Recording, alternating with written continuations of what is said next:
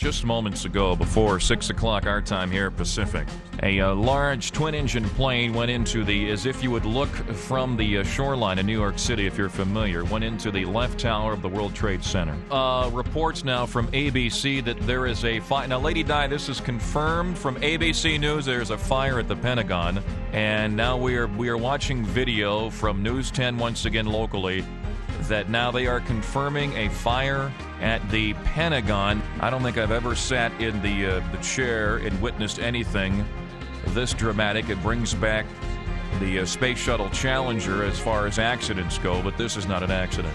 This is beyond the pale of understanding today. Hey, what do we have? We don't know. It may be that something fell off the building.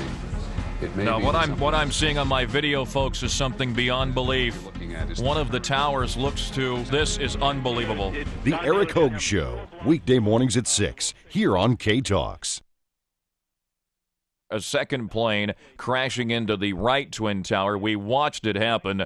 Folks, this is not an accident. This is beyond the pale of understanding today. Now back to ABC at News 10. The video is unbelievable. A plane or what? I did not see the plane go in, but it's horrendous damage, but it doesn't seem to be the gaping hole through two sides of the building like on the first one. Don, from your vantage point, can you see if there are people coming out down below? I can't see the bottom of the base of the buildings.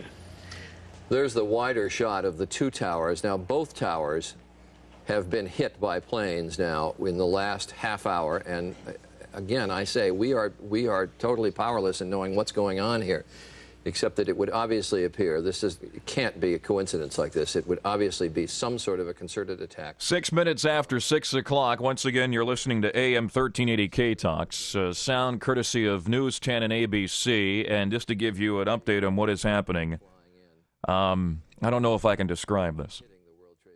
I mean, the more you think about this, they're showing video now of the second plane there, Diane. You can see the second plane clip and purposely go right into the right tower. The World Trade Center. I tell you what, we have somebody live on the scene in New York City. We do? Okay, we're not able to connect with them just yet. All right, we'll have to wait momentarily. Good-sized airplane, yes. Yeah, that's not a little commuter plane. That was a good-sized jet. And I can't tell if it actually flew into the building or if it just... They're talking about the second plane that hit the other tower of the World Trade Center. The frightening prospect that the plane would have crashed right in the streets of very busy streets of New York. Yeah. It seems, and this is a small hope, that the fire may have gone out from the first site. I don't know if we can get the camera in close or not. It doesn't mean that the smoke isn't still terrifying and deadly. Diane, I can see from here the orange flames. The fire has not gone out. In fact, it looks as if it's encompassing a part of the building that was not initially part of the original explosion. I can see it moving over to the left side, which would be the east side of the first building, almost all the way over to the edge. The back side is totally enveloped in flames that I can see from here. Yes, with that kind of smoke, there's got to be an awful lot of flame in there. And I think all of us have thought at one point or another about the fact... It's 8 minutes after 6 o'clock. This is AM 1380 K-Talks, the Eric Hogue Show. Just moments ago, before 6 o'clock our time here Pacific, a large twin-engine plane went into the, as if you would look from the shoreline in New York City, if you're familiar, went into the left tower of the World Trade Center. I understand they're telling me in my ear, is it true that you witnessed the first plane hit the Okay, tower? now they're having witnesses comment. Let's go back now live to News 10 and ABC. I was sitting in my car here in Greenwich, I just saw the plane is coming down from the left side and going straight to the building, and going inside. It actually went inside the building. Excuse me? It flew right into the building. I saw it coming from the left, and I saw the plane coming through to the building. I go inside. It's a small plane. You say small plane. Was it a jet? Excuse me? Was it a jet plane? No, it was plane, like they teach the people for the plane is like small plane, It's that kind of plane. You mean like a small single or double engine double plane. engine, yeah. Right, and it actually went into the building there on the upper floors. Yeah, going into the building. And I never saw that plane before. It's like something, I don't know, it's like they work with the mold. I never saw a plane like that before. Yeah. All right, Mr. My car, she's nice. Mr. Haruki, you are down in that area right now, then? Yeah, I'm in Greenwich here on North Mall Street. Can you tell if there's a large number of fire equipment and emergency equipment on the scene? Excuse me? Can you see fire equipment or emergency equipment on the scene? I don't know. The fire is upstairs in the building, and the second plane is where the other building too. And did you see 10 minutes after 6 o'clock, you're listening to ABC Good Morning America. This courtesy of News 10, our TV relationship and compadre here in the capital city. AM 1380 K-Talks. This is the Eric Hogue Show, and I'm having a rough time this morning, folks. 923-3300, 888-923-1380. I don't think I've ever sat in the chair and witnessed anything this dramatic. It brings back the Space Shuttle Challenger as far as accidents go, but this is not an accident. They are now holding a still image on News 10 here of the second jet. We watched it live as it happened. The second jet, and it is a 727 or bigger, as they freeze the frame here, and the jet was headed toward the right tower, twin engine, purposely flying, and now we got the split picture of both towers engulfed in smoke and flames.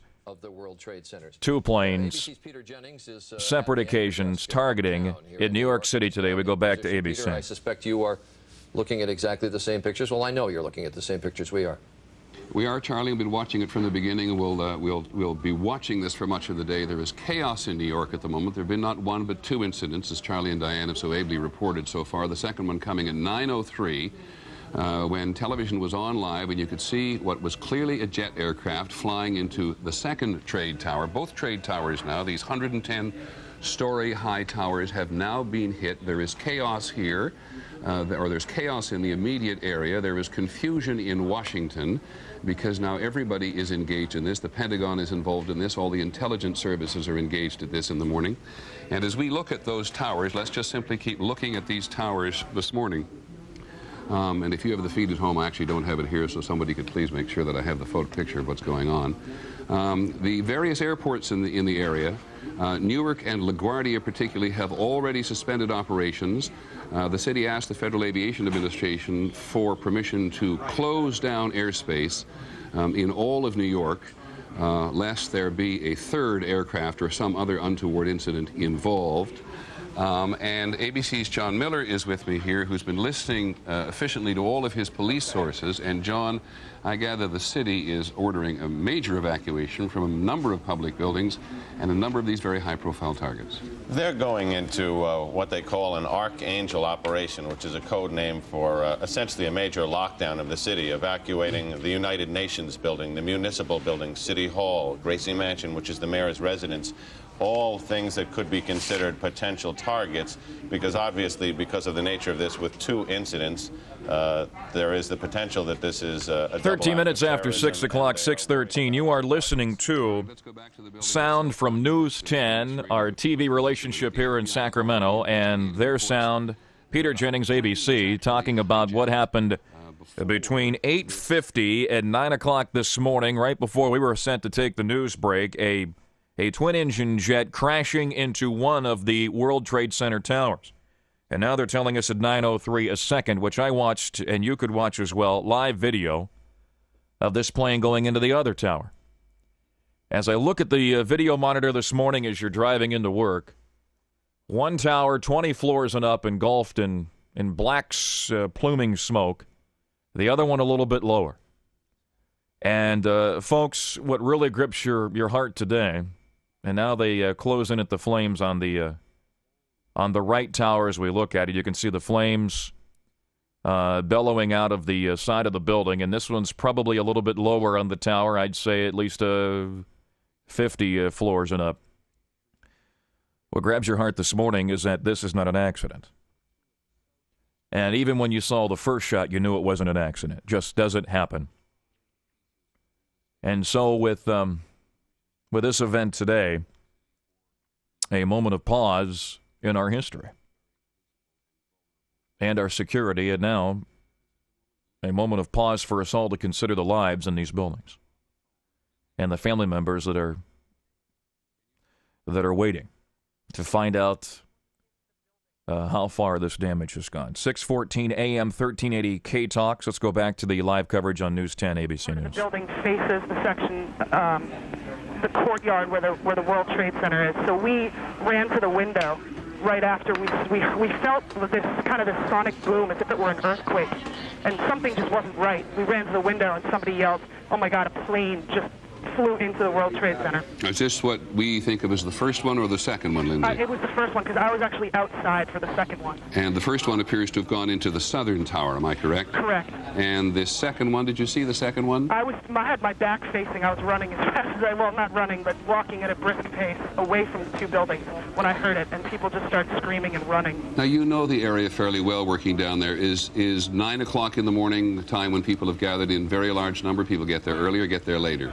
Yeah, I actually just happened. I usually get here a little after 9, and I happen to be here early for a meeting this morning. So, yeah, I mean, you see the general amount of traffic about 9 o'clock. Is that when it happened, right at 9? No, just before and just after 9. Okay. In that there have been two. Can you see outside at the moment as to anything that's happening? I am outside. And where are you and what are you seeing? I am west of the two buildings, looking directly at them, and it's difficult to look at. I'll tell you that much. This is not an area which is easy to reach for emergency services. These two buildings hug the Hudson River. There's only the West Side Drive that comes up there. Is there a large amount of emergency equipment descending on the place? There sure is. As soon as I got out of the building, obviously the first thing you're surrounded by is siren noise everywhere, and you can hear it coming by now even still. Anything else you know that you'd like to add? Just as I was coming out of the building, I heard somebody sort of ushering people away, and they were saying, "You guys got to get out of here, it's a bomb." Many thanks, Lindsey Grimm, who saw this occurring, at least the first, hesitate to call it an attack. The first incident, we'll continue to call it for now, and very much the second one now. That's what it looks like. Both of the towers in the Twin Trade Towers are now on fire. We have no idea whatsoever the measure of casualties inside or the measure of damage inside, though you can only imagine it. The New York City of Office. 16 minutes make it 17 minutes after 6 o'clock. 6:17. What you've been listening to is the voice of Peter Jennings, ABC News TV side, the feed courtesy of News 10 here. You're listening to AM 1380 K-Talks. And let's go to Rob Griffith. He's inside of the K-Talks News Center. And Rob, this morning, I don't know how we put this into words, but what I am watching and what we are talking about is beyond belief. That's absolutely right. Here at when we're in the newsroom, the buzz that's going on is just incredible. I mean, people are literally walking around in shock, looking at this. Somebody was questioning, and the questions are going to be starting to come out. Were these planes loaded? Who was flying these planes? Where do they come from? Are these like routine passenger flights that somebody has taken off course and done this with, or did somebody get a hold of an otherwise empty plane? Now we got Tom Clancy. We got a good picture of the second plane. Did you see the freeze frame of the second plane? Yes, obviously a large commercial jet. Now I didn't see any logos or script on the jet. Did you? No. Okay, so I couldn't make out if indeed it was a commercial. We didn't get a chance to see the first plane. Obviously, this is not an accident. This is a targeted strategy, so we're talking terrorism today. Right. Now, I have to agree with that speculation. As far as the aircraft are concerned, and let me specify, when we say commercial, I think we're talking about a large industrial craft. This is not like a Piper or a Cessna, something like that. Right. These are... it could be possibly a military application plane, but we're talking like a 737 big-type jet. Well, here's the weird thing, and I do have unconfirmed, and once again, these are going to happen, Rob, now every 5 or 10 minutes until we get more confirmed reports. So unconfirmed, but reportedly, courtesy of one individual who called K-Talks, that some folks are considering a possibility of hijacked planes, and then hijacked planes then driven into the World Trade Center, both towers. Now, unconfirmed, we don't know that. And there were no logos on the plane that I saw, and the planes were sizable. What would you say, 727s and up? Yes, obviously large commercial type jetliners. Any jetliner report would be the term. Any report on the remnants of what is beneath the towers? Because all we're seeing is the photographs right now of the two towers and the pluming smoke and the holes in the towers. But what about beneath, Rob? Good question. Obviously, I have heard steps where they're doing lockdown on the city. Essentially, responding to a major catastrophe. And I think that's exactly what this is, a major catastrophe. As far as action on the ground, we have obviously emergency crews are responding, but I can't even imagine what kind of emergency response would be meaningful in a case like this that you could put together in the first few minutes. Rob, let's do this. So we're going to take a break here on K-Talks. We'll get you away from the microphone into the desk. Can I point out one more thing? Yeah, go right this ahead. This was worth pointing out. Yeah. Somebody here in the newsroom pointed out the date today is 9/11. 911. Rob, we'll come back to you around 6:30, okay? Excellent. Thank you. Rob Griffith in the K-Talks News Center. Yep, today is 911. 6:20. Lady Di, let's do this. A quick break, and we're going to come back with coverage on News 10 and ABC. I tell you what, let's just remove traffic from the scenario right now. And I'm getting more instructions in my headset. Well, let's go back to the details on News 10 and ABC because I'm hearing some commentary that you may want to hear. We don't want to offer a break in a time like this. So with it, we go right back to News 10. All aspects of air traffic in the area, all intelligence that as they sift through it may have given them some indication that something was happening. At this point, though, there were no warnings, they say. This morning, as they go back through this information, they may cull through it and find some clue, but at this point they believe there was no warning. Thank you very much, John. Which would please call us back as soon as you have something which would call into question immediately, of course, the notion of counter-terrorism in an incident like this. Now, nobody who was watching television, watching Good Morning America today, for example, saw, at least those of us working on television, saw a first plane crash into the building. Much of the country watching television this morning will have seen the second plane crash into the other tower. And we have, as you can see from a distance there, until we get our cameras on the ground, producing material which we can put on the air, a pretty limited view. So we have no idea what the evacuation procedure is in the building. We do know... Difficult. We're listening in the background. At this time, all elevators are out in both towers, according to the rescue workers on the scene. They put out an urgent call for Scott air packs because they're climbing smoke-filled stairwells. They've got to go very high up to get to the target locations, and they're talking about people trapped in the smoke there. And this, of course, is reminiscent of 1993 when the explosions occurred at the trade towers last time. Exactly. John, is it standard operating procedure? You mentioned that all of the other... 6:22, you're listening to AM 1380 K-Talks, courtesy of News 10. News 10, Good Morning, and ABC News. Peter Jennings offering you the commentary. Let me give you a thumbnail sketch of what happened this morning. Shortly before 6 o'clock our time, a large commercial airline flew in and out. You can see two holes in the side of the one tower of the World Trade Center. And that happened shortly before 6 o'clock our time, 9 o'clock in New York.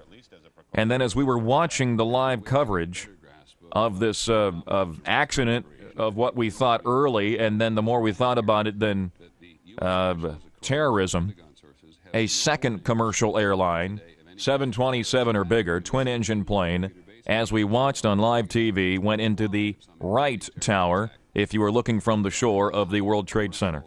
And so now, and we're talking mainly 30 minutes past the first plane into the one tower, we are watching both towers ablaze, both towers' elevators shut down, plumes of black smoke, and you can only imagine what remains at the base of these towers in New York City.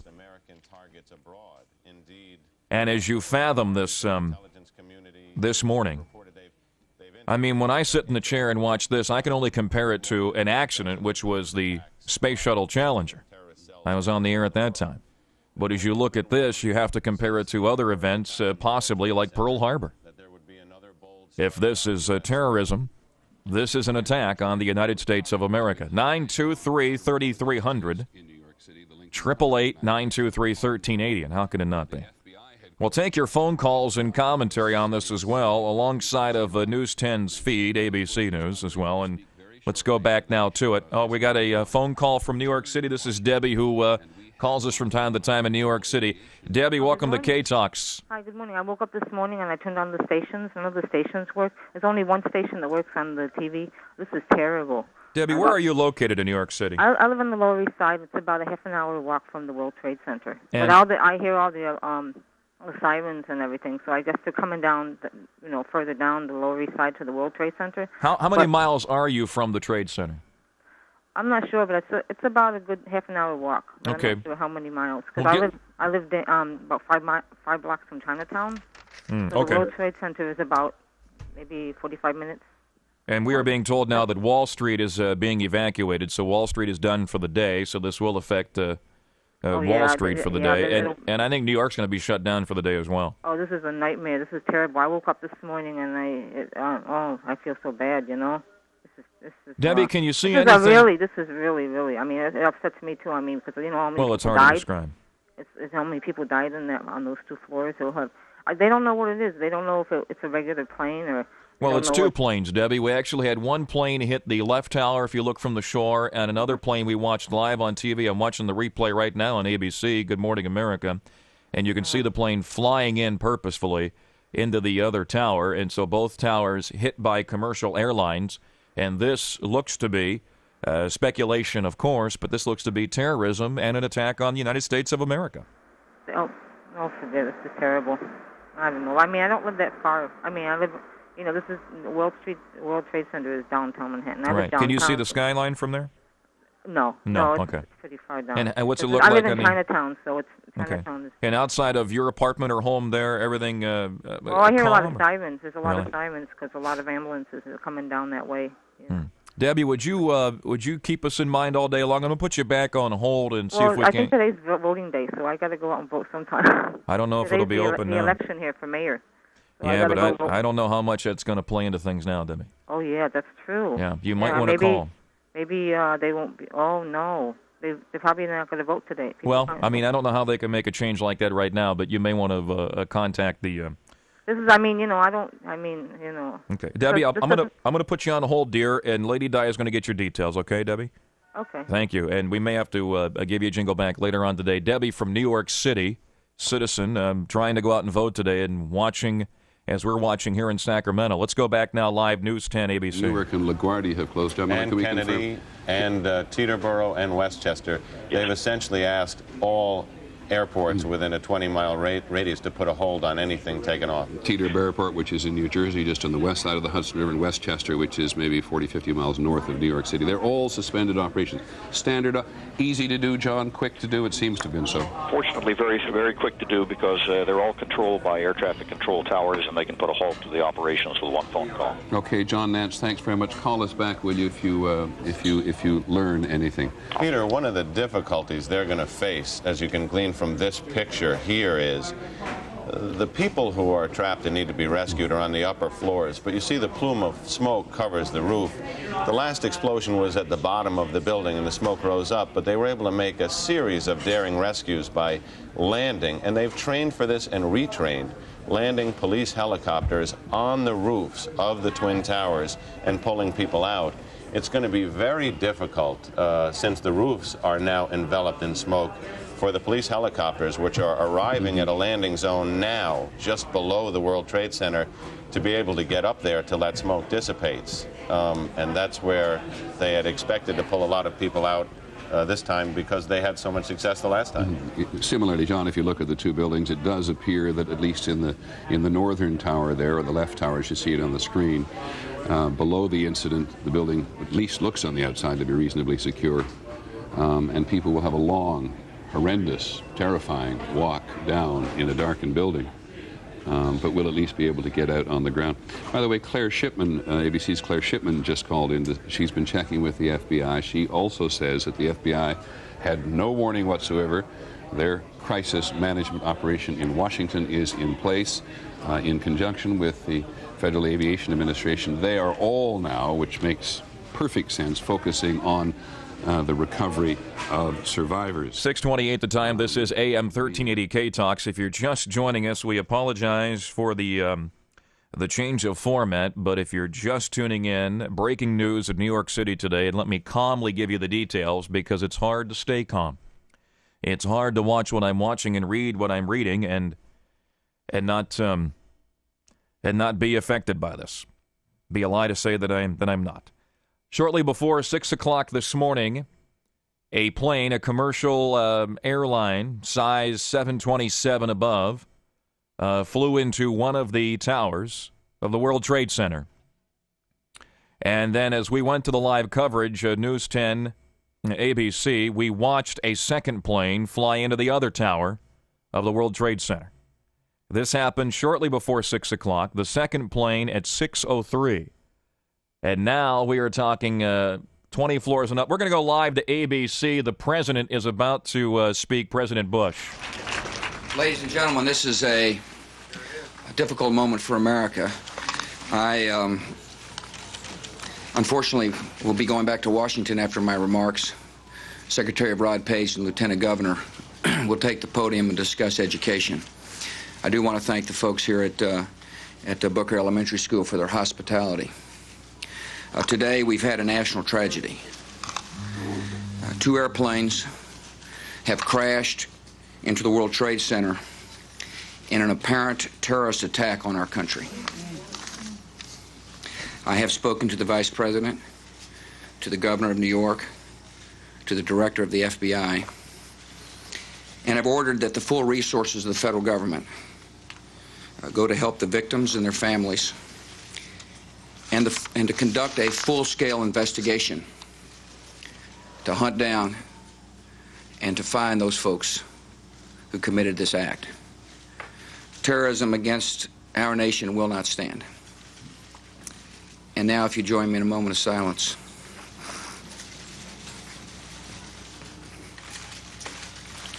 May God bless the victims, their families, and America. Thank you very much.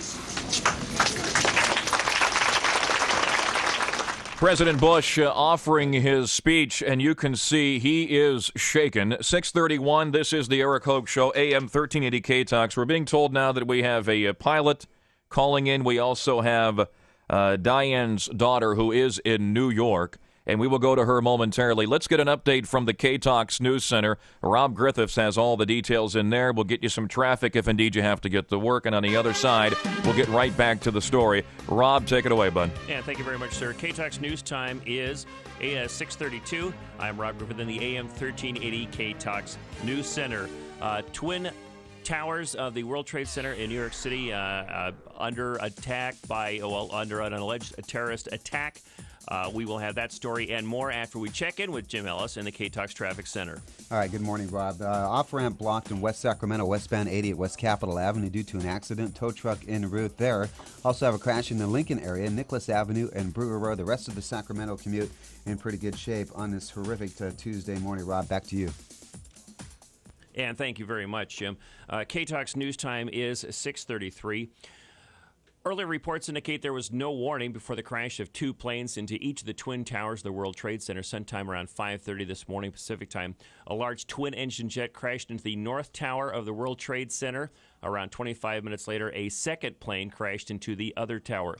Huge plumes of smoke are now pouring from both towers, and let's see if we can get this report from an eyewitness who lives only 6 blocks away from the first crash. It's as if you drew the outline of a single-engine airplane onto the building. It looks like from here that it just plowed right in on a left banking turn.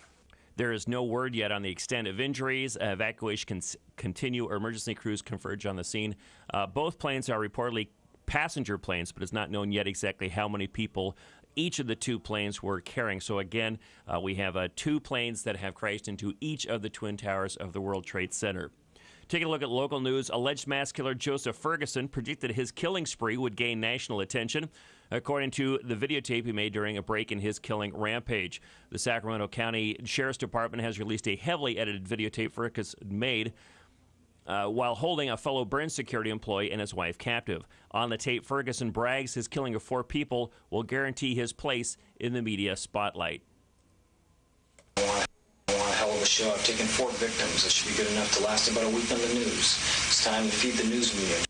It's believed Ferguson killed the husband and released his wife with the recorded videotape just hours before the CHP spotted him driving the couple's stolen car. That chase led to a furious gun battle and Ferguson's suicide. On the tape, Ferguson also apologized to the families of the victims and vowed to kill himself. Quick look at sports. Barry Zito continues his dominance of American League hitters, guiding the A's to their 8th straight win and a 7-1 complete game victory over the Texas Rangers. The A's magic number for the wild card is now down to 8. K-Talk's news time, 6:34. We'll check the official K-Talk's weather forecast next. Maybe it's acted up before, maybe this is the first time. Regardless, there's a significant part of you that's very unhappy that you have not been on a cruise before, and it's not going away. Sure, after several hours of hassling with trying to plan something you could afford, you may have been able to beat it into a quiet submission. But that was before you knew about Travelocity. Now you're out of excuses because Travelocity makes it easy to find and book a cruise. You'll find over 5,000 vacation and cruise getaways, and all the great cruises are here. Alaska, the Caribbean, Europe, the Panama Canal, Hawaii, the Bahamas, Asia, you name it. You can search by location, by interest, even by price. Check out Travelocity.com. Go virtually anywhere. Travelocity is giving away 30 Carnival cruises to celebrate its 30 millionth member. During September, visit Travelocity.com/30cruises for details on how to enter this 7-day cruise giveaway. No purchase necessary, limited time offer. See website for details. We are bombarded by a ton of weight loss products on the air every day, yet we're basically clueless about what goes into these products. Hi, this is Scott Thunder with an update on the amazing patent-pending Trim Spa high-speed diet pill. Trim Spa is made from 31 natural ingredients. Plus, Trim Spa has a team of doctors and scientists working with our weight loss coaches who'll guide you through your entire weight loss process. It's like having your own personal trainer. We're so sure Trim Spa will work for you, it's 110% money-back guaranteed. Imagine, 110% money-back guarantee and a coach to help you every step of the way. For the past few weeks, 3 of us at the station have been using Trim Spa, and we've lost a total of 17 pounds. Call now and tell them you heard the ad on Christian Radio, and they'll give you a free gift with your order. Call toll-free 1-866-LOSE-WEIGHT. That's 1-866-LOSE-WEIGHT. Call for your Trim Spa and free gift today. Call 1-866-LOSE-WEIGHT. 1-866-LOSEWEIGHT. Would you like to turn your body into a fat-burning machine? Well, listen to this important announcement about the Body Furnace, an exciting new weight loss system from Earthly Solutions. Body Furnace is uniquely designed to give you more energy and support your body's natural ability to burn off that ugly fat around your hips, thighs, and stomach. There's no strenuous workouts and no crash dieting with the Body Furnace because it works naturally by boosting your metabolism. This means that within the first hour, you'll begin to feel more energy. Within the first week, you'll notice that your clothes are fitting more loosely. And in less than a month, you will have dramatically lost weight. We guarantee it. Now's the time to lose those extra pounds the quick and easy way with the Body Furnace. Thousands of people across America are losing weight with the Body Furnace, and here's the best part. In just the first week alone, you'll notice that your clothes are fitting better, your energy level will improve, and you'll be brimming with confidence. We guarantee it. Call now for your risk-free trial at 1-800-562-1691. That's 1-800-562-1691 for the Body Furnace. 1-800-562-1691. Call now. 6:37, this is the Eric Hogue Show, AM 1380 K-Talks, and with it, folks, we are breaking the format today, giving you news on a breaking story, tragedy, and from my perspective, nothing else but terrorism in New York City. The World Trade Center, both towers have been hit by 2 planes, 2 commercial airlines, at least 727s or larger. With that being said, we go now live to New York City. This is Amy Bartlett, actually Lady Di's sister, who works, her daughter, who works downtown New York City and is looking out the window. Of course, now, Amy, you cannot see the World Trade Center, so you look at the Empire State Building, correct? Yes. The feeling in New York City, we'll start there. What does it feel like right now? Absolutely gripped. It's one of those unbelievable things. I was here also when the Trade Center was bombed, and it did not feel like this then. That was a little more expected because, I don't know, the nature of the attack or the fact that you couldn't, the visual of these planes veering into the Twin Towers and New York City being on a sudden shutdown is very arresting. Nobody quite knows what to do. Meetings have been canceled, obviously. The street from where I'm standing is filling with people from the Empire State Building as they evacuated. And today is an election day in New York City. Today is the primary election for not only mayor of New York City, but all the other city offices as well. Now, we're hearing sirens in the background. I am guessing your window is open, and we're listening to what street there in New York? That's 34th Street and 5th Avenue, the north and east corners of the Empire State Building. When did you hear about this, Amy? Well, I was on the subway when they announced that all the trains that head to the World Trade Center, they did not emphasize that that was it. They just mentioned those trains, and I know from experience that they happen to be the ones that go to the World Trade Center, would be stopping from Chambers Street down and not going to Brooklyn. I knew it had to be something major because that's several stops on several trains, and they don't do that lightly. When I got off the train, I walked past the Empire State Building on my way to work from Broadway to Madison, and there were police at each entrance to the Empire State Building. They were evacuating the building. A few people hadn't heard and were obviously raising a ruckus about things that they needed to get in the building to do, and they said there is no one going into this building. There's no one going out of the city. Once again, we're talking with Amy. She is in New York City. News story today, 2 planes, what looks to be like a terrorist attack, and the president pretty much affirmed and confirmed that. We'll go back to his speech momentarily. And the World Trade Center, both towers now engulfed in a black plume of smoke. It looks like the one tower, 20 floors and up. The other tower, it could include 60 floors and up.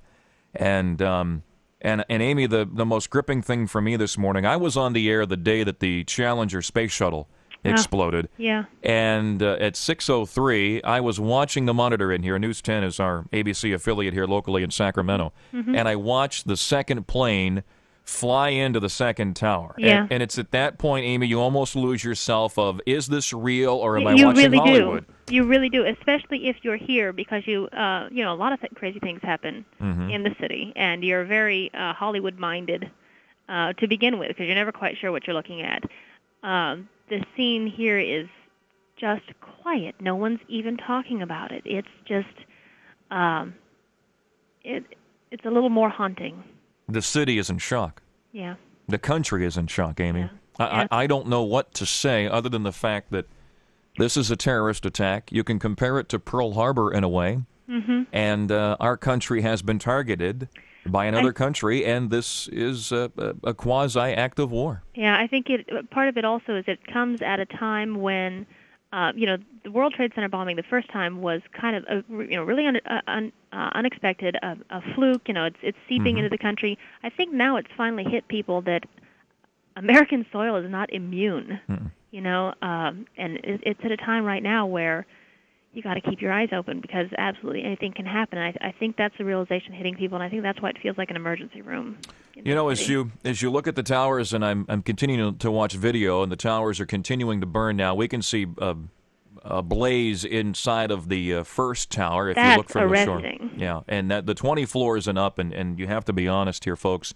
If indeed you are at the entry level of these planes into the towers and above them, the chances of survival are very slim because of the smoke and the fire, and because nobody can get to you from the ground up.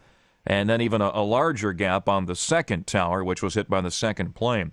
You wonder, Amy, about the commercial airlines planes here. How did these planes fly into the towers? And the only assumption we can have, and an assumption on my part, is that you're considering some form of hijacking and then execution of the pilots and then commandeering the planes into the towers. I would assume that, and the only other choice, in my opinion, is that somewhere they got a hold of the planes themselves without any involvement of pilots or other passengers, which is very conceivable that people nowadays could get their hands on 2 planes. You were talking about being able to see into the World Trade Center. I have a dear friend, part of a dear family that works in the World Trade Center. She has stories to tell of the World Trade Center bombing. She's there now. Obviously, as I said earlier, you can't get to Amy, I have to interrupt you. We have reports now from ABC that there is a fire. Now, Lady Di, this is confirmed from ABC News. There's a fire at the Pentagon. And now we are watching video from News 10 once again locally that now they are confirming a fire at the Pentagon. Now, this is... I want to offer this as sketchy details. Okay, a number of buildings near the Pentagon or at the Pentagon are ablaze right now. The Executive Building on G Street is one that is being mentioned. Amy, this is not just New York City. Okay, you know what?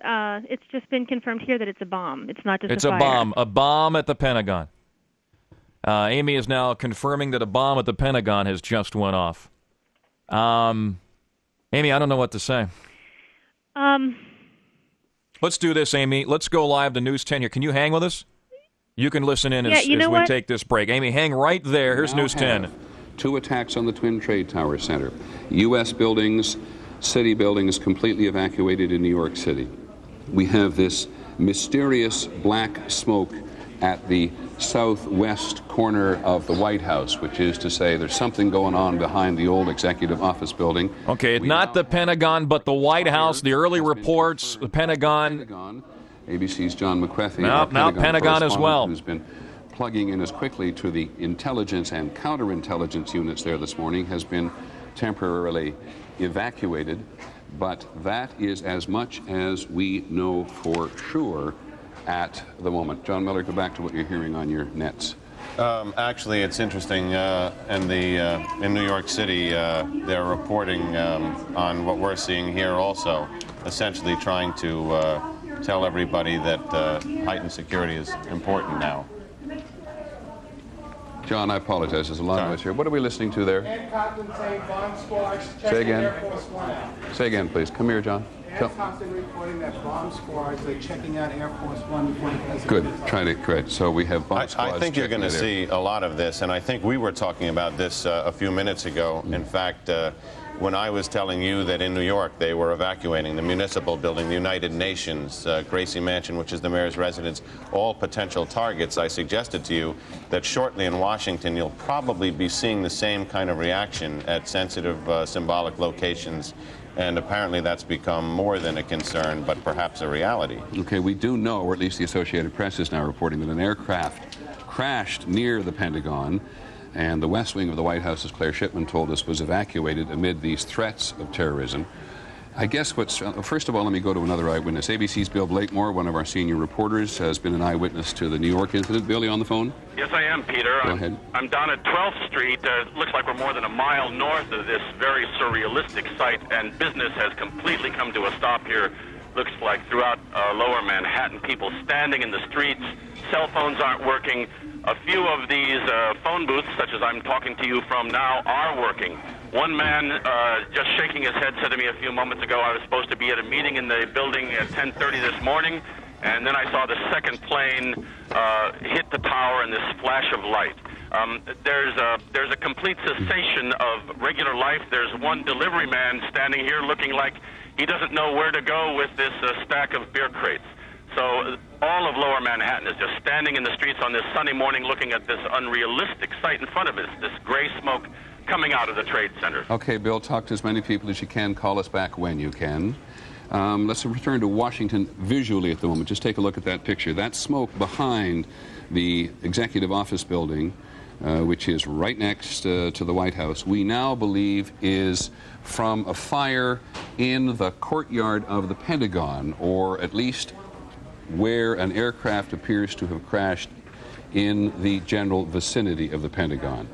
And now the Pentagon is southwest from the White House across the Potomac River, and what we think we may be seeing there, emphasis on think, is smoke in the distance rather than immediately behind the Pentagon.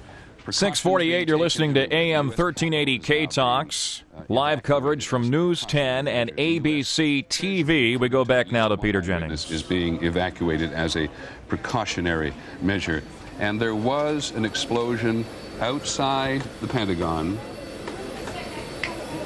And that's an issue of eyewitnesses from both inside and from outside, but we're not quite sure what we're looking at. And we are looking now at Air Force One. We've just been told by ABC's Ann Compton that there's been a serious investigation now, or serious check of Air Force One before the president, who's been in Florida, gets on it and flies back to Washington.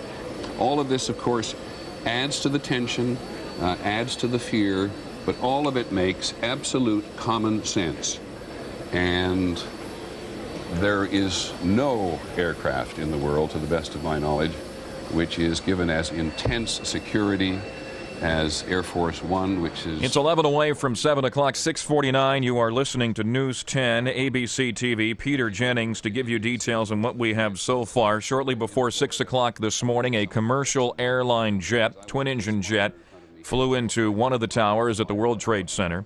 Then at 6:03, we watched live on TV a second jet fly into the other tower of the World Trade Center.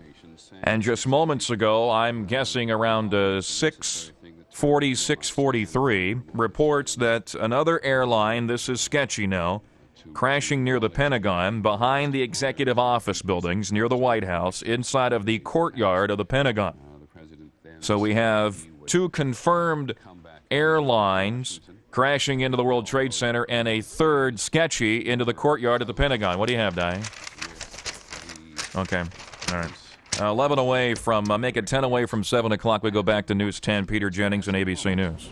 From west to east in the United States, there are no airplanes taking off that are at least under the control or are obeying the Federal Aviation Administration.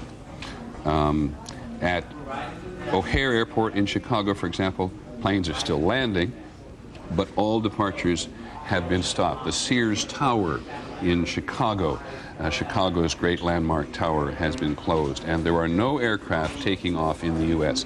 This is clearly because while we have not been able to confirm, precisely what happened, there is for the Pentagon, that is the courtyard of the Pentagon. The Pentagon is indeed exactly what it's described, just on the other side of the Potomac River, from the Capitol, and there you see fires burning in the courtyard of the Pentagon, confirming what we'd been told almost immediately by eyewitnesses. We've also been told it was a plane crash. So our belief at the moment is that an aircraft has crashed into either the courtyard itself or into that particular side of the building. Parts of the Pentagon have been confirmed. It's to interrupt Peter Jennings here momentarily. We're getting reports now from somebody on the scene in New York City that the Washington Mall is on fire. The Washington Mall. We have the courtyard ablaze at the Pentagon. We're watching smoke behind the executive building of the White House at the Pentagon. That is either another airline crash or, one report, a bomb. We have the two confirmed jets flying into the World Trade Center. Back to News 10. Smoke at the Pentagon. This is huge. This is huge. The State Department is now being evacuated as a precaution. We're simply not able to get a good handle yet on what precisely happened at the Pentagon. But we do know that nowhere in the United States, at no commercial airport under the control of the FAA, are aircraft taking off. And this is in large measure because it has now been reported by several news agencies that the first aircraft, I beg your pardon, the one of the two aircraft which crashed into the Twin Trade Towers just before and just after 9 o'clock Eastern Time this morning, was hijacked out of Boston. We do not know the airline. We're not able absolutely to confirm that, but there are several reports, and that led to the intense concern with the FAA and with the National Intelligence Services, all of the airspace in the general area of New York City, and now subsequently in Washington and everywhere else, be sealed as one would try to seal a building in order to prevent a third and fourth, whatever, incident similar to the first two. But that is the Pentagon, and as ABC's John Miller just reported a moment ago, the scene on the ground in New York City is still pretty chaotic. Emergency rigs, emergency services have converged on the Twin Trade Towers at the very same time that other high-profile buildings. Nancy Gabrino, I'm not sure. Do we know if the United Nations has been evacuated yet? The police department on the New York side has ordered the United Nations evacuated.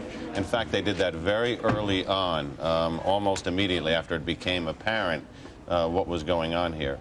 Right now, at the World Trade Center, the emergency units are reporting there's still debris falling onto the street on the east side of the building, including a second body which has fallen from the wreckage on the upper floors.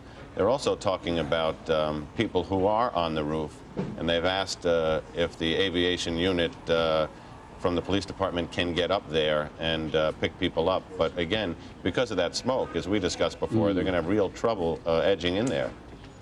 As we look at the Pentagon, again, we have to say that sometimes the camera and the eye don't see precisely what is happening. We have now had eyewitness reports from our sources in Washington say they did see a plane crash in the vicinity of the Pentagon. We're looking at it from the Washington end, which would be to the east of the Pentagon, slightly to the northeast of the Pentagon itself. And it looks very much as if there is fire in the courtyard itself in that central quad. But you can see a small plume of smoke on the northern side of the building as well. At least I think it's the north. Yes, it is the northern side of the building as well. And we're not absolutely certain. The Associated Press, quoting a senior U.S. official, or quoting a U.S. official, is now saying affirmatively that one of the two planes that crashed into the World Trade Center was hijacked after takeoff from Boston. At this time of day, any number of aircraft taking off from Boston to go to ABC's John McWethy believes that it was an American Airlines flight number 11, bound for Los Angeles. And I realize when saying that, we're going to put the fear of God into a lot of people on the West Coast and people who know, who are connected with that flight. But our Pentagon correspondent, John McWethy, just reports into us that American Airlines Flight 11, bound for Los Angeles from Boston, was actually hijacked out of Boston. That's a helicopter over the Pentagon. I apologize to the audience. We have two separate monitors here. They show different pictures. Could you tell me which one the audience is seeing at home so I can work with that? And may I not have to ask again? Thanks very much. I don't. 4 minutes away from 7 o'clock, 6:56. You're listening to AM 1380 K-Talks, and what we assumed on the air, Peter Jennings alluding to the fact that a commercial airlines jet heading toward Los Angeles, I didn't catch the flight number or name, reported being hijacked now. What we have, two planes, one after the other within 10 minutes apart. We watched the second on live TV, crashing in the World Trade Center. We have either a bomb or an aircraft at the Pentagon, a blaze in the courtyard. We have a fire in the Washington Mall. And what we also have, folks, is terrorism and an act of war against the United States of America this morning. This is targeted and concerned, and this is above anything we have ever faced within our own land. Pearl Harbor compares, but there was a war at the time. This is a targeted effect against the Pentagon and the World Trade Center and possibly even parts in Washington as well as commercial airlines. The death count in this could be hard to fathom. We go back now live to News 10. This is AM 1380 K-Talks. It is probably one of the few places that is prepared with the kind of equipment, response, and rescue efforts that could actually address something like this. And Washington is probably the other. Immediately when this happened, the entire emergency service unit, which comprises hundreds of specially trained cops, was mobilized to the scene. Now a triage center for the injured has been set up just around the corner from the World Trade Center. It's an incredible scene down there with a tremendous amount of equipment. The Federal Aviation Administration has actually gone even further than it did a few minutes ago. It was asking all planes not to take off. Now the FAA has ordered all aircraft currently in the air over the United States to land at the nearest airport. Now you can imagine what may be happening, or what they think might be happening in some part of the country, that there is somebody else on some aircraft coming from somewhere or going somewhere with evil intentions. And so all aircraft currently in the air over the United States have been ordered to land at the nearest airport.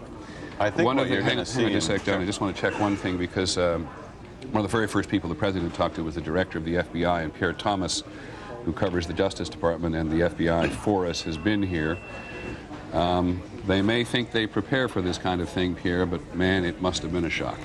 Stunning shock. The FBI Special Operations Center is now in full alert. the FBI extremely concerned that there would be additional attacks. Normally when you have a situation like this, they immediately get on the line with the CIA, the various intelligence agencies, trying to get a sense of who might have been planning something. But right now, the first order of business is to protect against a second attack, third attack. The feeling is normally when you have this kind of situation, there will be more attacks almost immediately. Let's go to the trade tower again, because, John, we now have a... What do we have? We don't... Wow. It looks like a new plume, a new large plume of smoke. Now, it may be that something fell off the building. It may now, be what I'm seeing on my video, folks, is something beyond belief.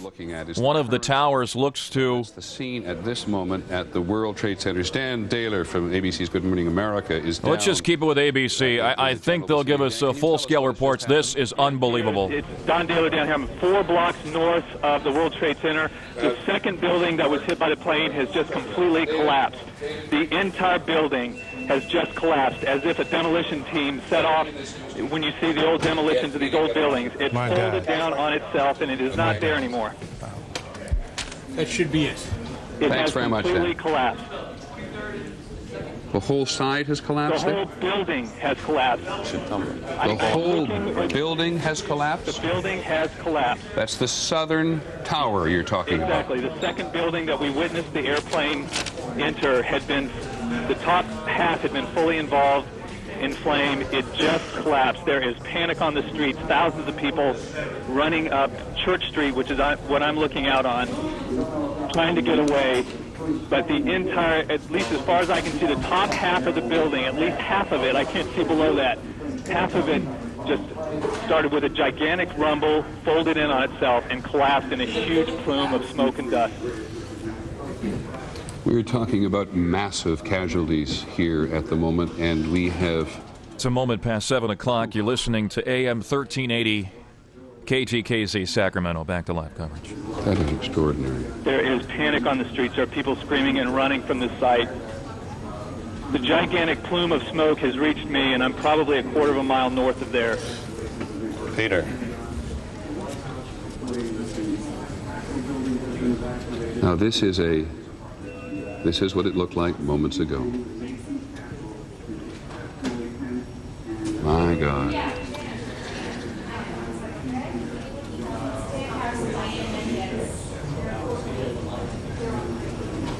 We're watching the southern tower just collapse. It looks, folks, as if somebody just took a demolition detonation devices in this tower and blew the whole tower up. Time this morning, just collapsing. It falls straight to the ground. The plume of smoke covers almost. They're showing pictures now of the plume of smoke, and that probably covers 5 to 10 mile range of smoke throughout the city. The southern tower collapsing, and it looks to be as if a detonation device, or obviously numerous devices, time to go off, brought the building down. Now back to News 10 ABC. From my vantage point, the top part of the building was totally involved in fire, and there appeared to be no effort possible to put that fire out. It looked like the top part of the building was so weakened by the fire that the weight of it collapsed the rest of the building. That's what appeared to happen. I did not see anything happening at the base of the building. It all appeared to start at the top and then just collapse the rest of the building by the sheer weight of the top.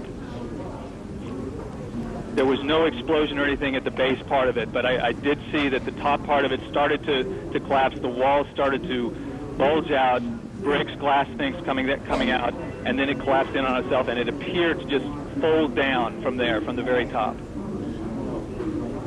Thanks, Don, very much. Just looking at that, I don't know why, but when was the last time the United States was attacked in this fashion? It was Pearl Harbor in 1941. John? From the scene now, there's obviously massive casualties. Usually during these things, there's a little bit of a high pitch, but basic calm over the police radios among the emergency workers. I can hear them screaming, signal 1013, which is the police code for help, calling for help at the triage center, where other people who were already injured have been injured more, confirming that the building has collapsed. Dozens of officers, more civilians are injured. And we don't know, although I'd have to suggest, given the size of that building, what progress the evacuation was in. 3 minutes after 7 o'clock, 7:03. This is the Eric Hogue Show, AM 1380 K-Talks. We are changing format today, moving toward our TV relationship with News 10 here in Sacramento, using the ABC TV News. And I apologize for my comment about detonation. It looked as if the building was detonated for demolition. Reports there on the scene, courtesy of ABC. They believe it just folded up on itself because of the damage from the top floors up. What we have so far, if you're just joining us, the World Trade Center's one tower and then another hit in order by 2 aircraft, and then the Pentagon, either by aircraft or bomb, the courtyard ablaze, the Pentagon, reports of smoke in the Washington Mall, and just moments ago, the southwest tower of the World Trade Center collapsing upon itself. 7:04, AM 1380 K-Talks. We go back now live to News 10 and ABC TV live coverage. An airborne attack on a United States target had not been discussed, but the notion of the intelligence services knowing absolutely nothing of what is going on today and saying openly right away they had no warnings whatsoever is, and you say something very important, if this is a terrorist attack. We just keep saying that on a repeated basis. Not having any notion whatsoever of what's going on is to be reminded not only of the efficiency of terrorism, but just reminded of the efficiency of terrorism at this point. It's ironic. There's a chilling story. Lou Scalero of the FBI, who was part of the capture of Ramzi Youssef, who was the mastermind of the last bombing of the World Trade Center, told me this story, that he was flying over the World Trade Center in a helicopter with the suspect Ramzi Youssef next to him after he was captured in Pakistan. And as they passed over, Lou Scalero nudged him and said to Ramzi Youssef, you see, it's still standing. And Ramzi Youssef smiled and said to the FBI's assistant director, it wouldn't be if I'd had more money. This was... In other words, more money to buy explosives, more money to run a more efficient operation than the one he ran from New Jersey in '93. Exactly. And I mean, we may have seen the second coming of that plan. John McWethy is on the phone at the Pentagon. Hold it, let me just... John McWethy, we've now heard reports that 3 planes have been hijacked today. Can you confirm that? Jack McWethy at the Pentagon? Okay, then let me go quickly to someone named Don Wright, who saw the plane crash into the Pentagon. Don, are you there in Washington? Yes, I am. Can you tell us what happened? Yes, it was about 9:35, and I was looking out our 12th floor windows at 1600 Wilson Boulevard in Rosslyn, Virginia, and I watched this. It looked like a commuter plane, 2-engine, come down from the south, real low, proceed right on and crashed right into the Pentagon. Went directly into the Pentagon? That is correct. Looked like a deliberate act? A deliberate act, sir. And can you tell me what direction it came from, Don? It came from the south. Came from the south, up along the river, across the land? It came from the south. Okay, and did you happen to look at your watch? We thought it was just a little bit before 10 o'clock. Well, I was watching ABC News, watching the Twin Tower, and about the time I saw the plane, I watched it come in very low over the trees, and it just dipped down, came down right over 395, right into the Pentagon. And are you fairly sure that it was what we sometimes describe and recognize as a small commuter plane? Yes, it was. Good, Don. Thank you very much. Appreciate your help. You're Don very Wright, welcome. an eyewitness to the crash at the Pentagon. Now, we have had, as I said, reports today. There are hundreds of reports flying around, and so we beg your indulgence on us saying as often as we do, these are reports. They're sometimes unconfirmed, they're sometimes confirmed. We'll try to make it absolutely clear what we absolutely know and what we're uncertain about. There are now reports around of 3 aircraft having been hijacked today. So we have at least, because we've now had eyewitnesses to 3 apparently deliberate aerial assaults. You're listening to Peter Jennings, 7:08 on this Tuesday morning. New York City, and this is live coverage from ABC TV, courtesy of News 10 here in Sacramento. You're listening to AM 1380 K-Talks. We stay with this coverage on a tragic day. Back to Peter Jennings. Boston, and one from somewhere else. We are not yet sure precisely what's happened. John, you're listening. Just to clarify for people, John, who's one of our leading reporters on crime, knows New York City probably better than anybody in many news divisions. I cannot tell you where that happens. That's either a U.S. Air Force or Navy aircraft, fighter aircraft, now on patrol in what we've described as the no-fly zone over New York City today, lest there be one more attempt. John, go ahead. They've continued evacuations in the area now. They're evacuating Battery Park City, which is a large apartment complex taking up many blocks across the street from the World Trade Center. And they've evacuated the federal court buildings where the terrorism trials of Ramzi Youssef and others were held. Anything that could be a symbolic target is now being emptied out in New York. New York is going into kind of a lockdown mode. I think you'll also see in Washington the same kind of air patrols have been scrambled around principal buildings there. Okay. We have on the phone one of those people who makes his living analyzing terrorism. Kyle Olson, do you hear me?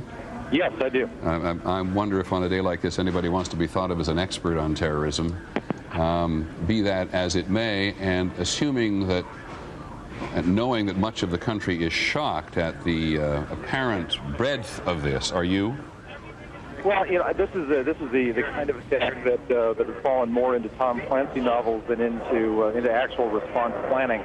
Having said that, we've been anticipating for a long time. We've wondered why it's been so relatively quiet. The suggestions of Osama bin Laden's involvement. What has he been doing since Cole? Other groups out there with a real or imagined grudge against the United States. The nature of the event is shocking. The fact that it's happened is not. Thank you very much, Kyle. Really appreciate it. Kyle Olson. Yeah, one quick thing. Yeah, go ahead. One quick thing. The suggestions that are floating around out there right now. There's apparently this claim from the Democratic Front for the Liberation of Palestine. Right. Very interesting to note. If this is legitimate, if this claim stands up, this appears to be the first time this group has targeted Americans. This group has primarily steered away from the more extreme end of the violence scale. They focused less on suicide bombings, more on gun attacks and that sort of thing in the territories against Israelis. Well, if this holds up, this is a very different tactic. Well, if it is true, and of course the Democratic Front for the Liberation of Palestine was very much involved in attacking aircraft in the 1970s, which carried Americans. So certainly let's accept your notion that it's a recent attack on Americans. Thank you, Kyle, very much. You bet. As Mr. Olson makes clear, there has been at least one claim, and those of us who cover this for a very long period of time are always suspicious of claims. People who cover international terrorism. I'm going to interrupt myself. Linda Douglas, our Capitol Hill correspondent, I think is on the phone, and if she's not, she already reports there has been. It's 11 past 7 o'clock. You're listening to News 10, ABC TV, AM 1380 K-Talks. Let's get her on the phone. Now back to Peter Jennings. She just reported a couple of minutes ago that the leaders of the Congress, Senator Lott, Senator Daschle, the Republican and Democratic leaders in the Senate, had been taken to some undisclosed secure location. Our general assumption is that there's no panic involved in this, that somebody in the Capitol building, as someone in the White House, has a book which says that when these things happen, Pierre Thomas, maybe you can confirm this for me, when these things happen, there are certain modalities which you behave, and as you see the hierarchy of the American political establishment and military establishment being attacked, you want to protect the chain of command. Absolutely. The first thing they try to do is get everyone in secure positions so they can gather information and make decisions about what to do next. One of the things that law enforcement officials had been planning for is the notion of a multi-tiered attack, an attack occurring in multiple places simultaneously. Because one of the things they've talked about is that terrorists want to project more fear, as much fear as possible, and one of the ways you can do it is to have this notion that attacks are happening on multiple fronts. Yeah, well, and we've never seen anything like this before in the United States, of course, and in fact, not seen anything like this in my recollection. I've been doing this for 30-some-odd years. I don't recall any multitude of attacks. We've had two or three. We've had two suicide bombers in a short period of time in the Middle East. We had the two embassies in Africa, in Kenya and in Tanzania, the attack 2 summers ago in the United States. But the notion that that terrorists, either an organization or organizations, plural, should be able to mount a concerted effort against the United States in this way, causing in this instance so many casualties, in the instance of the trade tower certainly so many casualties, is going to astound people in the political and military and intelligence establishment. 7:13 the time. You're listening to Peter Jennings, News 10 ABC TV, with our relationship with News 10 here in Sacramento. This is the Eric Hogue Show, AM 1380 K-Talks. We will stay with the coverage all morning long, and if you're just tuning in, if you haven't heard the details, once again, 2 planes in order and targeting the World Trade Center, flying into shortly before 6 o'clock, between 5:50 and 6 a.m. our time Pacifically, flying into the southwest tower of the World Trade Center, and then around 6:03 Pacific, the second plane flying into the other tower at the World Trade Center. Then after that, about 20 minutes later, a fire. They don't know if it's a bomb or a plane. We're now assuming a third plane in the scenario, crashing at the Pentagon in the courtyard, and then also reports of smoke in the Washington Mall. And then right around 6:40, 6:45, the Southwest Tower imploding on itself and collapsing to the ground. We go now back live to News 10 and ABC. The Clinton administration waited about 10 days and launched a missile attack against the camps of Osama bin Laden, who they felt confident at that time they could say was responsible for it, and who's since been charged in it. In this case, I think this ratchets up. Excuse me. This is the Pentagon we're looking at now, according to my monitor. And again, it is hard to grasp what part of the building. We do not know if they're in the Peter Jennings is talking over video of the Pentagon, and you can see that a commuter jet in the Pentagon, and it's been reported now, a commuter jet flying into the Pentagon has taken out a good portion of the Pentagon and at least one outside wall. We'll go back now live to ABC and News 10. He wants to reduce the bloatedness, as he put it, as he alluded to it in the military and the bureaucracy. But this is the great home of the military bureaucratic establishment. John, before I come back to you, Dennis Cross is on the phone. Dennis, do you hear me? Dennis Cross, do you hear me? Yes, I can, Peter. Dennis, I understand that you were in the World Trade Center when either this or these attacks occurred. Am I correct? That's correct. It was, I guess it was slightly before 9 o'clock, and I work on the 36th floor in One World Trade Center. I work in the insurance industry. Probably hundreds of people in my industry in both of these two buildings. And what happened? As I was... Hey, Dennis, just let me stop for a second. Somebody is trying another telephone on this line. Could they please not do that while we listen to Mr. Cross? Thanks. Go ahead, Mr. Cross.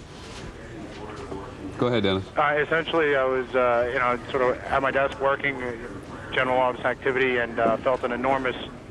it almost felt like an earthquake. Like I could literally feel and see things in the office moving and the floor moving. Immediately after it was some sort of explosion or something, there was an enormous volume of debris and paper. It almost looked like a dirty parade. All of this material just falling down. I was looking out the south side of One World Trade, and everybody in the office was kind of screaming, kind of gathering in the middle, and I went to the window, and I immediately saw one woman who appeared to be motionless, laying on the roof of a lower building next to me. At that point, everybody started to gather their things. They were trying to evacuate people down the stairwell. Did the electricity go out in the building? The lights flickered a couple of times. We're breaking in here on top of ABC. We have an unconfirmed report from New York City, courtesy of Journalistic Avenue, that there has now been a reported explosion at the Capitol in Washington, D.C. This is unconfirmed. The Capitol was already evacuated, but an unconfirmed report that the Capitol in Washington, D.C. is reporting an explosion. We will go back to ABC and News 10. Once again, that is unconfirmed. Yes, we could see the smoke from this collapse just sweep, billow forward through the lower blocks of Manhattan. Did you have a sense of that? Completely. I was, at that point, I'm a little bit northwest, certainly north, maybe to the west side of Tower 1, and I was trying to get to Broadway. My wife works on the other side of downtown here. I'm still trying to get there, but the smoke, I couldn't see. It was a wall of smoke, and if you were in it, you couldn't see. If you were out of it, you could just see the wall of smoke. It was how never difficult? Seen anything. I'm sorry for interrupting. How difficult was the evacuation? That's more changing. I'm sorry, say that again, Peter? How difficult was it to evacuate the building from at least from the 30? There were 110 stories in the building. I would say that it wasn't extremely difficult. It was just slow going down a somewhat narrow stairwell. With light. If there was any sort of people who weren't able to move quickly, then it literally slowed down or stopped everybody. I was on 36, so it wasn't too terrible. When I got down to the 15th or 12th floor or so, there was water coming in from the doors, kind of at our feet level, and then it just was a waterfall down continually down all of the stairs, probably, in some cases 3-4 inches deep. At that, sirens and alarms were going off, and then people started to get a little frantic there. Dennis, thank you very much. Okay, I really appreciate you calling in. You're very Dennis welcome. Krause, who works did work on the 36th floor of the World Trade Center in this particular tower, which is still standing. There's only one of the trade towers now standing, the other having collapsed on itself not long ago. All of the federal office buildings in Washington have now been evacuated. All federal buildings in Washington have now been evacuated. All aircraft in the skies over the United States have been ordered to land at the nearest airport. All aircraft on the ground intending to go anywhere have been ordered not to take off because the country, this is the Pentagon, because we've just seen a moment ago that at least one portion of one side or building at the Pentagon itself has actually collapsed. And as we warned you, the whole business of responsibility, claiming of and naming responsibility would be complicated. And now we've, from the Middle East, a senior official from the Democratic Front for the Liberation of Palestine has denied any involvement, any connection to a double plane crash on the World Trade Center.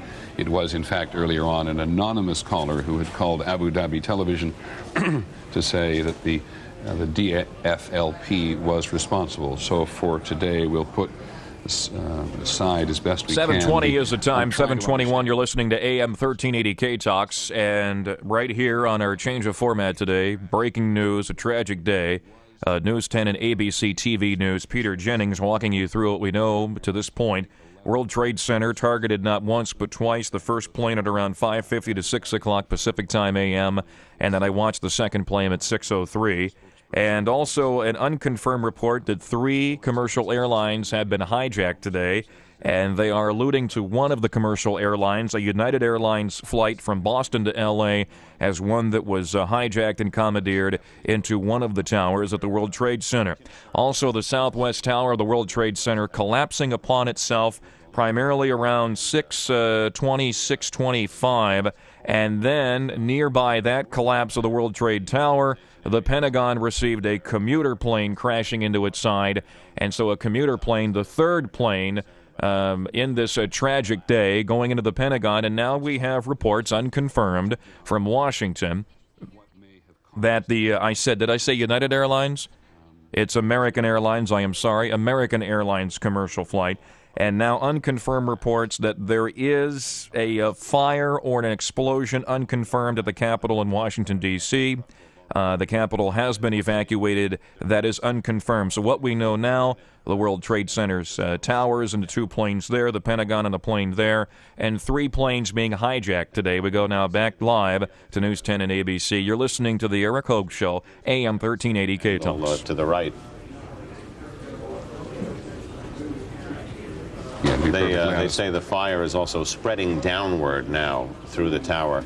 And I think there's a real decision to make there. I have not been able to hear whether they're keeping people in there to fight that fire or they're just leaving it empty to let the fire burn itself out, because they're going to have a real problem with people in there if it's in jeopardy.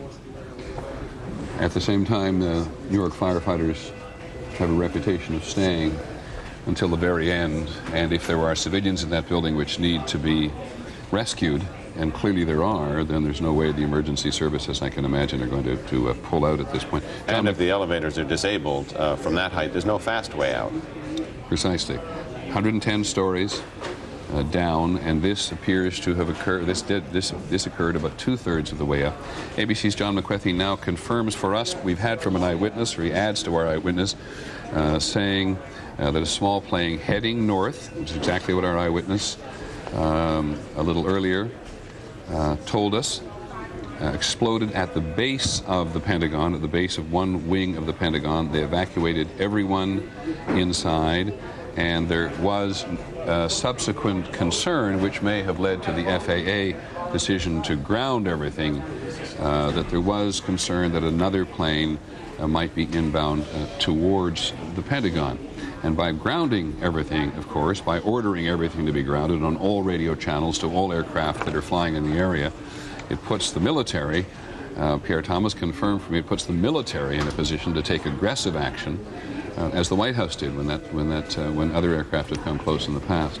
Absolutely, absolutely. What it allows them to do is to get a better sense of incoming. If you're ordering everything down, you're essentially clearing the sky so the Pentagon can see what's coming in.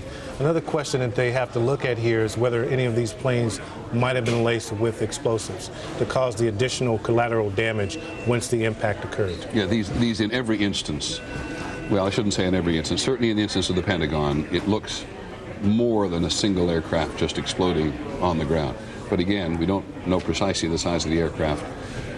We won't speculate on that. But Lisa Stark, who covers aviation for us, confirms that it was American Flight 11 to Los Angeles. There were 90 passengers and crew on board. And there was a second plane. Help me understand this now. So we believe that the two aircraft have flown into the trade towers. Both belonged to American Airlines. And they had both been hijacked, and there were 90 passengers and crew on the first plane and 60 passengers and crew on the second plane. That is if there's any doubt about that, someone please contradict me, but that is the report I am getting from our people who cover the Federal Aviation Administration and air travel in general, that there were two aircraft hijacked for this attack on the twin trade towers, now the single trade tower in New York City. And on the first, they were both flights to the West Coast from Boston, and the first one had 90 people and a crew on board, and the second had 60 passengers and crew on board. I beg your pardon. The second plane was not hijacked from Boston, but from Dulles Airport, we're being told, which of course is outside Washington, and we do not know if that was the... I'm going to make this absolutely clear because this reporting gets muggy. We've now reports of two planes from American Airlines, one from Boston, Flight 11 to Los Angeles, which we believe is one of the aircraft that went to the trade towers. We have a second plane, American Airlines Dulles to Los Angeles, with 60 passengers and crew, and that is certainly bigger than a small commuter aircraft, so it may also have been involved in the near thing. We'll do our best to hand that down as well. Senior law enforcement officials in Washington now tell us that a car bomb has exploded outside the State Department. That's it's a report now from the Associated Press, about to confirm it with our own people at the State Department, though everybody in Washington has been evacuated from their buildings. But a car bomb has now exploded outside the State Department. And John Miller, I see you writing quite frantically on something else. It's at the scene now at the World Trade Center because of the concerns of the structural stability of the remaining tower.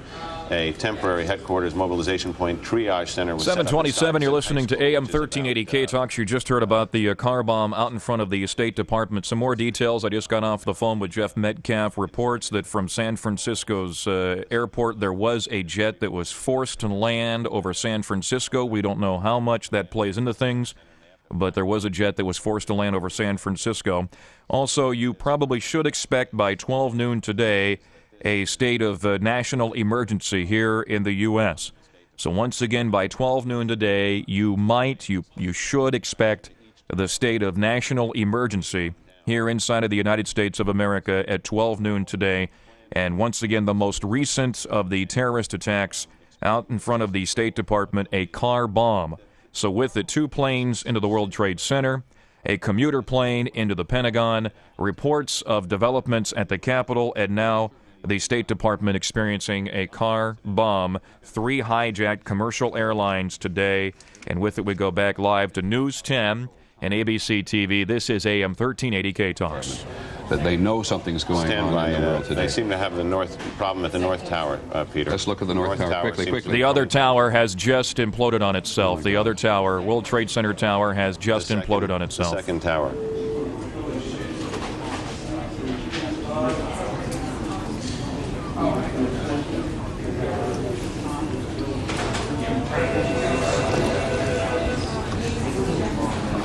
It's hard to put it into words, and maybe one doesn't need to.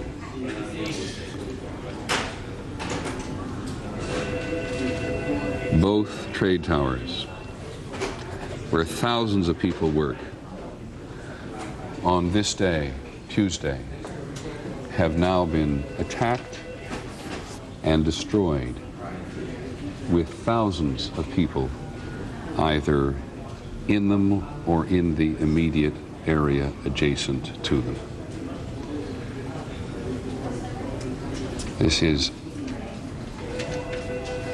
There is simply no way to accurately describe the emotion this evokes in people all over the world, friends of the United States and enemies of the United States as well.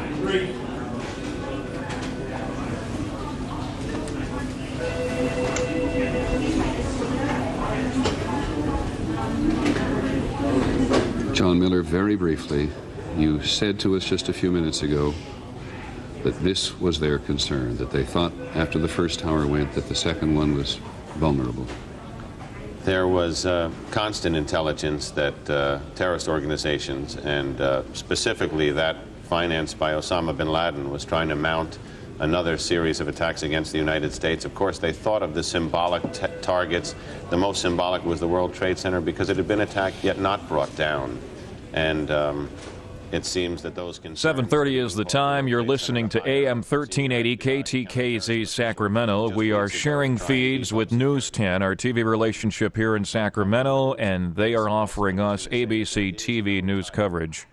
And just moments ago, reports of a car bomb out in front of the State Department, and just a moment or so after that, the other tower of the Twin Towers of the World Trade Center collapsing upon itself. We go back live to News 10 and ABC. From there, so now we have it again. Well, wherever you are in the United States or in the world today, the landscape of New York City has just been changed. And one has to assume that thousands of lives have been extinguished. And it may be presumptuous to say thousands, but thousands of people work in these buildings, and given the difficulties of evacuating these buildings, where, as we've said several times, the elevators may not have been operating, and were not operating in at least one tower, tower number 2, the first one which is to go. That is the second attack on the southern tower, the first higher on this end of the tower, but both those towers have now gone. And here's a picture that doesn't exist anymore, because that's not a live picture anymore.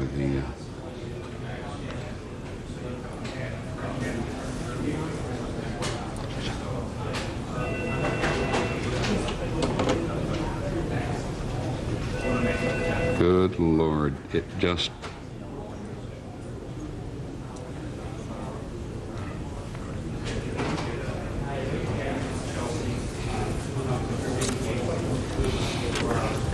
Now, can I ask where this picture is from? Do we know where this is? This is outside the World Trade Center. The sign indicates the approach to the Brooklyn Bridge. The Brooklyn Bridge. So we're on West Street, approximately just north of Vesey Street there. And you can see the dust and debris. And this is I don't know if this is at an early stage or whether this is right now. It's at an early stage, because there in the distance you can see at least one of the towers still standing as people wander. 7:33, you're listening to AM 1380 K-Talks, KTKZ here in Sacramento. We change coverage, moving you from News 10 and ABC to Fox News and the Fox News Channel. Streets of Lower Manhattan. John? All right, David Lee, stay safe. We are looking now at pictures, this of the second of the 2 World Trade Center towers collapsing after that awful event. Let's just recap what's happened so far today. 2 planes, one of them at least apparently hijacked, an American Airlines plane, slammed into the side of the World Trade Center a little before 9 a.m. Then, as we watch now this picture, a second plane slammed into the second tower of the World Trade Center. That tower collapsed first. It burned for a while and then collapsed. And you can see these pictures as that tower collapses. Not long ago, the second of the 2 towers collapsed. Now again, there are perhaps 50,000 people who work in these buildings on any given day. Not all of them would have been at work yet, but clearly a great and monumental loss of life. Also in Washington, the Pentagon has been under attack. At least 1 plane slammed into the Pentagon.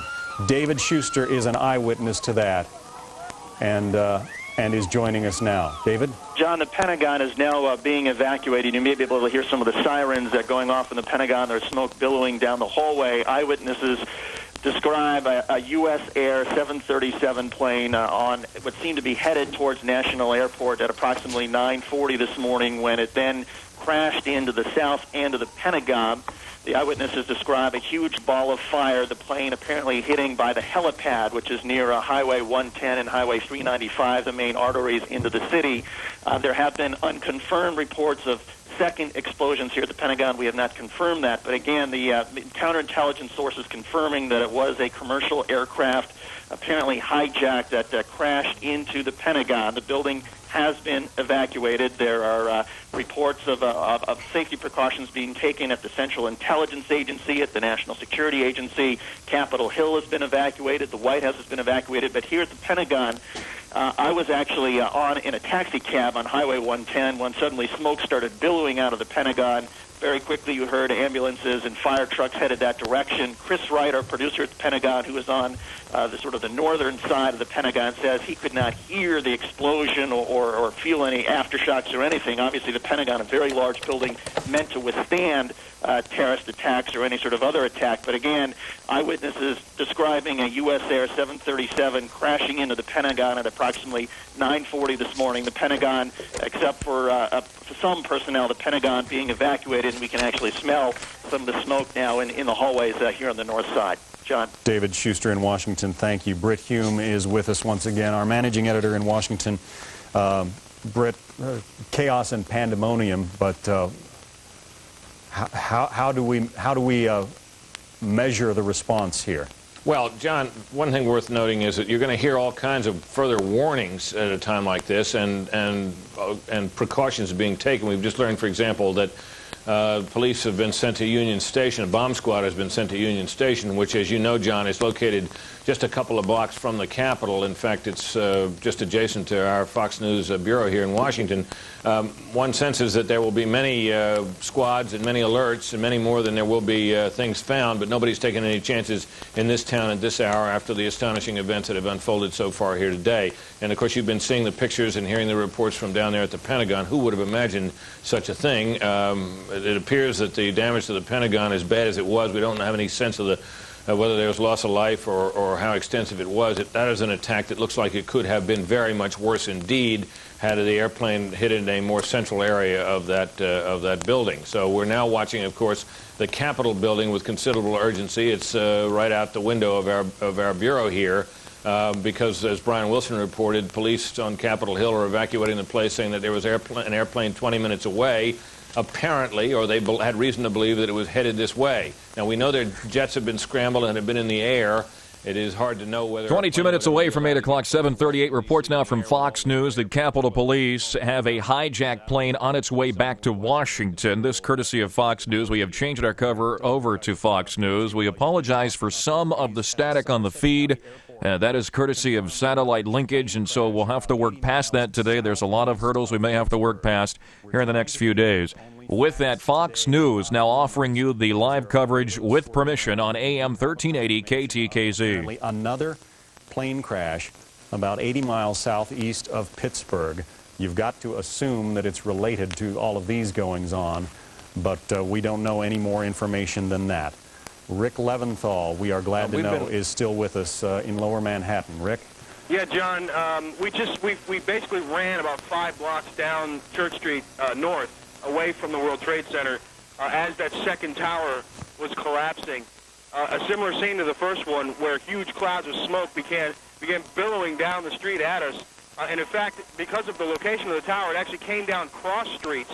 So as we were running north on Church, we were passing cross streets, and the black clouds of debris and smoke were coming towards us down the side streets as well. So we were about 5 blocks, we're about 6 blocks north of where we were before. Things have settled down a bit now. The smoke is starting to clear.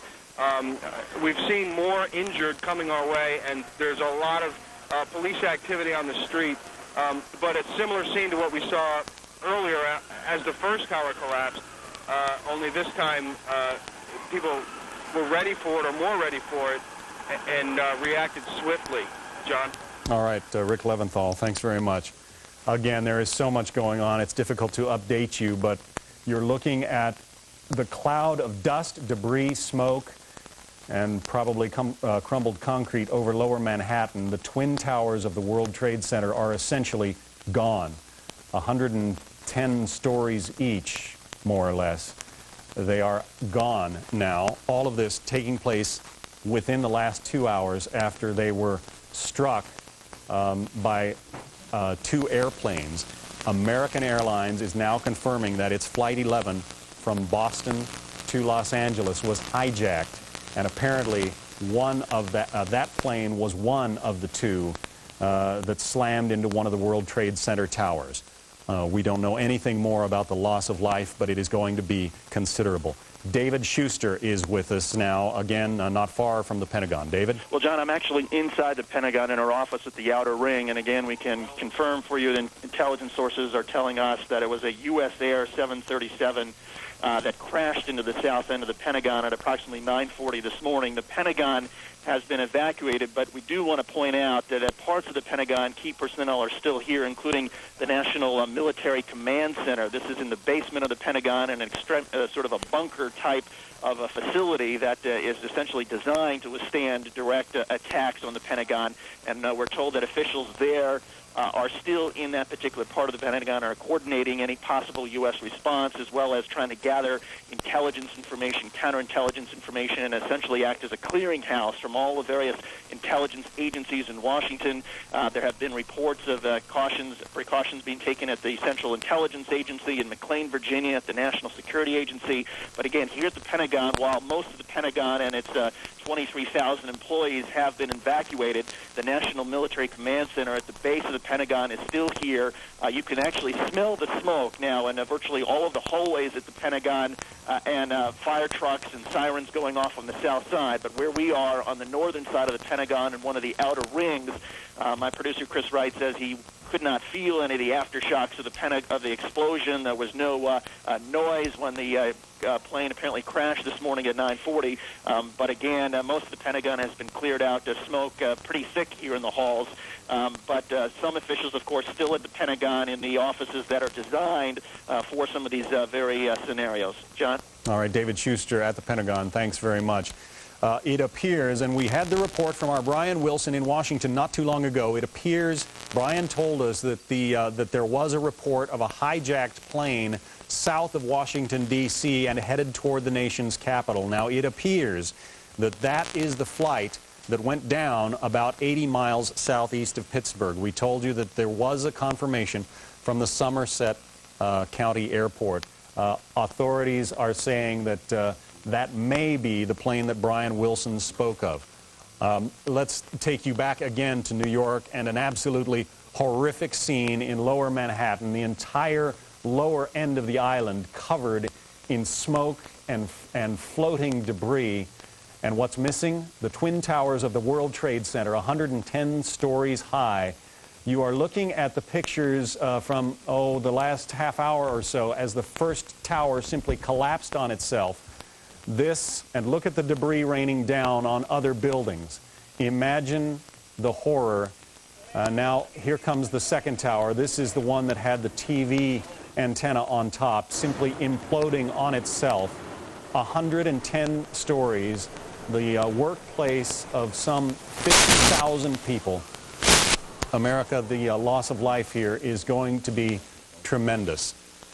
Molly Falconer is at one of the New York area hospitals. Molly, it's got to be a scene of absolute chaos there. John, this is an area under siege. The police have blocked off a block radius around one of the main hospitals here in New York, and paramedics are coming out onto the street asking people in the crowd to give blood. I'm sorry, the phone lines are going in and out, but they're asking people in the crowd to give blood to the people who are coming into this hospital. There are stretchers out on the streets on dollies draped in white sheets waiting for the injured to come in. I've seen ambulance after ambulance ferrying people into this hospital. It is a scene of utter chaos. The police have locked down this block. They're trying to keep people away, but people are standing at the barricade trying to find out who's inside this hospital. As far as we know, most of the burn victims are going up to Cornell Hospital. Some are going to Bellevue, but the majority are going here to St. Vincent's Hospital because they have a trauma one-level center here that is to take care of the worst of the victims who are coming in. Sirens just keep going fast, and the crowds are just getting heavier. Most of the people here can also see the World Trade Center, both of the towers. We heard the crowds watch them come down. People are in tears. They shouted watching the second tower come down, and now all we can see is 7:45 the time. This is AM 1380 K-Talks, KTKZ in Sacramento. We have breaking news today, tragic day here on this Tuesday, and with that we're going to remove ourselves from Fox News and go back to our TV relationship, News 10 here in Sacramento, and pick up ABC TV News with that in progress. Was struck today, attacked today by an aircraft, one of which at least we know was hijacked. And this is the second tower that went just a few minutes ago. A scene of chaos and devastation in the lower part of New York City, right on the edge of everybody in the United States is familiar with the Twin Trade Towers, and we have no idea whether there were tourists there who show up every morning to go and stand on the top of the trade towers, because it is one of the most expansive views. The group of people amid which I was standing shrieked and said, "Oh my God, there's another attack," and then they realized that being a Delta Wing jet fighter, it was probably the U.S. military, which of course it seems to be. There's just a couple of helicopters, apparently police helicopters, circling overhead, and on this very clear morning now, the unusual sight is the lack of the trade towers sticking up above the buildings that are normally here. People have now begun to accept, but just barely begun to accept what's happened. All business at a complete standstill, nothing but sirens down here as these throngs move further and further north, just walking away from what they can barely begin to understand. Peter? Bill, how far north did this, I mean, we looked at some streets which debris had just gone in a huge, wide area. Right. I seem to be just north of where that hit. I'm just up at Canal, so there seem to have been enough low-lying buildings, that is no more than, say, 20 or 30 stories high, between us and the base of the tower to have protected people here from the debris. But here's another man walking past me, just looking completely dazed, going north. 2 or 3 other women. The crowds are beginning to thin out now, as most of the people who were just standing around and watching were working there. One woman came up just talking a mile a minute with her daughter and her friend and her daughter, describing how they had gone to their school this morning. She was about to go to the trade tower to pick up something from a shop there when her daughter said, "I want a sandwich, Mommy," and so she stayed back. She said, "Otherwise I would have been there." They're still trying to understand how they're so lucky not to have been over there. There must be thousands of such stories here this morning, Peter, of those that were the lucky ones. Thank you, Bill. Please stay in touch as often as you can. It's now 10 minutes to 11 Eastern Time, 10 minutes to East, in 2 minutes to 8 in the West. And I'm just going to add to the chaos and the trauma of the day by saying that a large plane has now crashed just north, or shouldn't I say just, but crashed about 10 o'clock in the last 15 minutes, north of Somerset County Airport, about 80 miles southeast of Pittsburgh. This is reporting from one of the Pittsburgh television stations. as a result of a 911 call from the airport itself. There are no other details on this crash yet, and it's not clear whether the crash was related to anything else that has happened. It's 11 away from 8 o'clock, 7:49. You're listening to AM 1380 K-Talks. This is the Eric Hogue Show. Just moments before 6 o'clock this morning on the early edition, we got news and video from News 10, our TV relationship here in Sacramento, courtesy of ABC TV, of one of two. At that time, we only knew of one, and we didn't even know the picture was real. As a matter of fact, I was sitting here in the chair, gazing up at the monitor, thinking this was something of a third world country, or this was something of a movie plot from Hollywood. And then Diane in my headset simply said, that is a picture of the World Trade Center. A plane just flew into it. We went live, and the more we listened for the next 4 or 5 minutes, the more we realized on a very clear sunny day in New York, this was not an accident. And as we were watching the footage of the top 20 or 30 floors of the southwest tower of the World Trade Center burning, another commercial airline came in the picture, at which time you could see the left wing down and targeting the other tower and crashing into that tower. Then, moments after that, reports from the Pentagon of smoke and another plane crash. Soon after that, reports that 3 planes had been hijacked on the morning.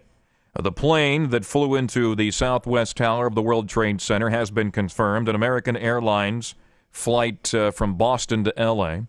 The other one has not been confirmed. The commuter plane into the Pentagon, they have not released flight numbers on that plane.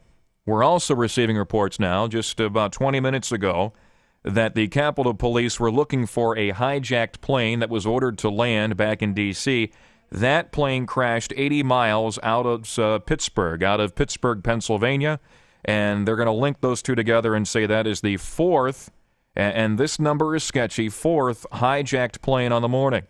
Also reports of smoke at the Capitol and smoke at the Washington Mall. Nothing confirmed as to whether a bomb or a plane crash or anything very concerning there.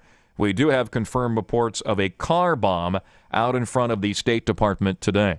So with that, the World Trade Center, 2 planes, both towers, and then both towers imploding upon themselves.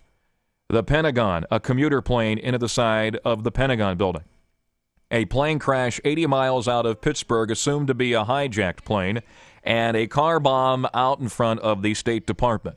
The reports about smoke at the Capitol still sketchy. We are also expecting the state of national emergency by 12 noon today.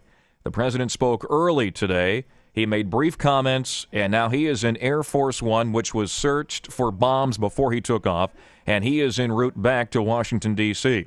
The FAA has shut down the airs over America. No planes in flight. If there's a plane up right now, it will be targeted by military, Air Force, and F-14s, other than Air Force One.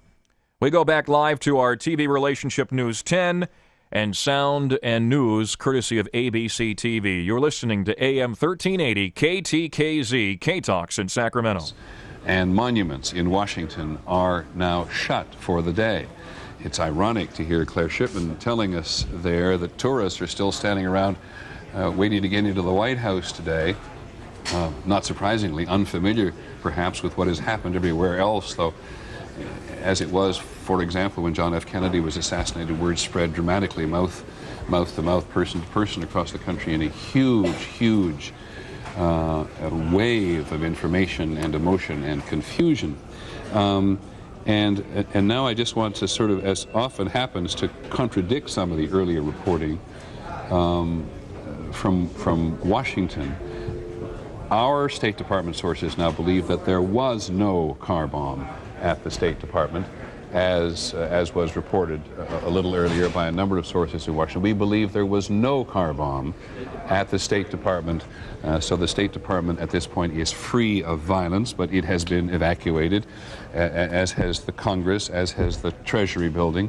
And we've told you several times that the leadership of the House and the Senate, at least the Senate anyway, have been taken to a location which is deemed to be secure. There is still some concern among our intelligence sources in Washington that one more aircraft somewhere is unaccountable, or is unaccounted for, I should just say. Pierre Thomas, I know you're talking as best you can under the circumstances to all of your sources in the FBI. This is your beat. What are they telling you, if anything? Well, early on today, they were saying that they thought that there was at least one hostage situation in terms of the plane being hijacked, but they were scrambling just as we are, trying to get additional communication, trying to get additional information, and that's one of the problems early on in a disaster like this, is they're trying to get the information in, they're trying to sort through what they have, and then make decisions based on that. Okay, but does it appear to be an orderly procedure as far as you can tell throughout the country? Yes, what they do in these cases, the Special Operations Center, which is based at the FBI headquarters in Washington, will go on full alert. The FBI Director, Deputy Director Tom Picard, will come down. They will begin to communicate with their facilities throughout the U.S. 5 minutes away from 8 o'clock, 7:55, we break in. We just made contact with Amy in New York City, and with that, Amy has just told us that her building, and remember, if you were with us early this morning, we spoke with Amy in New York, and she is near the Empire State Building. She just told us that they are evacuating her building, and in the background, and she gave us the phone call and the details that she won't be available for us. They were telling the folks that there are still 5. Now, this is unconfirmed, and this is from New York, and there's a lot of hysteria. 5 unconfirmed planes that are still airborne that have been hijacked or assumed hijacked, and they're concerned about the Empire State Building being targeted, and they're just across the street from the Empire State Building. And so Amy, our contact in New York, now unavailable due to the fact they are evacuating her building. So with that unconfirmed. And we also heard from Peter Jennings that the car bomb in front of the State Department, that was sketchy at first. That is now not true. There was no car bomb in front of the State Department, so that has been pulled away. And we have heard nothing other than sketchy, unconfirmed reports about a fire at the Capitol in Washington, D.C. But what we do have is the World Trade Center's Twin Towers no longer standing, 2 planes crashing into the towers, and both towers imploding upon themselves, and a commuter plane crashing into the Pentagon, all planes ordered out of the air, and with that, military on active duty, of course. And probably later on, I'm assuming at 12 noon, a state of national emergency, as the president has already said, this an act of terrorism against the United States of America. Now back to News 10 and ABC TV. The sequence of events. I think most of the intelligence information available to the U.S. government pointed at attacks at U.S. installations abroad, most recently in Asia. I think that no one had really anticipated a major attack on U.S. soil. Why not? Come on, Vince. Why not? Why should in the wake of Oklahoma City, in the wake of the attack on the trade towers, and all this talk about international terrorism with its tentacles everywhere, why did nobody anticipate it happening here? I think they anticipated only more sophisticated biological or chemical attacks from terrorist groups. But this was a series of attacks using conventional means, hijacked plane, suicide bombers. I don't think anyone in the intelligence community really anticipated that the terrorist groups that they had identified had the capability to do these kinds of events inside the United States. Now, were they wrong? Obviously. And should they have anticipated a level of cooperation among alienated groups, terrorist groups that wanted to punish the United States? Certainly, they should have. But I don't think anyone anticipated that any of the groups could have done this kind of coordinated, synchronized terrorist events. I want to know more about that, Vincent. I don't mean to have you have to defend the intelligence community, but we hear this all the time. Groups are not sophisticated to do this. Did the intelligence community fall in love with the notion of biological and chemical attacks and not anticipate that guys could hijack airplanes? They've been doing it since the 1970s. I don't think there's any question about that. They were anticipating new kinds of threats. All the money in the counterterrorism budget went towards preparation for a BW or nuclear attacks on U.S. soil. But what we have seen time and time again, that terrorists are able to exploit conventional materials, in a very devastating way. What McVeigh did at Oklahoma City in 1995, using commercially available materials to some devastating effect, although they weren't the casualties that we see today. But 1993, Hey, but Vince, let me interrupt you for a second, and I apologize. I sound like on the attack here, but there's a feeling in that. You notice I haven't called anybody a terrorism expert this morning. I don't think anyone wants to be known as a terrorism expert. Thank you very much. And but we have a series of terrorism experts who appear in our lives and sometimes sound off knowledgeably. I exclude you from this, by the way, otherwise I wouldn't raise it in your precedent. Sound off, knowledgeably about how we know this group and that group and that group. And this is, among other things, a desperate failure of intelligence in both the human and technical area. Am I right? There's no question about it, Peter. It's a major intelligence failure. The inability to anticipate this kind of a terrorism event on U.S. soil. I think that they were focused on bin Laden in Afghanistan. They were focused on U.S. facilities abroad. And I don't think they believed that bin Laden or a consortium of groups collaborating together had the capability or the willingness to do this kind of thing. Is that a false assumption? Obviously. Yeah. We saw what they did with the USS Cole last year. It was a very sophisticated U.S. warship that was almost totally destroyed with the loss of 17 lives by suicide bombers. It's 8 o'clock, and you're listening to live coverage from News 10, our TV relationship in Sacramento. They are offering ABC TV. Once again, the tragedy of terrorism striking America this morning, shortly before 6 a.m. This is the Eric Hogue Show, AM 1380 KTKZ Sacramento. It's 8:01 on this Tuesday morning. We now go back live to News 10 and ABC TV. Bin Laden can do this? No, I don't think they have. They certainly have focused on bin Laden as the bête noire and as the architect of terrorism against U.S. officials, U.S. citizens. But in this case, the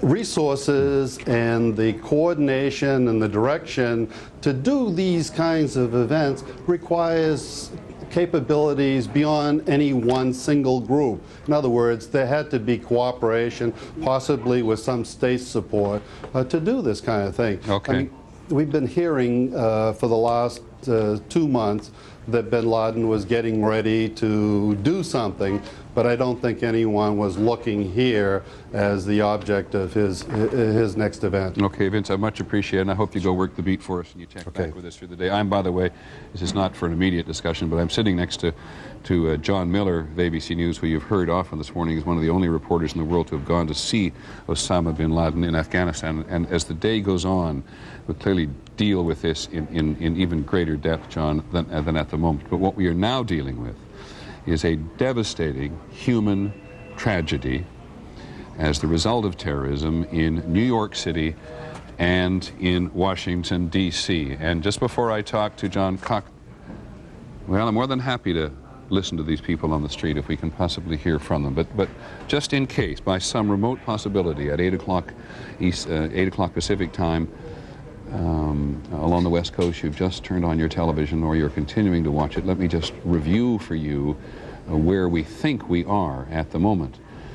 Because it is both a tragedy that has revealed itself before 3 minutes after 8 o'clock, 8:03 on this Tuesday morning. This is AM 1380 K-Talks, the Eric Hogue Show. And once again, if you're just joining us, shortly before 6 o'clock this morning, one of two commercial airlines, twin-engine planes, crashing into the southwest tower of the World Trade Center. Shortly after at 6:03, watching on the air and commenting on the air, the second of which crashing into the other tower. From that, the Pentagon receiving a commuter plane, also hijacked and crashing on the grounds in the courtyard of the Pentagon, and also ripping through one of the walls, and that is continuing to burn. And also, shortly after that, both towers, first the southwest and then the other, imploding upon themselves and crashing to the ground. If you would look at the New York skyline today, in a matter of an hour and 42 minutes, you would not see the twin towers of the World Trade Center. 8:04 on this historic horrific morning here in Sacramento. We tune now to Jeff Metcalf, who hosts the Jeff Metcalf program from 5 until 7 in the afternoons right here on K-Talks. Jeff, so far we are watching a country that has been targeted, and this is an act of war. I would be amazed if there isn't a state of national emergency declared real soon, and you can anticipate within very short order, once they've been able to identify someone who would take, it almost sounds absurd to say take credit, but responsibility for this devastating act of terrorism, that there's going to be some kind of reciprocal response. Osama bin Laden ain't going to be sleeping real good tonight. And of course, we're talking how many lives, Jeff, inside of the World Trade Center? Nobody wants to say the inevitable, but both towers are rubble right now. They both collapsed. The pictures of them imploding on themselves have been absolutely devastating. And the point that everybody acknowledges is 50,000 people work in those buildings. How does something like this happen and escape the mechanisms of intelligence? That's going to be the question everybody is asking. Apparently, there were at least, I'm getting reports of multiple, the two planes that crashed into the World Trade Center were apparently hijacked out of Boston, both the commercial airliner and the smaller one.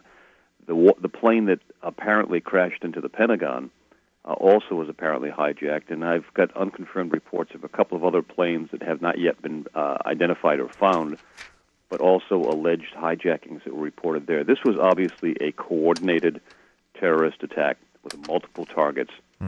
And you got to keep in mind something about terrorism. Terrorism is designed to do precisely that, to create terror, to shock and terrify. This isn't a military assault against military targets. This is an assault against the heart and the essence of a country, and it's designed to basically go neener, neener. We can do this, and you can anticipate. There's three elements that are crucial to any raid or ambush, and this is just textbook military type stuff. But surprise, firepower, and violence of action are the three primary components. And regrettably, all three of those were employed with, effectively today. I mean, you hate to use words like that. As you think back in time, you're talking about commercial airlines that have, how does a person get on a commercial airline? You could see one happening here, but one report we had is that the possibility of 5 hijacked commercial airlines or pieces of commercial airline in the air at one time. Our guard is down, and the intelligence missing not only just one single act, which could have been huge, but we're talking 4 timely acts here if you add in the hijacking of the planes. Jeff, today it's a scratching of the head, and if you watch the president, when he gave his speech early today, and now he's in Air Force One, you could see the shock on President Bush's face. What do you say, and how do you respond to something like this? With shock, with revulsion. The important thing to recognize is that when something this horrific happens, that how you respond, and you want to respond prudently. You don't want to overreact. You want to be sure that you've got sufficient. The toughest part of today, Eric, is going to be just in trying to synthesize sufficient intelligence as far as who, what, where, when, and the whys.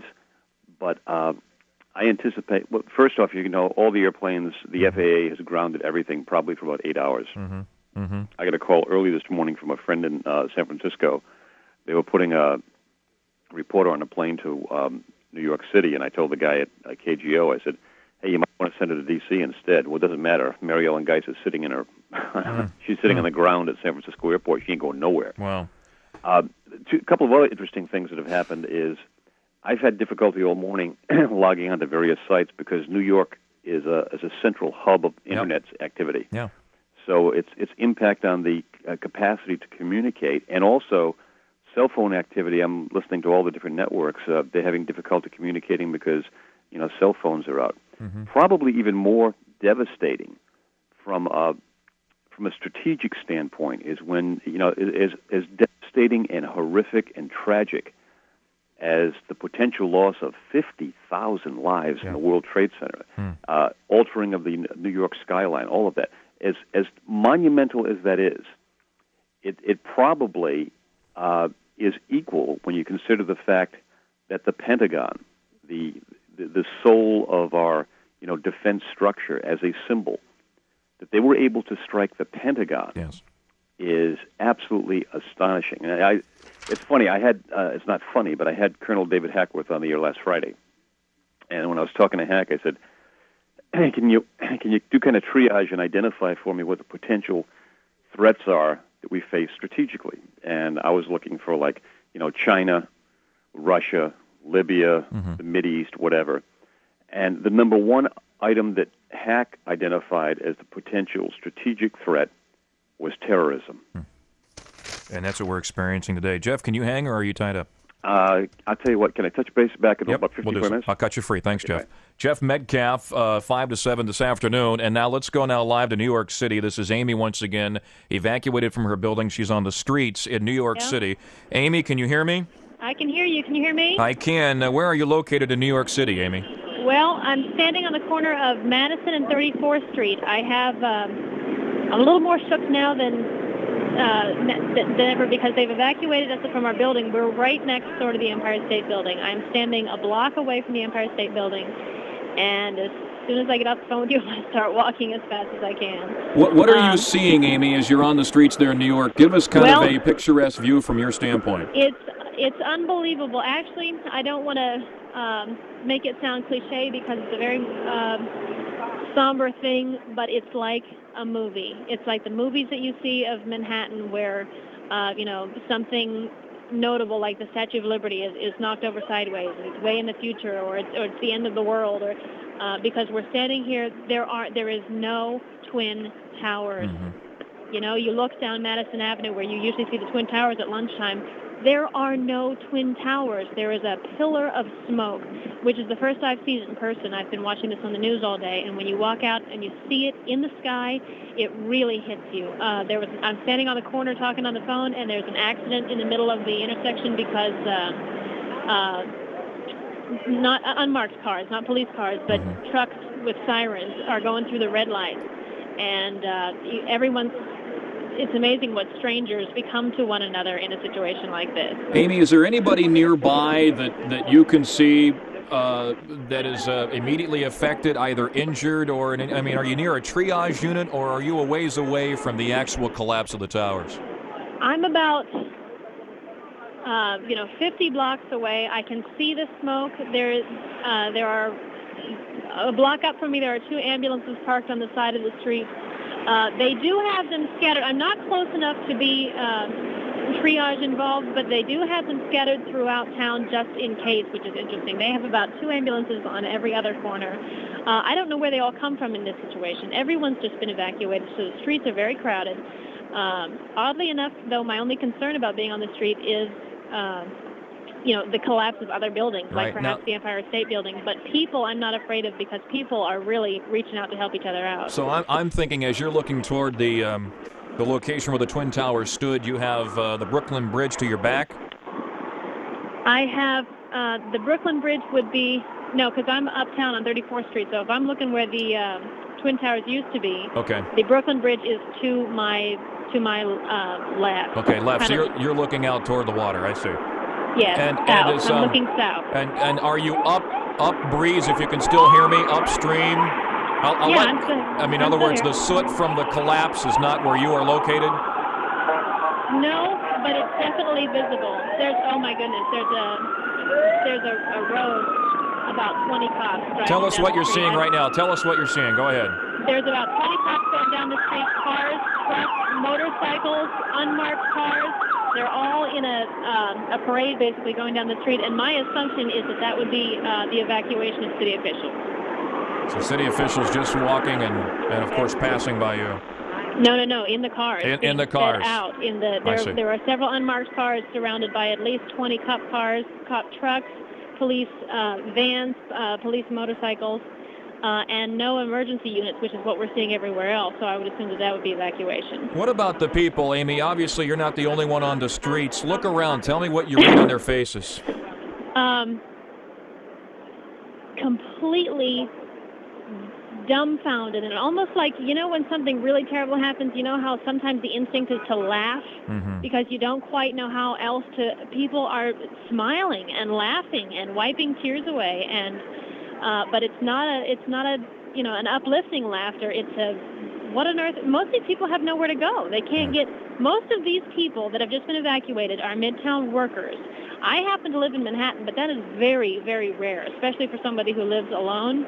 Most of these people live in Brooklyn, Queens, New Jersey, and they have nowhere to go. 3 of my coworkers went home with my boss because they live in Queens, Brooklyn, and New Jersey, and they can't get home. And obviously the subway and traffic at a standstill. It's not only at a standstill, but I overheard one woman talking to her friend that of the things that are working, like the George Washington Bridge is open for outgoing traffic right now, which it was not earlier. Even with that information, the woman that I heard talking said she was going to Penn Station. She said, there is no way I'm going back to Penn Station. She said, I'm not going home for a week. She said, I'm not going to Penn Station until all of this calms down. Nobody wants to get on the bridge, even though it's open. Amy, I know that we're receiving reports that there probably, now this has not been confirmed, but the state of national emergency, at least in New York, might come around 12 noon your time, 9 o'clock our time. Your city pretty much going to be locked down. What do you see right now? What's going by now? Just more. There's so many unmarked cars with sirens. One of them was involved in that accident I told you happened on this corner. Yes. Those two are still parked here, exchanging information, which is funny because everything still works the way it's supposed to. You pull over, you give them your license and registration. Yeah. But the fact is they're running into each other in the street.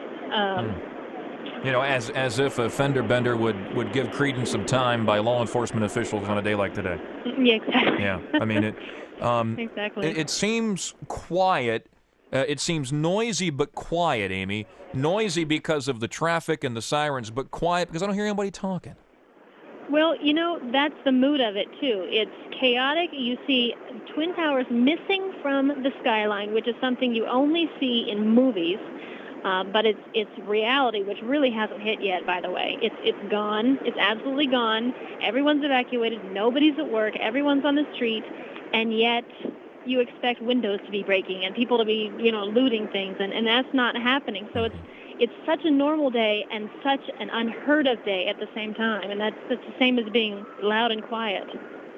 When you first heard of the World Trade Center being hit by a plane, what were your first thoughts? I mean, the conversation. It was obvious to me that it was terrorism because. And that is what everybody is saying. That as soon as you hear that, you think to yourself, this is a terrorist act because it's just not by accident that somebody would clip one of the towers of the World Trade Center. Well, see, I didn't hear until the second one had just hit. I had just all I heard was I was on, like I said earlier, I was in the subway when they announced that the subways would be closed from Chambers Street down. I knew something major had happened. And then as I passed the Empire State Building, which I do on my way to work every morning, there were cops at every entrance not letting people in, evacuating the people that were already in, and it was pretty much chaos. And I knew there was something going on, but I didn't know if it was something we would hear about or not. I thought it might be something covert. By the time I got to work, both planes had crashed into the Trade Center, and that to me was obvious terrorism because I've seen planes manipulate themselves around the towers. They're far. I know what it looks like on television, but they're far enough apart that even if you've got a radar problem with the airport, which is what they were first saying, you can twist your plane around that tower at the last minute very easily. Well, and even a lot of the traffic or the police helicopters in New York City, there's no place for them to land, and if they have mechanical problems, they put it in the water. Yep. And a pilot would be trained the same way. Put it in the water, put it in the drink, don't put it into a tower. But as soon as the second plane clipped the other tower, you knew exactly what was going on. The Pentagon also hit by a commuter plane. And are there any reports of any other buildings that are being, well, I guess you would say, you don't want to say the word targeted, but there's concern about some of the buildings there in New York, maybe the Empire State Building. The Empire State Building, Penn Station, the United Nations, City Hall is already in shambles because of the World Trade Center. What is around the World Trade Center with the collapsing of those two towers? What buildings are we talking about? The financial district, City Hall, everything, absolutely everything. And you know what? It's all concrete. It's like a picture of ancient Rome there. It's all concrete and it's angled towards each other in a very aesthetic kind of way to work together. And oddly enough, that's what was its downfall today because when the towers collapsed, it crushed the financial district, and it crushed everything around it. You heard reports about 5 hijacked planes being in the air about an hour ago? Yes, unaccounted for. Unaccounted for, unconfirmed. We had reports 8 that one of planes those... hijacked entirely. Well, 8 planes hijacked entirely? Well, no, 8 entirely, 5 as of yet unaccounted for. So 8 planes, and this is unconfirmed, 8 planes have been hijacked from commercial airlines or commercial locations, which means it could be a commercial plane of different business. 8 planes hijacked, 3, 1 at the Pentagon, 2 at the World Trade Center towers. Yes. And then another 4th one now, Amy, to let you know, a plane crashed 80 miles outside of Pittsburgh. About 40 minutes ago, 80 miles outside of Pittsburgh. So that would, if we can count correctly, according to an unconfirmed report, leave 4 in the air, and that is unconfirmed. There was one confirmed, CNN, that was hijacked from Pittsburgh, so I can assume that's what that one was. We'll let those sirens pass a little bit. Obviously, more medical units passing you. Once again, what street are you on, Amy? I'm on 34th Street, and it must be an absolute mess because the number of vehicles around here, whether police vehicles or emergency vehicles, fire, ambulance, etc., going by on 34th Street is just incessant. And if you think about it, the next 2 major streets are 23rd Street is a cross street and 14th Street are cross streets. If they're all on 34th Street, it must be a mess up to at least 14th Street. Well, Amy, if you could see the pictures I see from News 10, which is carrying the feed of ABC TV in New York City, when these towers came down, Amy, they're talking just a huge area of damage because they simply imploded one after the other within a half hour's time as if they were detonated by a demolition team. Yeah, that's exactly what it looked like. And people are saying, building falls or an explosion, a possible bomb in the basement. But that was complete. Visually, you could see there was complete detonation, and it started at the top. Amy, I'm going to let you go momentarily. I'm concerned about whether or not we'll lose phone contact with you, but if you could just, I'm going to put you on a hold. We'll go back to Lady Di, and maybe we could track you down throughout the morning. You can give us an update on how things are happening there on the streets. All right, you know what I'll do? I'm going to start walking home because I've got to get home to 75th Street somehow, and there is no public transportation. So I'll give you a call later on in the day. And don't hang up right yet. Lady Di is going to get some details from you off the air. Amy Bartlett in New York City, 8:21. She's on the street. She was working across from the Empire State Building this morning, and is living through what we are all watching here in Sacramento. This is the Eric Hogue Show, AM 1380 K-Talks. Once again, if you're just waking up, just joining us, it is 8:22. We do have, if it matters, 62 degrees, and just before 6 o'clock this morning, I am assuming right around 5:51, 5:52. I'm watching the monitor in here, as I always do, watching News 10 Good Morning. And Lady Di in my headset simply says, look at the TV. And as I did so, I thought I was watching a Hollywood scene or something out of a clip from Sarajevo. It's a building ablaze, and the southwest tower of the World Trade Center with a hole through 2 sides, and orange flames and black smoke, just a huge plum of smoke coming from the building. And as I'm putting together what has happened, we're watching the video and the news, and at 6:03, live for the nation to watch, the second plane hits the other tower. And then moments after that, we receive news right around 6:40 Pacific time, the Pentagon, a bomb or a commuter plane crashing into the side of the Pentagon. And now Amy giving us some more details that she is hearing in New York. There were 8, unconfirmed, but reports of 8 planes hijacked on the morning. 1 a commuter plane used against the Pentagon. 2 single planes used against, and now we're watching video of the buildings falling on News 10 and ABC's feed, and the people running for cover for their lives as the Southwest Tower collapses on the streets of New York City. It's just hard to watch, folks. Unbelievable. From that standpoint, then, a commuter plane at the Pentagon and 2 used at the World Trade Center, and then we have reports of a 4th hijacked plane crashing 80 miles outside of Pittsburgh. Then after the planes go through the World Trade Center towers, both towers, one right after the other, falling because of the damage, because of the weight of the damage, and falling on the streets of New York City and the people and the rescue workers and all of those within the immediate access areas. And that's what we're watching right now on the video.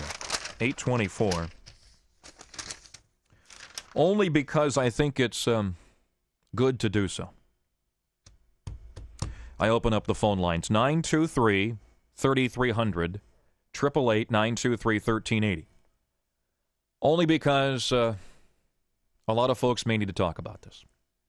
923-3300, 888-923-1380. And by the way, as we talk on the air, let's find ourselves in discussion of maturity, okay?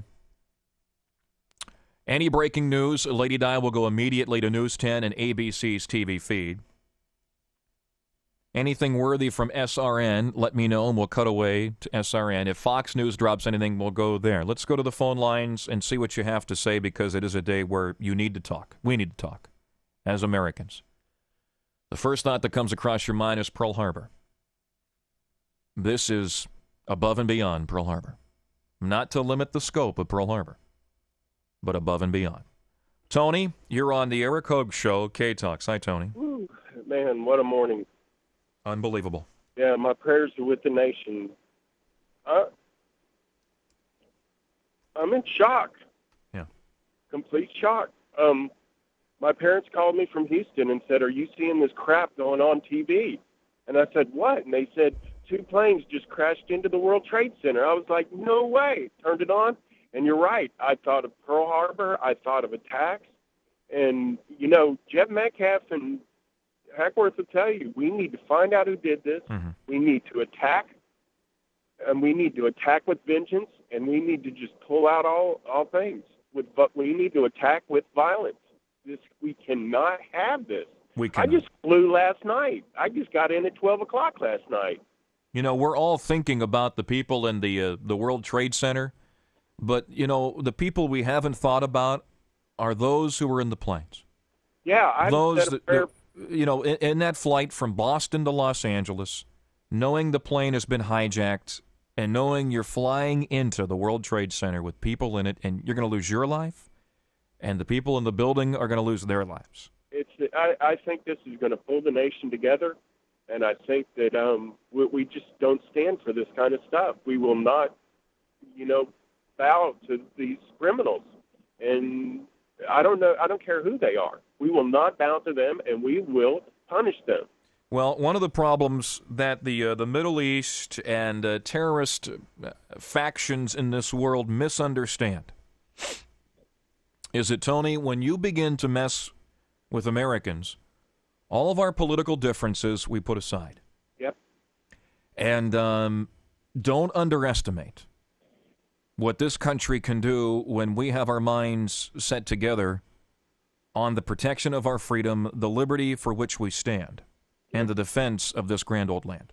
My prayer goes out to everybody and President Bush. And, you know, there were 2 Marines that were happy that they were on leave last night on the plane, and 2 young guys, and they're going to go back, and my prayers with them.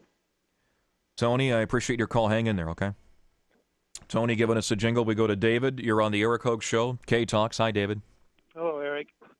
I can't remember what the admiral was for the Japanese Army that said, "I think we just woke a sleeping giant."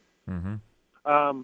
What I'm afraid of, well, I'm not really afraid of, but I'm cautious of, is that this may change our lifestyle in America from this day forward. I don't know if we're going to have the same freedoms because as travel as we did before, if security is going to be much more heightened everywhere, like you see in Israel and what have you. I'm not sure of that. I mean, obviously, you know, there was 10,000 people who work in those towers, which is an absolute horrible. Well, they're telling us now that there is in a ballpark of 40 to 50,000 people who work there every day. Now, I mean, not all of those individuals, I'm sure, were at work just a little bit before 9 o'clock, but, you know, a good percentage were. Yeah, you know, I mean, that's a small city. That is horrible. I cannot. And the people who did this are the utmost cowards imaginable. I mean, they've killed children, they've killed women, they've They've killed non-military targets. They've done what in America would be considered the most cowardice of acts. And heaven forbid this was a state sanctioned terrorist attack, either from Iran or Iraq or something like that. Because I really believe if they find the evidence to prove that it was state sanctioned, that there will be an all-out war declared in that country. Whoever it was will never be the same again. Well, and there's also some great concern within our own borders here, David, and I think it's worthy of conversation. How does something like this escape intelligence? How does how do you plot something like this, and we don't know about? At least the first step might be accomplished, but not the entire end game. I mean, they had 8 reports now, 8 hijacked planes in the air. 3 of them accomplished their tasks. Who knows what the other 5 are going to do if that number's correct. David, I got to make way for some news here, and we're going to continue to take calls because we need to talk about this. David, I thank you so much. David, sharing with us. Roger, Kevin, hang on. 923-3300, 888-923-1380. We're going to stand post. If there's any other breaking news, we'll go to it immediately, Lady Di. Anything from Fox News or with News 10, or if we get something from SRN. Rob Griffith has been riding this out since 6 o'clock when it happened in the KTKZ News Center. So with that, we'll get you some news from Rob. We'll get an update on some traffic because some of you do have to either get to work or get back. No traffic? No, okay, then that's fine. And we'll come right back with more of our conversation on this Tuesday. Tragic day. Terrorism in New York City. America has been targeted. And as we think about it today, folks, there is no way we're going to understand the scope of this until later on this week. You're listening to the Eric Hogue Show, AM 1380 KTKZ. Details. Here's Rob Griffith. Rob? Oh, here we go. There we go. Thank you so much, Eric. This is Rob Griffith in the AM 1380 KTKZ News Center.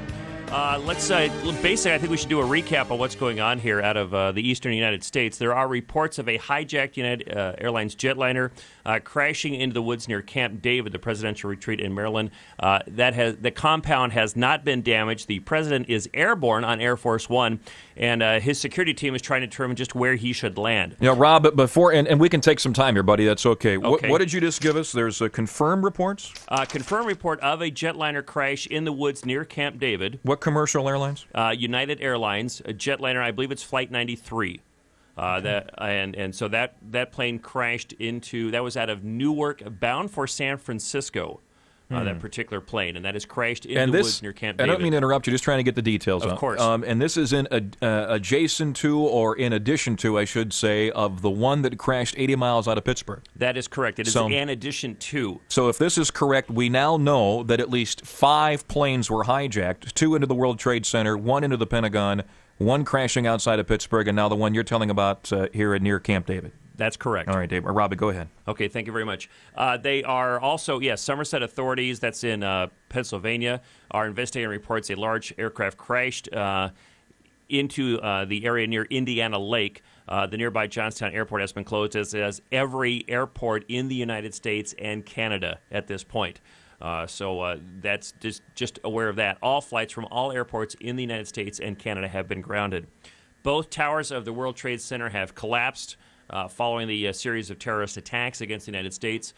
Reports of a car bomb exploding outside the State Department in Washington, D.C. have been refuted. So there were earlier reports on that, but they're saying now that is not the case. However, one wall of the Pentagon in Washington, D.C. has collapsed following the crash of a small plane into the base of that building. Roughly 1 hour after the 2 planes crashed in the World Trade Center, reports came in of 2 separate explosions at both the old Executive Office building near the White House as well as the Pentagon in Washington, D.C., and all federal buildings in Washington, D.C. have been evacuated. Let's take a look here. No word yet on the extent of the injuries as evacuations continue and emergency crews converge on the scene in New York City. Official Washington is scrambling to gather information on the crash. The Rudy Giuliani, mayor of New York, says it'll take hours before they can even make a reasonable estimate on the number of casualties in Manhattan alone. Close to home, the Sacramento Sheriff's Office is reporting Sacramento International Airport is closed. Of course, all airports are closed in the United States and in Canada. Interstate 5, there were indications Interstate 5 was closed down. That is not the case. Airport Boulevard to and from the airport is sealed, and anybody who is needing to go to Sacramento to pick up somebody who may be coming in on a flight, or a flight that was already in the air, or maybe you took somebody out to the airport early this morning and then flights were canceled, that person needs to be picked up. You can go out to the airport. The CHP is screening all cars going to and from the airport. But the freeways are open, and you're not going to have any problem getting out there. You will have some problem getting on. You will be screened trying to enter or leave the airport. Rob, let's do this. Let's do this for a second, because I don't want to hold you to a window or any restraint, okay? I'm fine. Let's take a breath here and go top to bottom. It was shortly before 6 o'clock when we heard about the first plane going through the Trade Center Southwest Tower, and as you first took a peek at that, you had to think like I did that we were watching something from a Hollywood set. I heard somebody in the newsroom calling out and saying, oh my gosh, and you have no idea what it is. You turn it in, and that was exactly my expression. It looked unreal. And then from that standpoint, you watched with me the second plane go through the other tower. Yes. At first it looked like an explosion, but then you realize, no, this is a second plane that has smashed into that tower.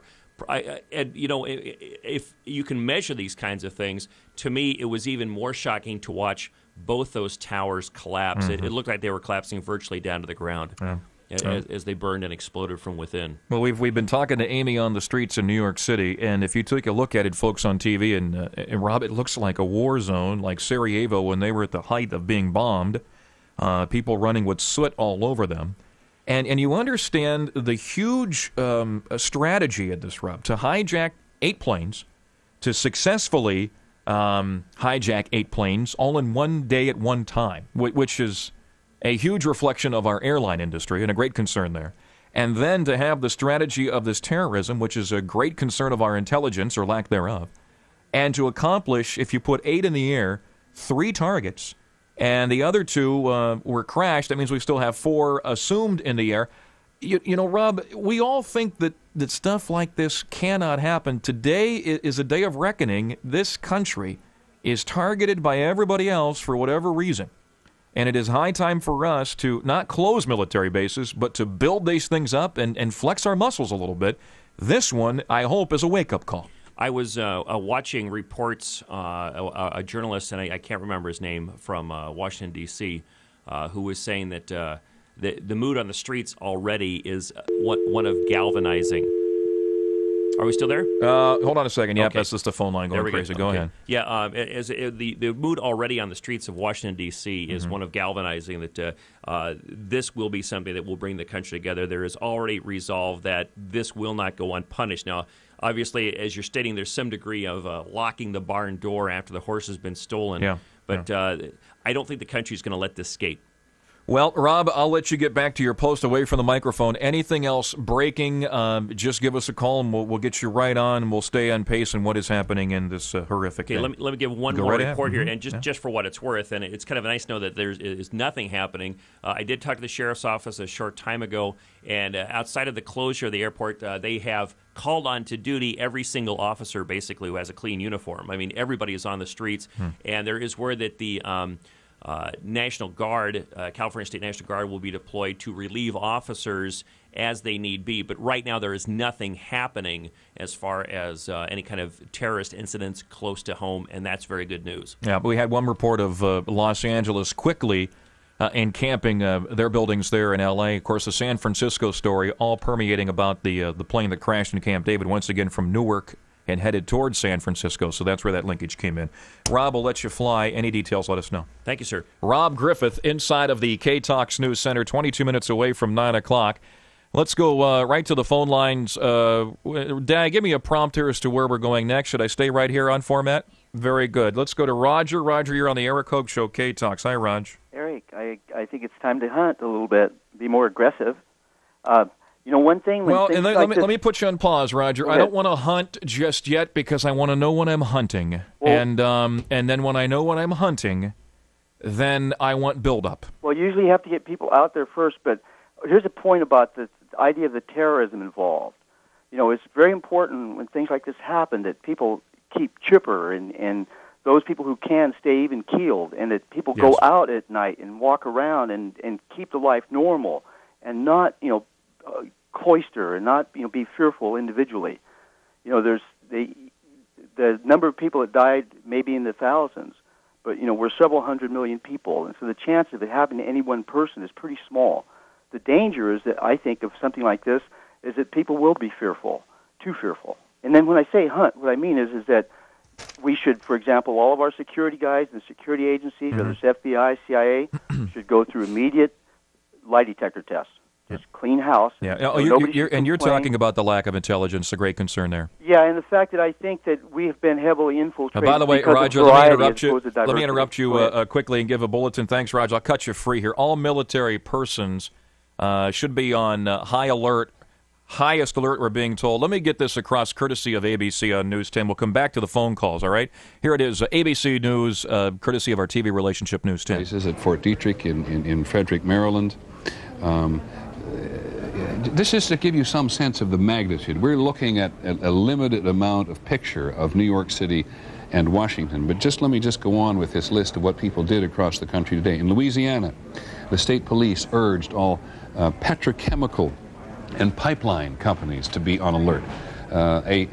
In this particular tension, a target which people who study terrorism believed which was vulnerable. In Los Angeles, all of the police in Los Angeles went on tactical alert and mobilized their anti-terrorist division. You recall before the World Trade Fair, the World Trade meeting that was held up in Seattle, one of the last times the system really worked and everybody efficiently was when they caught a guy coming across the border from British Columbia and Canada with a view to blowing up the Space Needle, I think it was at the time, in the Space Needle in Seattle. That's what they originally suspected, and then later updated it. Turned it into something in Los Angeles. When he began to cooperate, he admitted his plan was to set off a massive bomb inside the terminal of LAX, Los Angeles Airport. That's right. And what I remember at the time about that, John, which is why everybody in the country is so on edge today, is, here was a guy who was picked up by one agent at one border crossing in the country because he was sweating. One alert agent who didn't like the fact that he was panicking.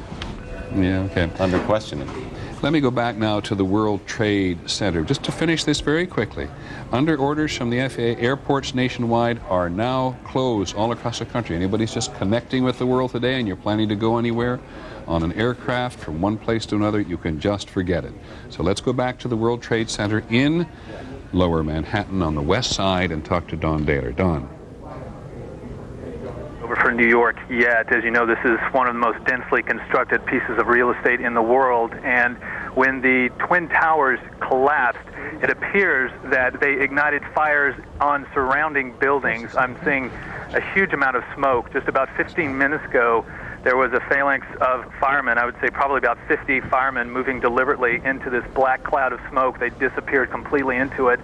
Then about 5 minutes ago, there was quite a bit of activity as a number of police officers started moving back individuals as well as firemen who were with their fire trucks away. So they moved the line of demarcation back away from that area. And I can see at least two buildings look to be partially involved. Just from my vantage point, I'm about 4 blocks away from where the Twin Towers once stood.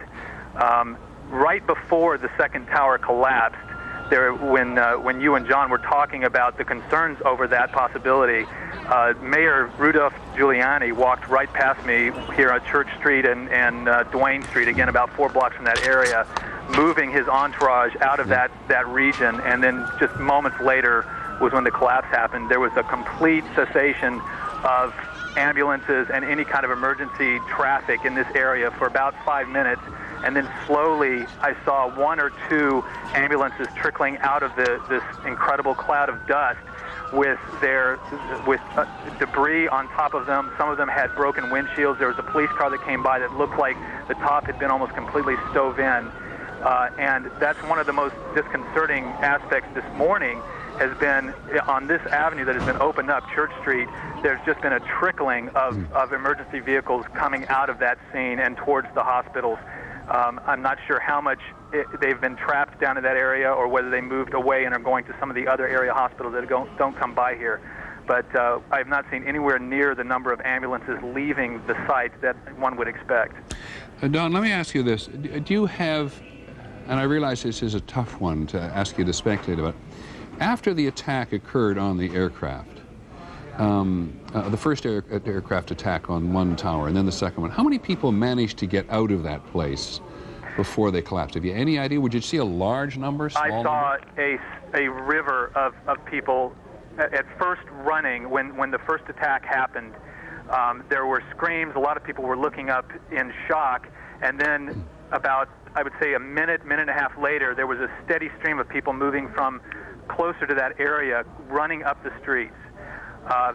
Then, of course, as I guess is human nature, a lot of people stopped, feeling that they were maybe far enough away that it was safe, started looking up, talking, pointing, and then the second plane hit. And that, again, caused another stream of panic.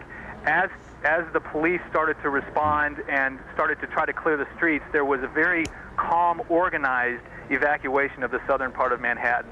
I saw no panic whatsoever. It was very calm. The police were directing traffic, getting all the cars out of this area, getting all the people north. But when the first tower, the one that actually was that you saw, was the second tower hit, but the first tower to collapse, fell, then it was mass chaos. And there were thousands of people running up the streets.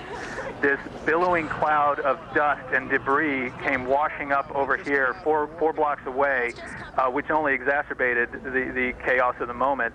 And then from then on, from the time that the first tower collapsed, there was just the street here, Church Street, was just full of people covered in dust, holding their handkerchiefs or papers over their mouths to try to breathe, moving northward away from this area. That stream trickled out, and then when the second building collapsed, once again there were more people, but this time when the second building collapsed, I witnessed firemen who were helping one another, struggling up the street, covered in debris. There was a police officer who was being carried by two other police officers trying to get out of that area. So there was obviously a lot of collateral damage with the people around that area. 14 minutes away from 9 o'clock, 8:46 here in Sacramento. You're listening to News 10, our TV relationship here in Sacramento, and their feed from ABC TV. Peter Jennings, the anchor there, and reports from the World Trade Center in New York City. I want to be committed to opening up the phone lines this morning because I believe we need to talk about this. 923-3300, 888-923-1380 here on the Eric Hogue Show. Once again, any breaking news will go immediately to Fox News or SRN or ABC or Rob in the KTKZ News Center. We're also trying to make contact once again to Amy Bartlett, who is on the streets in New York. We've spoken with her 4 times this morning, getting early details in the first moments after the terrorist attack, and most recently talking with her in reference to her journey and trying to get home. I think the hardest thing to see today is to sit in this studio and to watch the monitor of these buildings come crashing down on the streets of New York City. And the video that I have been watching over the past 10 to 15 minutes, and I know you in the car can only gather from my eyes the perspective of how it hits my heart, and I hope I can reach your ears and then your heart. As an American, this is the hardest thing I've had to watch in my lifetime. This is a gripping scene today. It's unbelievable. And now we have the confirmed reports of 5 hijacked planes, 2 successful into the World Trade Center, 1 successful into the Pentagon, 1 crashing outside of Camp David, and 1 80 miles outside of Pittsburgh. We go to Ray. Ray here on AM 1380 K-Talks, the Eric Hogue Show. Hi, Ray. Hi, Eric. I just want to make this comment. I was in Columbus, Ohio back in November on a little trip. And when I came into the airport, on the security gates, they had all foreign Arab, Middle Eastern people checking the security. And I made a comment to my mother and sister at the time. I said, wait a minute. These are the people that terrorize America. even though they may not be the people working there, may not have been involved in anything. Mm-hmm. Here we have foreign people checking our security luggage in Columbus, Ohio. Yeah. What in the hell is that? You know, America's got its pants down. Mm-hmm. I mean, you know, I was in during Vietnam and all that. I'll tell you this. We have turned this country into a bunch of politically correct people that want to turn their head in every direction to be nice to everything. Our doors don't belong open to foreigners from that part of the world because they're terrorizing our country. Well, and we've talked about this on prior occasions, and once again, we're assuming we don't want to create the linkage that there was after the Oklahoma City bombing to the Middle East. So this is totally different. This is nothing domestic. I know. And this is not domestic. I agree with you. But we don't have the facts on the table in concrete form. But I agree with you. So I will go there with you in conversation. It doesn't take more than a fifth grader to know I know. This is not domestic, and it is Arabs. Well, I have to do my job in being integrity-filled in delivering this. So, but I'll go there with you on this conversation. We have talked before about what you just mentioned and also about profiling.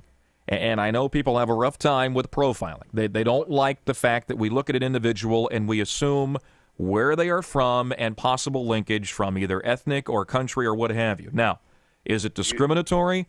In the case that you just mentioned, no, it is not. And we have turned ourselves inside out. You're exactly right, Ray. We've turned ourselves inside out. We've put out a welcome mat for such to happen that we're experiencing today. But you know what? Today is too early to talk about that. It is too early to talk about it. Security guards at airports should be very well, had their backgrounds very well checked. Yeah.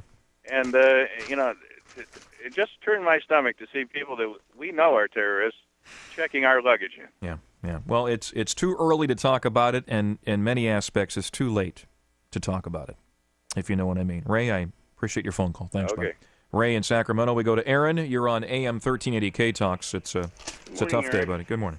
Well, not so good after this nonsense. Well, back a few years ago when I was in the service, I was involved in counterterrorism work, and we used to get briefings like this all the time about potential threats, this, that, the next thing. And we used to hear stories how the CIA would deal quietly with this and how they're not supposed to deal with this stuff. But if they don't do anything about this now, I mean, I'm sorry, there needs to be swift retribution for this. Nothing short of total extermination of these people that were responsible for this. There isn't that. I mean, to do nothing less would be to say to the people of this country that you're not worthy of the protection it's guaranteed by our Constitution. Aaron, I'm getting reports now that Air Force One is trying to get the president back to the White House. Mm-hmm. And I'm trying to figure out what exactly I'm being told here. They're not going to land Air Force One in a normal procedure. They're going to change the routine. And what they need to do with that is they need to have at least 2 additional aircraft. They are. They're gonna put 2 more birds in the air, I believe, just for protection of the president. Yes, and they're going to try to get him to the White House. He will be bunkered in. No, they do not know. I wouldn't even send him to the White House. Well, I'm reading script. Hang on a minute, Aaron. I'm reading script here as we go. They are trying to bunker him in an area that will be uncertain, undetermined. There will be aircraft heading in many different areas, but you won't know where President Bush is at, neither Vice President Dick Cheney. That's the smartest thing I've heard all day so far. And that is how serious this is, Aaron. They should have been doing this for the last 20 years. I mean, there's no excuse for this. Aaron, I appreciate your call. Got to move along. Thank you. 8 minutes away from 9 o'clock, 8:52. Once again, sketchy details. 8 planes hijacked today. We know of 5. 2 into the World Trade Center. 1 into the Pentagon. 1 80 miles outside of Pittsburgh crashed. 1 now being reported crashed outside of Camp David. And you know, why are the other 4 still in the air if they are still in the air? Maybe this was the guessing game. Hit the World Trade Center, hit the Pentagon, make the president scramble, and then, you know, roll the dice as to where you think he would land. And use the other planes to target him. 7 in front of 9 o'clock. We go to John. You're on the Eric Hogue Show. K-Talks here in Sacramento. Hi, John. In 1979, I was in the Navy. I was 19 years old. I still have my uniforms. They may need to be let out, but I'll be happy to put them on. And my second thought would be, Yesterday, this country was divided in probably an infinite amount of groups by color, religion, political. Today, we need to stand as one. We need to deal with this quickly and severely and be done with it and move forward. Mm-hmm. Yep. I mean, this is where politics go to the back row. This is where any kind of agenda or schism is put on the back burner, because this is about America. Yeah, there's no reason for this, okay, to attack people at a couple minutes before they start their workday. There's no reason for that. Well, there is, John. There is reason. It's the reason is demented. The reason is you want to wage war of terrorism. And so what these rogue states do is that they plan for the terror. They desire the terror. They want the damage. They want the mass murder. And they also want this terror that we all feel today. This is the covert war that we are engaged in. If I hear Mario Cuomo say one more time that we need to understand what drives these people, we need to try to figure things out and what it is that's on their mind, I am going to go to New York myself, and I'm going to slap him all around the parking lot. What drives these people like is the pointing of a missile. And what drives this country, what our great offense needs to be and should be, is a huge defense. It is high time that we stop the banter about our military, build it up, build it strong, and point it at those who want to have their little winking eye our way. We had reports yesterday of a Russian MiG bird-dogging one of our planes, a Russian MiG. We already know the China saga. It doesn't take a rocket scientist to know that America is enemy number one for everybody but, let's say, Israel. And in many cases, there's some concern there as well. Well, I agree with you there. It should be an eye for an eye plus a little bit more, and we need to keep doing it until it goes away, because that's all they understand. You're right. John, appreciate the call. John here in Sacramento, 5 minutes away from 9 o'clock, 8:55. Pictures now of the Statue of Liberty. And let's do this. We're approaching the top of the hour. Rob's going to have more details in the KTOX News Center, and we're going to stay on the air today. Let's go back to News 10 and ABC TV, and we will establish programming as we approach 9 o'clock and tell you as soon as we know what we're going to do at the top of the hour. Rob will be ready in the KTOX News Center, and we'll give you some news here from the backyard of the capital city, and we'll stay on the story. Mayor Giuliani now being pictured in the streets of New York City. Is there any sound on this? Let's listen in. 2 airplanes have attacked, apparently. Can't go to City Hall. Why? They should not go to City Hall. All right, well then let's go north then. You know basically what happened? 2 airplanes? Come with us. Come with us. Well, let's talk a little later, okay? Okay. City Hall. Okay. You could never Mayor Giuliani walking through the streets of New York there. Leaders are in their respective communities are to the country at this moment. Mayor Giuliani, who's coming to the end of his term in office, down there, very characteristic fashion of him, John Miller, to go immediately to the scene. Some mayors have not, and it has cost them politically, but you see in that early picture, maybe that's an hour or so ago, in which he's just caught of as much guard as anybody else. And he's covered with dust. He's walking with his principal bodyguards. The other man wearing the mask who stopped him from speaking, obviously for security reasons, wanting to get him further out of the area, was his police commissioner, Bernard Carrick, who, as the mayor was about to stop and give a briefing, said, no, we have to go further out, concerned for, other damage and his safety. Okay. Senator Schumer of New York is, I believe, on the phone. Senator, are you there, and can I ask where you are? Yeah, I am in Washington, Peter. Good. Obviously, you, sir, have something to say, and here's the space. Well, I just, we're all just totally shocked here. Probably there are millions of New Yorkers who are in my position. My wife works... I'm in Washington, but my wife works a quarter of a mile from the World Trade Center. My daughter goes to high school within the shadow of the World Trade Center. Have you spoken to them both? I did speak finally to my daughter. I spoke to my wife earlier this morning, and I spoke to my daughter about a half hour ago. Both were obviously extremely shaken by what's happened here. Senator, you know precisely that 50,000 people work in the World Trade Center. There are 155 businesses in there, and 80,000 people visit the World Trade Center every day. Can you give us some sense of your feeling about the magnitude of this, your knowledge of the magnitude of this? It leaves you almost speechless. I was going through each floor and I know people on almost every other floor, and I'm sure that's true of so many people here. This is such a dastardly act aimed at the heart of America and the heart of New York, and it is... You don't even know what to think. It is just so awful. Senator, I apologize for We're interrupting. going to have to Senator, redouble our efforts because terrorism leaves nobody. Senator, I apologize for interrupting you. I really do. But this is an American Airlines news conference, which we do want to have. We'll come back to. Not that I'm aware of. We've been in business here 26 years, I guess. Have we ever done this, closed the air side to all the terminal buildings? This is unprecedented. Yes, sir. We have not done it. It is this level. It's 8:59 AM 1380 KTKZ Sacramento. You're listening to News 10 ABC TV. Rob Griffith will be coming up with news inside of the KTOX News Center momentarily. Rob, stand by. We'll get to you shortly. We do want to eavesdrop into this press conference for a while, so Rob, stand by.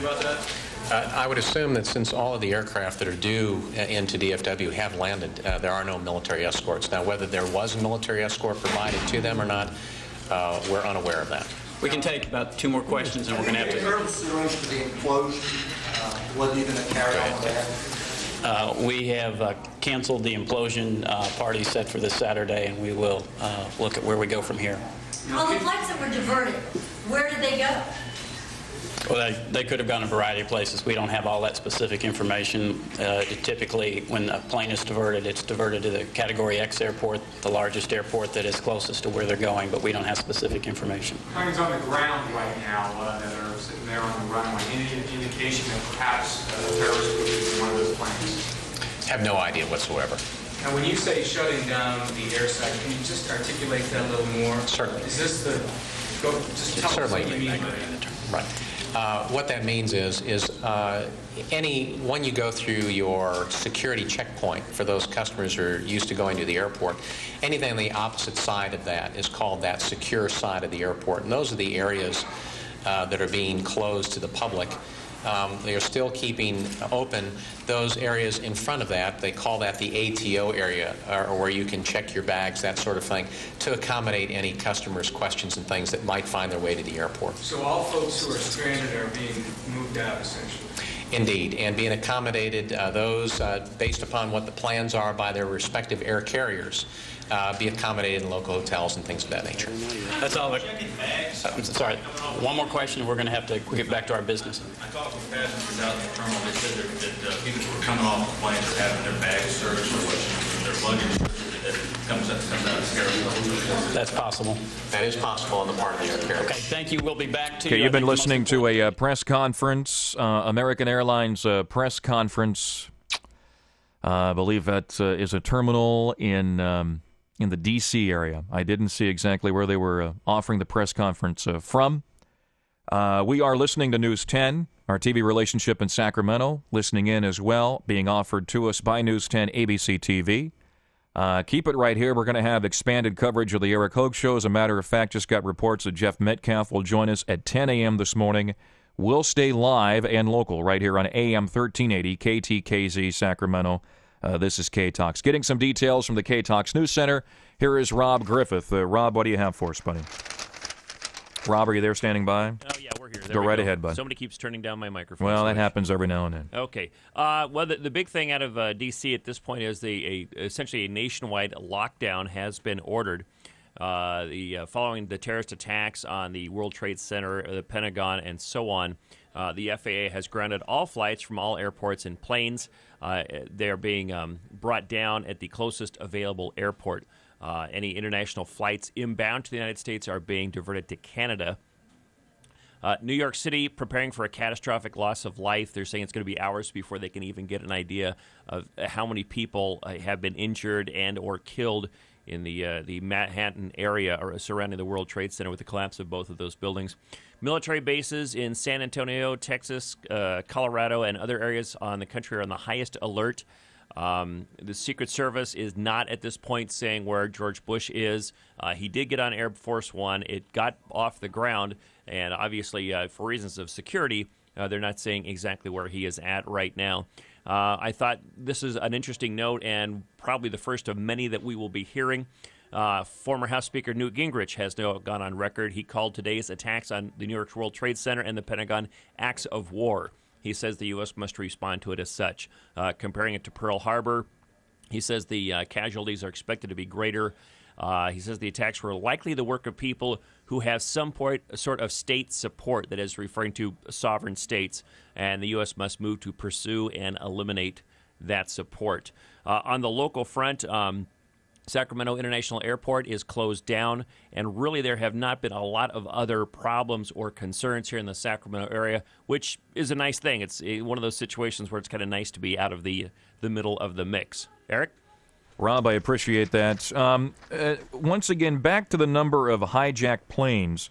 We had a report of 8. Obviously, we can assume 5. How concrete is that? Do you have any concrete numbers on 8 being hijacked? You know, it's still all over the board as far as the number of planes that have been impacted. Now, this, just to give you an idea, and it just shows where the information is going, there are unconfirmed, I'm going to underline this, unconfirmed reports out of Cleveland that a commercial plane believed to be carrying explosives is sitting on the tarmac at Cleveland Airport. The SWAT team is on scene investigating that, and the plane has not taken off. So as far as the number of planes in the air, I imagine the FAA is extremely busy right now just counting planes and trying to determine exactly what is going on out there and who's flying. We heard that there was a plane that was due to fly to Los Angeles that is still circling off the eastern coast of the United States, and nobody really knows what's going on with that. So it's really all over the board, and I wish I could give you official numbers. Well, what you have is what we need, and it's good enough for right now. And Rob, as things break or warrant, let us know, and we'll make sure we get right to you. Eric, let me give you this is a victims status hotline. Obviously, with the flight, one of those flights coming into San Francisco, there may be locally affected people here. If you are concerned, here's a victim status hotline. It may be a while before you could get on this number, as you can imagine, but let me give it out, which is 1-800-245-0999. This is a victim status hotline. I would mention the air passengers would be the first people on this list, but who knows how they'll be able to manage this in the future. And just the managing the information from something, a catastrophe the size, is going to be a challenge. But that number again, a victim status hotline, 1-800-245-0999. Rob, we thank you much. Okay, Eric. Rob Griffith inside of the K-Talks News Center. 6 minutes after 9 o'clock, extended coverage here on AM 1380 K-Talks. What we're going to do all morning is we're going to continue to cover this story live. I will sit in the chair as long as I can. Jeff Metcalf is going to join us at around 10 o'clock. Jeffrey right now working on, I'm sure, details behind the scenes, giving us, I'm definite of this, a military perspective. And he will be in here near 10 o'clock. We will take your calls. Not so much to sensationalize this horrific day, but because we as Americans need to talk about this. So here's your phone numbers, 923-3300, 888-923-1380. A lot of you resting by yourselves somewhere. And if you need to talk about it, we can do such. If you want to email, it's onair, O-N-A-I-R, onair at KTKZ.com. We are still trying to reach Amy, who is with her cell phone on the streets in New York City. We are trying to make contact with WHK Radio, our sister radio station in Cleveland, Ohio, on top of Rob's report that there is a plane on the tarmac loaded full of explosives. If you are calling in, please continue to let it ring, because Steve Gasser, the gas man, as well as Lady Di, working hard on getting some of the details for us, and we will get you on as soon as we can. If you're just joining us and you don't know what we're talking about today and why things are different here on K-Talks, just before 6 o'clock this morning, the World Trade Center targeted by terrorist activity now, and 2 planes, one hitting the southwest before 6 o'clock, southwest tower, the other hitting the other tower at 6:03 Pacific time. Eventually, then, because of the damage, both of those towers imploding upon themselves. The Pentagon hit by a commuter plane, all 3 of the planes hijacked. Reports of 8 planes being hijacked. Also, a confirmed report of a plane crash 80 miles outside of Pittsburgh and a plane crash just outside of Camp David today. America has been targeted.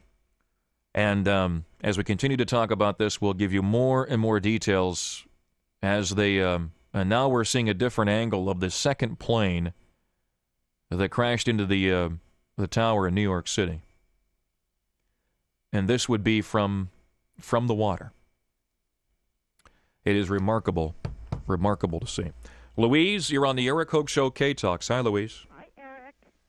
I just wanted to say, my husband works for the airlines, and he said that, it's possible, he has security clearance, and it's possible that somebody, could work for 6, 8 months, a couple years, get a clearance, and then possibly, get things on board.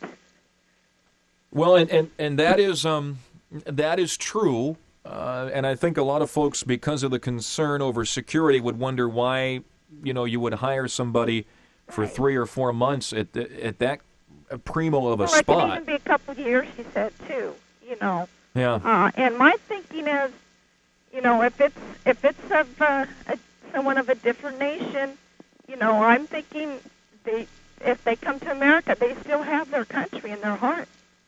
Well, sure, and that's why they believe that these terrorist acts are something of some kind of martyrdom for them. Louise, appreciate the call. We're going to take this on the fly. Your name and what city you're calling from, please. Go right ahead. You're on the Eric Hogue Show. Hi, good morning, Eric. My name's Craig. Hi, Craig. Craig, good to have you. What's the date today? 911. Oh, my goodness. That's enough, isn't it? Yeah, it's 911. Yeah, but somebody early, shortly after 6 o'clock, called, and I wanted to know why they had thought that out so much. That was early.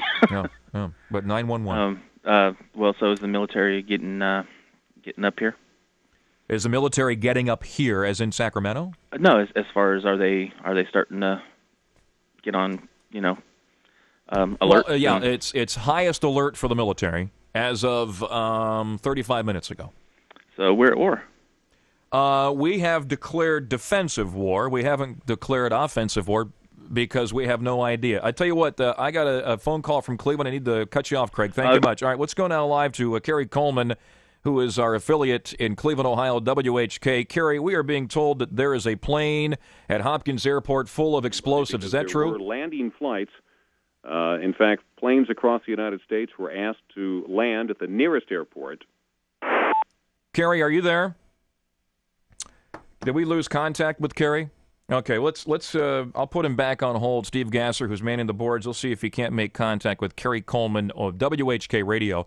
Cleveland, Ohio, reports that there's a plane full of explosives at Cleveland Hopkins Airport on the runway. We'll try to make contact here momentarily. Your name and what city you're calling from. You're on K-Talks. This is Stacy calling from Sacramento. Hi, Stacy. Hi. One scene that was almost as disgusting as watching these World Trade Towers come down was the scene of Palestinians dancing in the streets, hugging each other. Where did you see this? It was on one of the channels here. They're like hugging each other, giving away candy. The kids are out there. They're just having a great old time saying God is great, Allah is great. That is just, that's almost comparable to seeing these thousands of people dying in these World Trade Centers. What do you expect, though?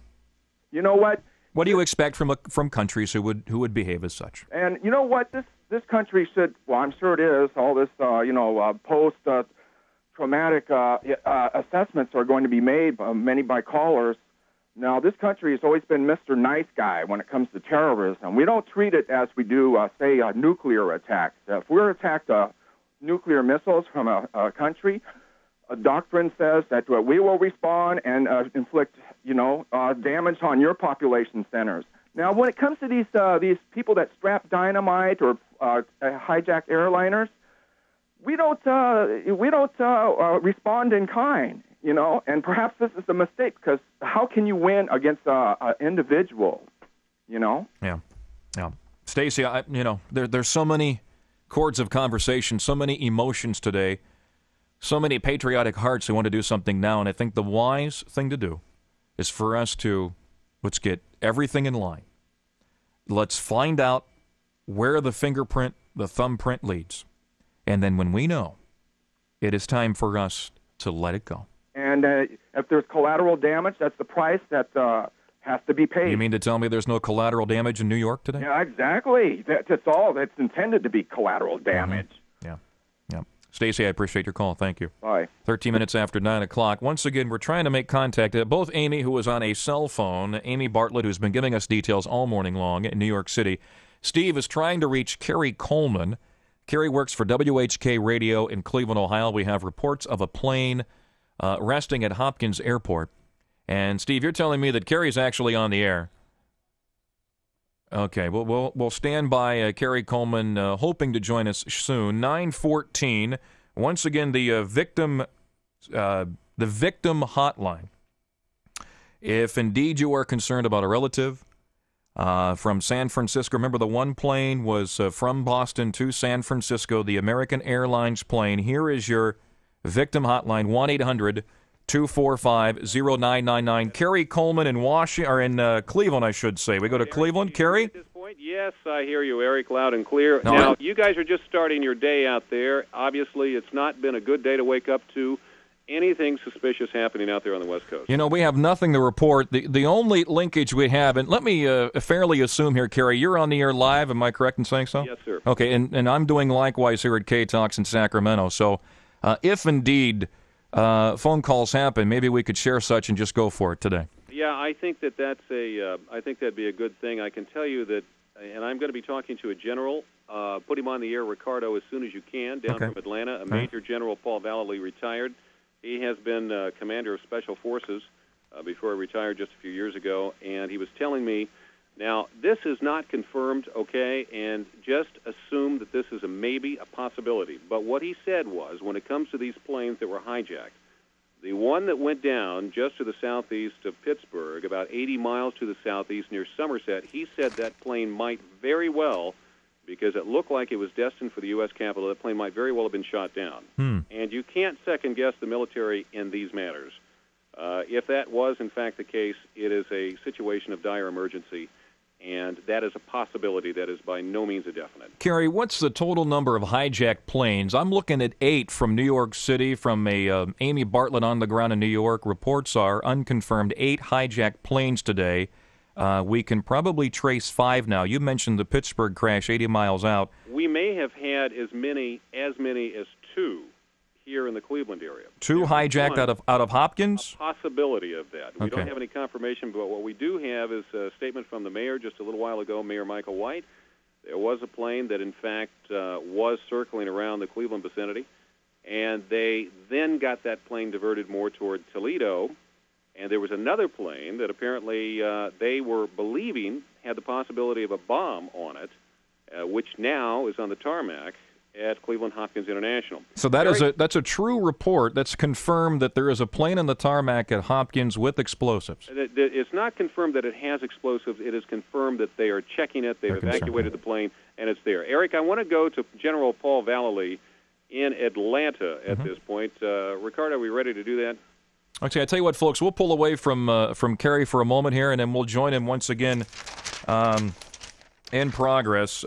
Carrie Coleman, a good friend of mine, WHK Radio, Cleveland, Ohio, telling us now that there is a plane on the tarmac in Hopkins, and they are assuming that it is full of explosives. And also now, Kerry reporting that he believes, or reports are telling him, in Pittsburgh, by the way, just about 2 hours out of Cleveland, and if indeed the plane was 80 miles outside of Pittsburgh, you know, Steve, any report as to where that plane crashed, because 80 miles out of Pittsburgh, they did say the plane came down in Pennsylvania. Am I correct in saying so? So I'm assuming between Pittsburgh and Philadelphia. Somewhere between there. Yeah. So toward the opposite side of Ohio. Yes. And he said they had 2 confirmed reports that planes have been hijacked in Hopkins Airport today, and 1 resting on the tarmac with assumed explosives. This is a drama that's going to unfold, I have a feeling, for the many more hours today. I tell you what, with Kerry, if we can just have him, by standing on hold or what have you throughout the morning, if you want to VIP him, Steve, on the VIP line, we'll go ahead and do that. And just, if indeed things break there in Cleveland, we have him. And even if he's in the middle of his show, we'll just pot up his show and get his latest details. Okay, very good. So 923-3300. Any reports on Amy Bartlett in New York City? We've been trying to reach her. I know her cell phone was in and out all morning but long. she can reach us. She had 30-some-odd blocks to try to travel from where she was to where she lives. So I expect that she will be checking in. I tried to call back to New York, and all the circuits are busy. You're not going to be able to get through. We got reports now. John McWethy from News 10 ABC from the Pentagon. We go now live. The medical operation that has been set up here is enormous. They are anticipating the casualties. Certainly the injured will be in the hundreds. I certainly don't want to speculate on those killed. And John, it's a little hard to get a sense of the size sometimes from the picture. Can you describe, maybe in feet or in yards, how big a penetration this is? The roof has collapsed, Peter. There is a chasm in the side of the Pentagon that is probably 200 or 300 feet across. From the roof of the Pentagon, there is this huge V shape that has collapsed. You can see deep inside the Pentagon from the street now. This is into the inner courtyard of the Pentagon itself. It's into the innermost ring of the Pentagon, Peter. I have not been able to get into the courtyard, but I was told that the penetration was all the way into the deepest ring of the Pentagon. And John, the office building, the Pentagon is about, what, 6 stories high? It's 5 stories above ground, Peter, and several stories below. Clearly the damage is primarily above ground, but also some of those in the lower offices. I was sitting in the Pentagon when the attack happened. I was on the opposite side of the building. It shook the entire building. It was very clear that something terrible had happened. There was chaos immediately after the attack, Peter. Secretary of Defense, I walked out with the Deputy Secretary of Defense. The Marine Corps Commandant couldn't get out the door because security had locked it. It was chaos. Okay, John, and the fires are still burning at the moment, we believe? They are still burning. They are mostly oil fires, it appears, Peter. The fire hoses have been on the various fires for the last several hours, so they're beginning to put them out. But obviously there is still heavy gray smoke coming out of that portion of the Pentagon that was so terribly damaged. John, there are a couple of aircraft at least around the country today which are still unaccounted for. You gave a very clear description earlier of how this aircraft had approached the Pentagon, but did anybody able to identify it as an aircraft associated with an airline? Absolutely, Peter. The eyewitness I talked to looked up and said it was an American Airlines plane. I saw it clear as could be. It went right over the top of my car and clipped a pole right in front of where my car was. Thank you very much, John McCarthy. I actually think that you may have said that earlier, and I simply lost it in terms. Just lost it, and so we now know that it was from at least one eyewitness there. Once again, you're listening to News 10, our TV relationship here in Sacramento. They are offering us ABC TV News. Peter Jennings at the anchor desk. Just moments ago, and I am checking now from Cleveland and their news in Cleveland. They have a confirmed report that there is an airplane on the tarmac in Cleveland. They assume now it's confirmed that a plane is on hold in Cleveland at Hopkins Airport, and they assume that there are explosives on board. This has been confirmed courtesy of our sister radio station WHK in Cleveland, Ohio, and Kerry Coleman.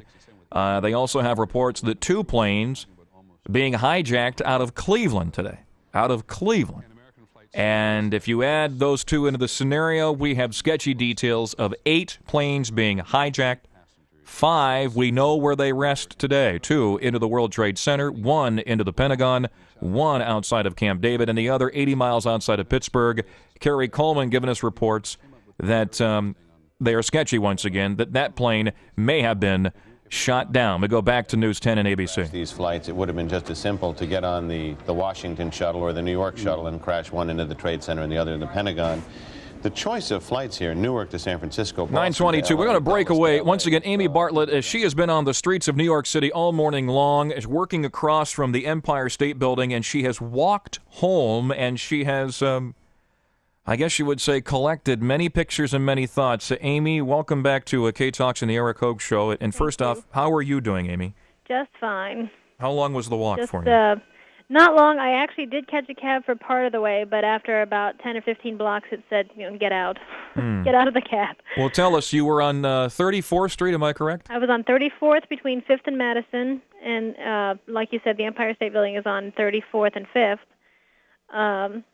and I've walked home to 75th between Columbus and Amsterdam, which is the Upper West Side. What did you see? Well, it's like pictures of being somewhere overseas. You know, this is not America. You can see the smoke in the sky. People are gathering around news vans, or even actually there was an electrical shop van that was parked outside its shop that opened up all its doors and turned on the radio really loud. People are gathering around any radio, those that are away from the television for a moment. I'm still trying to get a hold of a family that I know that the mother and the wife works in the World Trade Center. People are mumbling to themselves as they go down the street, I can't believe the World Trade Center is gone. Because that's something, not only is that as far as the wonders of the world kind of thing, the skyline of Manhattan, but it's something you see every day. Yes. And it's one of those things that is so substantial, it's never not going to be there. Well, now it's not there. Neither of them both gone. And it's it feels like a war zone, and yet everything is normal. People are eating in restaurants. You know, the streets up here is so far removed, so it's nobody knows quite what to do. Amy, I'm just getting some more details here. Sorry to pull away from you. All right. And when you are thinking back to close to 9 o'clock this morning and now resting in your home, just take us through the litany of emotions that you've felt today, that you've observed. Actually, most of them have been vicarious because I've heard so many people's stories by now. Like the woman that I keep mentioning, I just talked to her family. Her sons are in Brooklyn, and one of them is 8 years old, and he's quite beside himself because they did hear from her. She was walking to her husband's office, which doesn't really make any sense, but where else do you go? What do you do? A lot of people, there are a lot of reports. There was a report about a local fireman who was being interviewed by 1010 Winds, which is the news station here, as the building began to collapse, and they caught him on tape before it went out, saying he wasn't crushed, but he couldn't breathe. I don't know what happened because the report went out from there.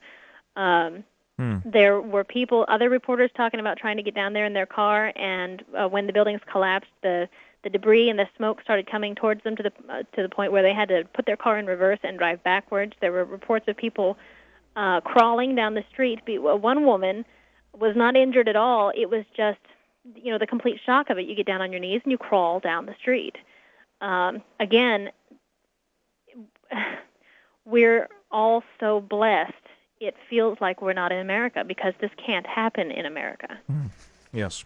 I'm seeing videos, watching videos in here, Amy, and you probably haven't seen the videos, and maybe you have, but the hardest thing for me to see right now, before the towers fell, people busting out windows and waving towels. Yes. And that there's no way anybody got to them. No. Not only that, right before that happened, some of the most dramatic reports were of people on the street watching other people jump out of the tower because in a state of panic, you jump from 20 flights up because you don't know what else to do. Watching that, like you said, I haven't seen much, but I was watching the television as the towers fell, both of them. I was sitting in front of the television in the conference room where I work. And what was the response? I mean, that's being in the city, just a mile away from watching that. The response in that conference room from where you worked. It was very slow to develop because at first you don't believe it and you think the impact of the crash has weakened something, and a section of the face of the building has fallen. And as the smoke begins to clear, you realize there's nothing behind the smoke. And it was such shock. Everyone, if you live here, and I'm sure it's not just local, I'm sure it's for the world as well, because that's all of our, our visual reference point to New York City. But especially when you live here, everyone feels like they've lost a piece of their family. And I don't mean that emotionally, like, we were attached to the building or something, but there's a loss that you don't know how to describe, and it's just as serious. This is something happening in your neighborhood, so to speak. The entire island is so jam-packed, it's just one neighborhood. And there is a terrible loss, and there is a terrible sense of, pain and depression, and nobody quite knows what to do with it. They think they're not allowed to feel that bad because they didn't know anyone there, or they haven't lost a family, or there are people that have died today and have lost their family members. So the ones that haven't, what do you do? What are you grieving? Are you allowed to feel like you feel when you look in the sky and the Twin Towers are gone and you know what happened to all those people? The most surreal story you told me all morning long was the fact you were sitting outside of your workplace across from the Empire State Building or on 34th Street there, and an accident happened in the road, and you saw people exchange IDs and insurance, and yet you ask yourself, it matters not in what we're talking about today. Nobody's going to attend to this fender bender. They were taken to an underground. I am being told now with that, Amy, we've lost her. We're now joining Carrie Coleman, WHK Radio in Cleveland. Eric, do you hear me? Yes, Carrie, you have me. All right. Tell me now, what is the latest on that other plane that in fact crashed, what we're hearing in California? We are not getting any details on a plane that crashed in California. Okay. We are getting details on a plane that crashed outside of Camp David. Okay, outside of Camp David as well. Well, I heard, in fact, it's unsubstantiated, General Vallely out of Atlanta, who's a retired major general, who's the head of the Special Forces, very, very important man in the military in his day, but also stays very much on top of military matters of all sorts. We've used him on the air many, many times when it comes to military matters. He indicated that there was a possibility of a California crash. Let's do this. Rob Griffith is inside of the K-Talks News Center. Steve, would you mind giving Rob a jingle? See if indeed he's not working on that story. And Kerry, as we talk, we'll see if we can't confirm that from our K-Talks News Center. Considering where you guys are out there on the West Coast, business is not as usual, obviously, today. What is the reaction so far there? Here in Cleveland, first of all, let me brief you that we are getting a voluntary evacuation of downtown Cleveland. We were, of course, in the business day when all of this began to occur. And the Mayor White has, in fact, done a forced evacuation of the public buildings, a voluntary evacuation requested of the private buildings. Is that sort of thing happening there? Kerry, it is not to the capacity that you're experiencing in Cleveland, and I think the difference and reason might be your proximity to New York and, of course, the Capitol and the Pentagon, and the fact that you got a plane resting right there at Hopkins Airport. I think that puts ground zero a lot closer to Cleveland than it does for Sacramento today. Yes, precautions, the Capitol, Los Angeles, San Francisco. There was one plane that was returned, forced down at San Francisco. That was a sketchy report. Also, the one plane that flew into the Southwest Tower of the World Trade Center was an American Airlines plane from Boston to Los Angeles. So that's as close as we get to the linkage right now.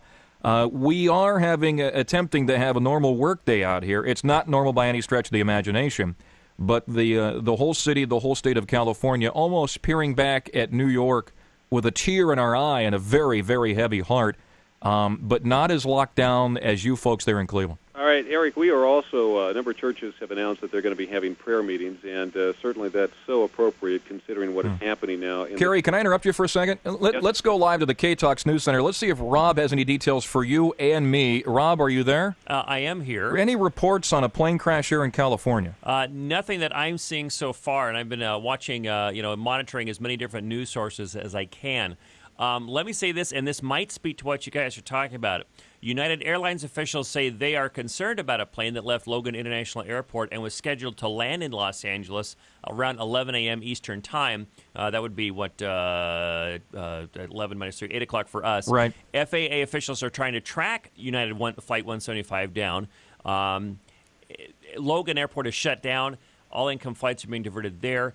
And LAX has been shut down, as have all airports, and it's in fact being evacuated from what we have right here. All right, now that United flight was coming from where? That was coming out of, land in Los Angeles. Did you say Logan? Logan yeah. International Airport. Okay, yeah, and that would be certainly a suspicious takeoff point, considering a couple of planes hijacked out of Boston here today. That would be. Exactly. Again, what we are hearing, and again, people don't take this as absolute fact, but coming from a retired major general, I certainly think that there's a possibility that this could have happened. The one plane that crashed in Pennsylvania, hijacked as it was, seemed to be bound for the U.S. Capitol. And under the circumstances, the general says it would not have been out of the question for the military to have shot that down. Where did it land, Kerry? You're saying 80 miles out of Pittsburgh, between Pittsburgh and Philadelphia? It went down around Somerset, Pennsylvania. about 80 miles to the southeast of Pittsburgh. Okay. Any reports on people on the ground there?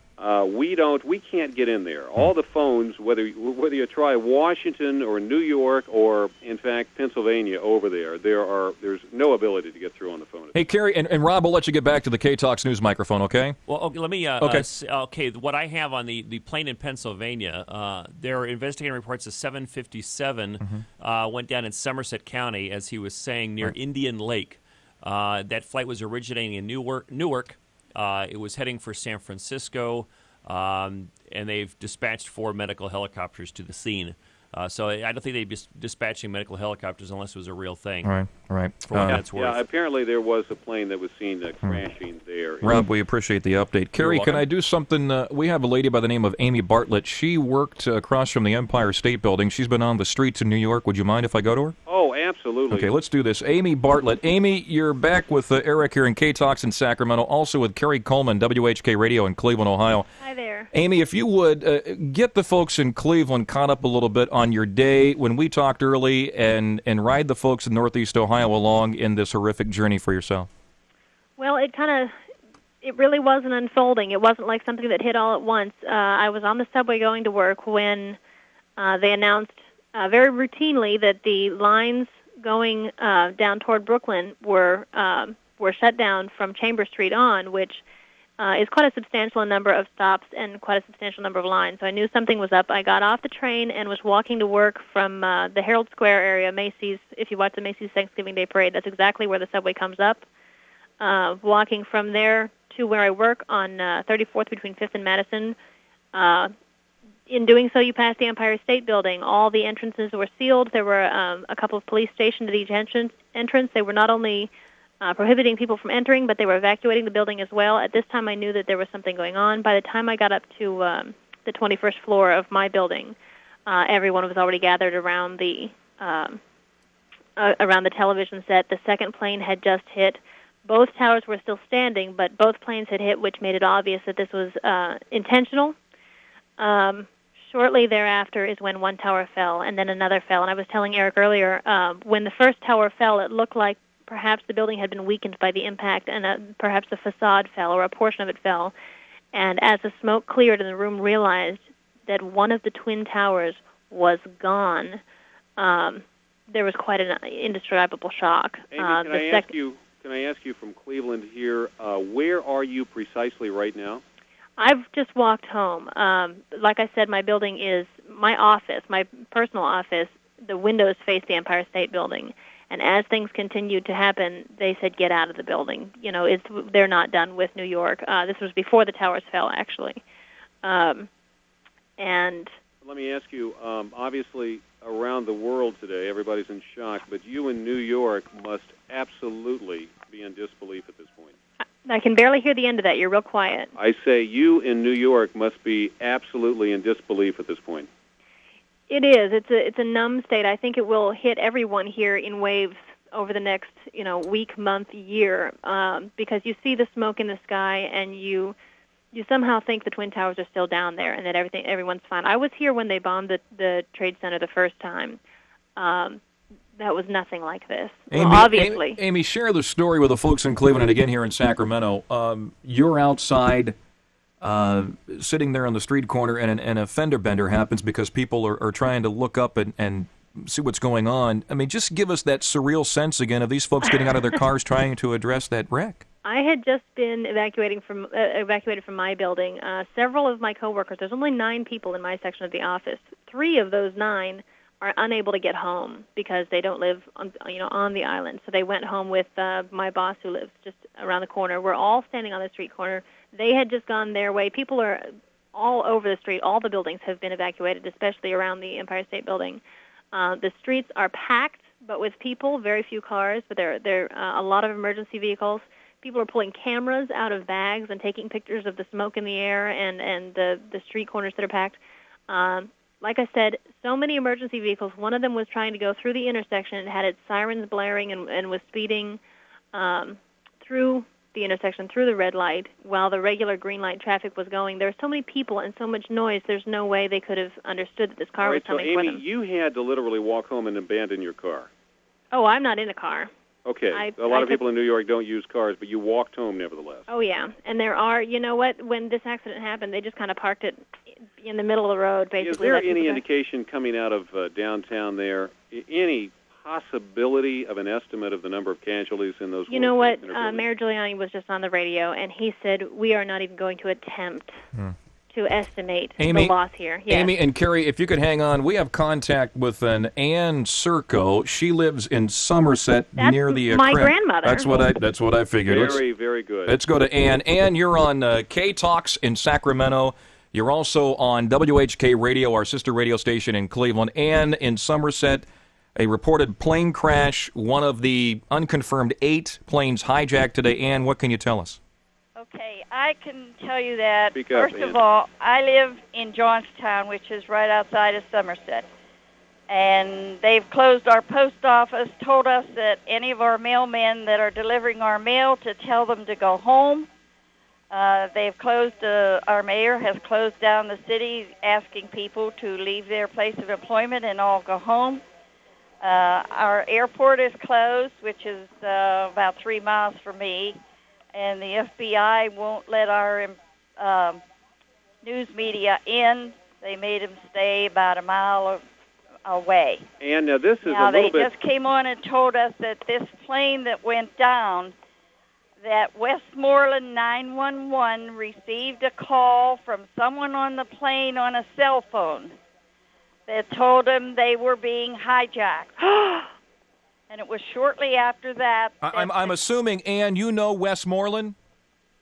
Are you mentioning a gentleman's name, Westmoreland, here? No, that is Westmoreland County 911. So the 911 dispatcher received a cell phone call from the plane telling them that the plane was hijacked. Go ahead, Ann. Okay, and shortly after that, then the plane crashed about a mile from Shanksville, which is just a little town. It crashed into a strip coal mine, and they said that there's about a 50-foot hole in the ground, 25 feet deep. And our announcer said that he acknowledged that they received a call that the plane was flying out of New Jersey, Newark, to Los Angeles, California, and that there were 421 people aboard, and there are no survivors. And let me ask you, small bits. Ann, can you hear Carrie? Ann, can you hear me? Carrie Coleman? I don't think she could. Go ahead, Carrie. Okay, I'll Eric, the question is, I'm a little bit concerned by, and I don't, again... Hang on, Ann. I'll come to you in a second. Go ahead, Carrie. Don't make any assumptions here, but I'm a little bit concerned by that large of an area being cordoned off, because normally if there's an air crash, you know, it's a fairly limited amount of debris, especially with this kind of a catastrophic crash here. I'm wondering if she has any clues as to why such an area is going to be shut down. And Carrie Coleman, and once again, you're talking to both Cleveland WHK Radio, our sister radio station, and AM 1380 K-Talks here in Sacramento. They're curious as to why, and so am I, as to why such a large area has been quarantined or closed off to the media. Usually, we don't know. We don't understand it. All we know is they announced over the television that if we see our mailman, we're supposed to tell them to take their mail home, secure it for the night, and not to even go into our post office. Wow. Very interesting. We're all watching for the mailman to tell them, you know, don't go into the post office. You know what, Eric, it may just be a precaution. The FBI is now at our airport here in Johnstown. All right, and we appreciate your input. Thank you so much. You're quite welcome. And I'm going to do something here. Hold on 1 second. I want to make sure that I can get... I don't know if I can do this. We're talking to Eric Hogue out in Sacramento, K-Talks, 1380 AM out there, one of our sister stations, Salem Communication Stations. Carrie, I'm all yours now. I cleaned the banks there. All right. We're also going to be trying to get General Paul Vallely on here in just a minute, but we're also trying to get into New York and Washington, Salem stations there, and it looks like Ricardo is punching up General Vallely at this point as well. And the analysis that we can get from the general is pretty much where we go from here. You know, we've had a major attack on this country, and we want to know from a military standpoint analysis where, in fact, things are going to escalate, where they're headed. Now, General Vallely, are you on the air? I just came back on, Jerry. Thank you. All right. I guess you were on Fox Television there? Well, they've got me booked for tomorrow morning for an hour.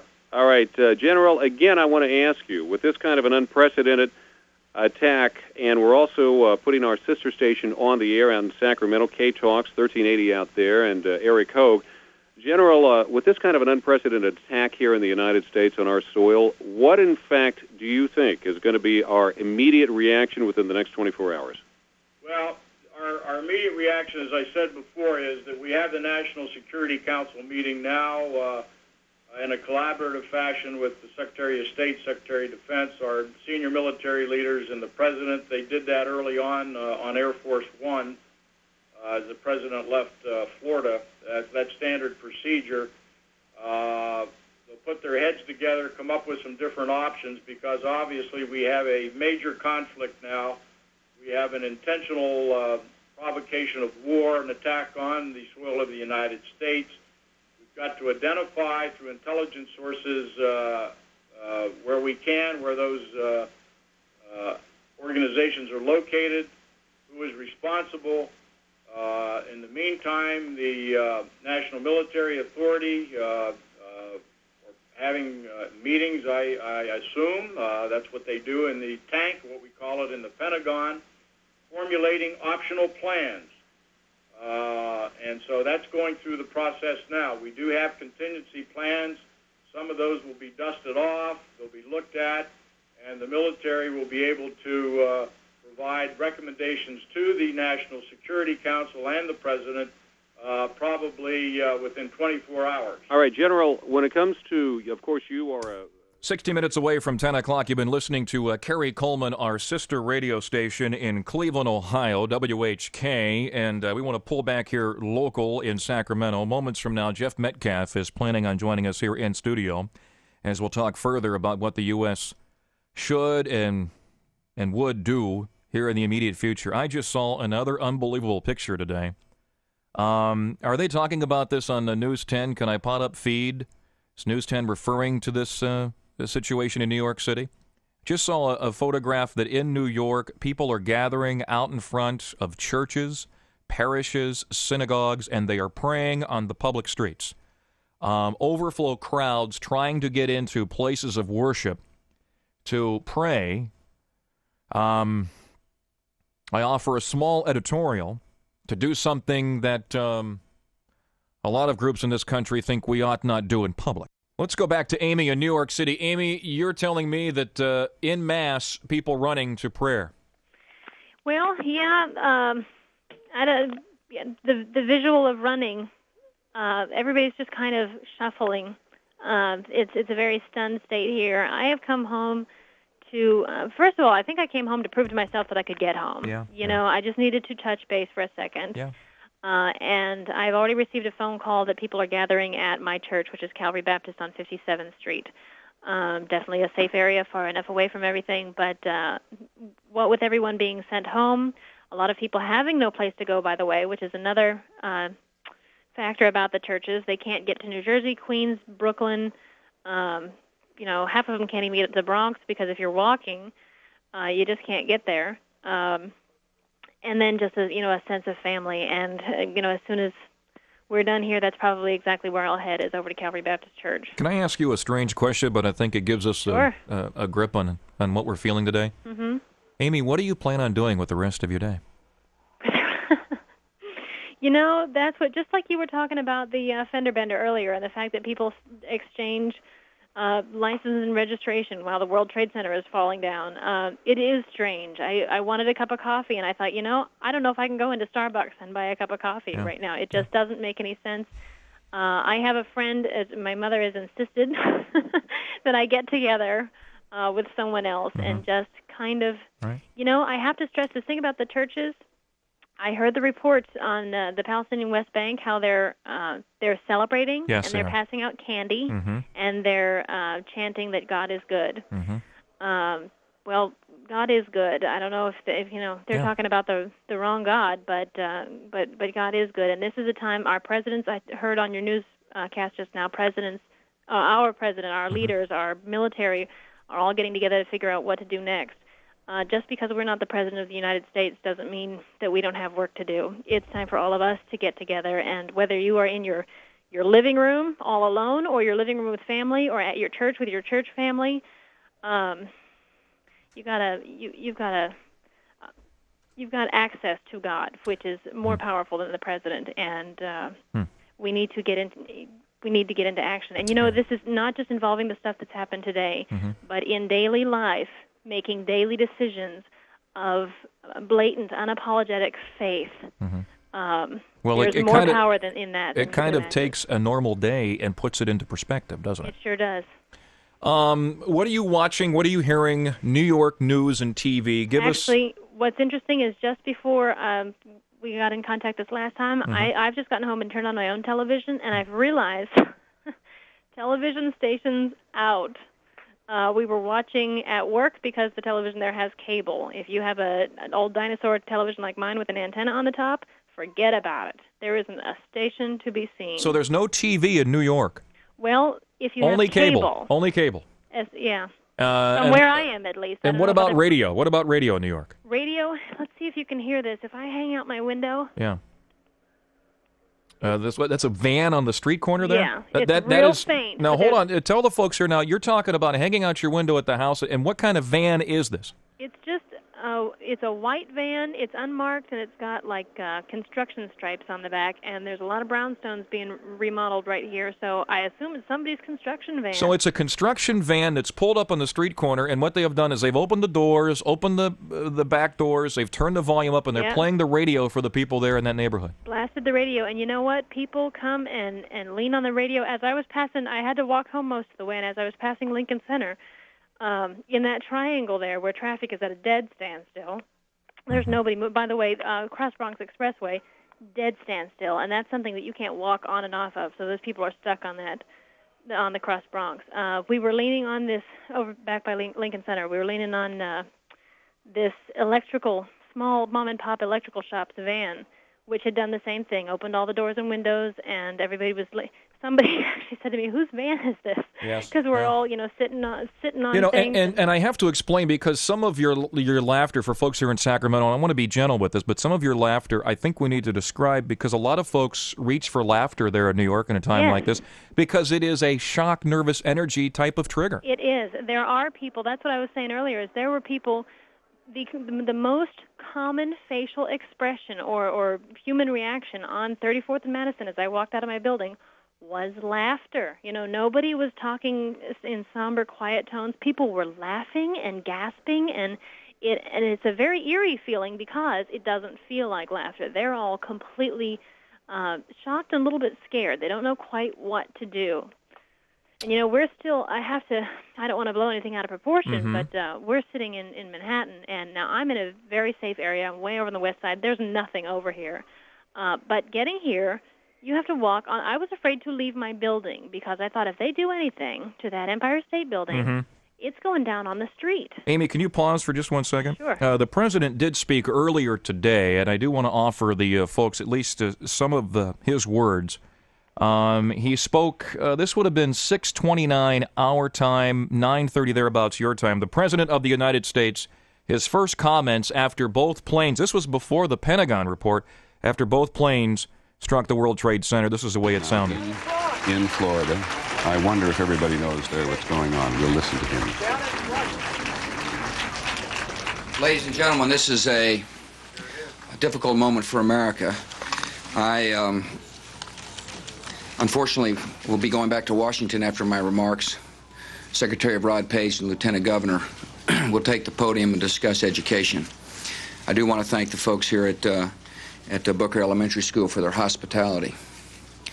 Today we've had a national tragedy. 2 airplanes have crashed into the World Trade Center in an apparent terrorist attack on our country. I have spoken to the Vice President, to the Governor of New York, to the Director of the FBI, and have ordered that the full resources of the federal government go to help the victims and their families, and to conduct a full-scale investigation to hunt down and to find those folks who committed this act. Terrorism against our nation will not stand. And now, if you join me in a moment of silence.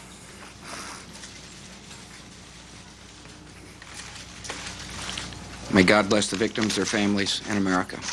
Thank you very much. And that was the president right around 6:30 Pacific time today, 9:30, Amy, your time. Where would you have been about 9:30 in the morning? Amy, are you still there, by the way? Hello? Are you still there? Yes. Where would you have been about 9:30 this morning, New York time? I was just walking into my building. As a matter of fact, that's precisely when I found out about all of this.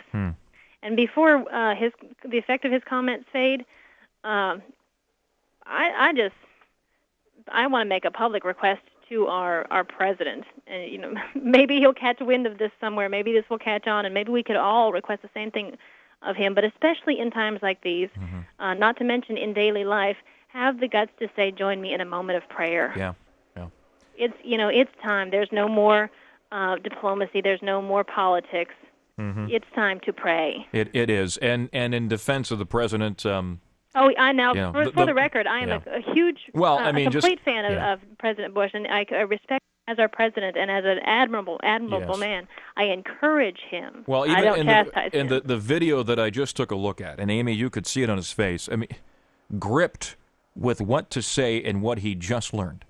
Yeah. And the magnitude of it. And I do believe there will be a furthering a statement coming from the president. Amy, I'm going to let you go free a little bit. Okay. We'll try to contact you later. We're going to be broadcasting live all morning long, and I do appreciate your time so far. Anything that you can tell us, do give us a jingle back. Sure. Actually, you know what? Can I add one more thing before you go? Yes, you may. Go right ahead. In regards to the president and in regards to this, how do you go about the rest of your day and the fender bender, like you said, I think it's an interesting note that when he found out, when he was informed, he continued to finish reading the book that he was reading to the school children. And when he was done, then he went to his country. And I think that is a wonderful thing. That is definitely true, because we did have the continuing video of him reading that book and continuing on. So, Amy, I thank you much. Sure, thank you. We're in prayer out here for all of you and all of us, and let us know if anything breaks. I will. Amy Bartlett, she's been on the street, on the scene in New York City with us all morning long. David is in here with bated breath. Anything I should know? We're just live, buddy. Okay. 5 away from 10 o'clock. We're going to stay here all morning long. Jeff Metcalf planning to join us here close to 10 o'clock. Steve, do you have any news for me?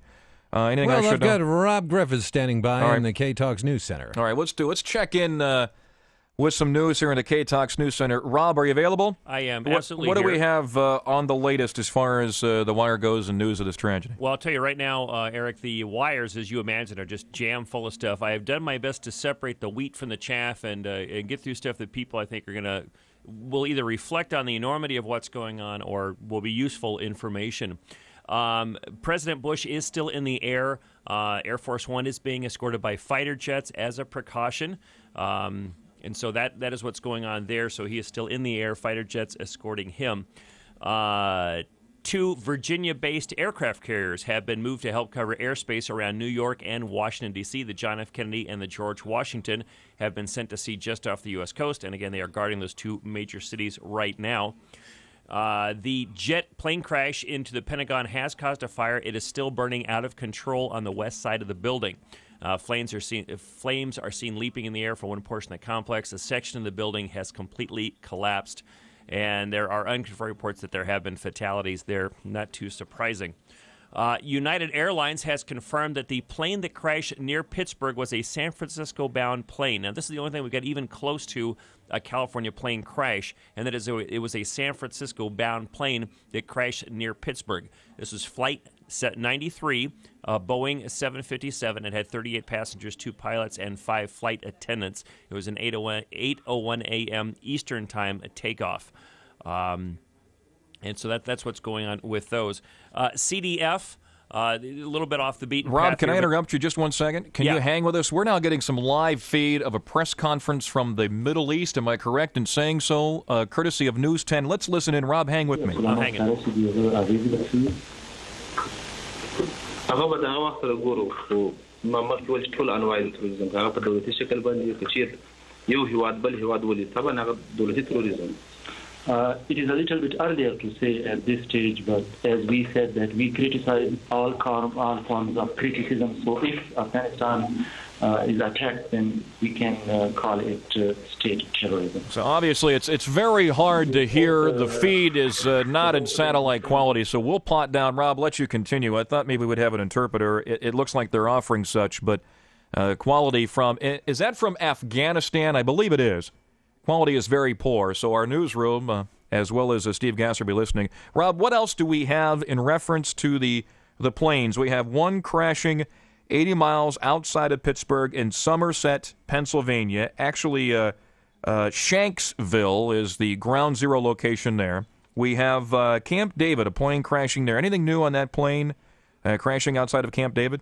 No, nothing more on that one. In fact, I haven't seen anything on that in a while. I hope that was not one of those things that comes out quickly and turns out to be false later. We had a couple of those. They had that car bomb out in front of the state building. The state building, exactly right. So, again, I'm trying to do my best to separate the wheat from the chaff here as we go through. It's hard to do, bud. Sacramento Federal Courthouse is closed, obviously. As the representative of the gas companies, can you I have no idea, Rob. Just summer, continue on.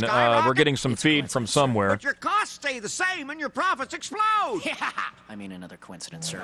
You can fight high gas prices with a Jiffy Lube signature service oil. Rob, you still there?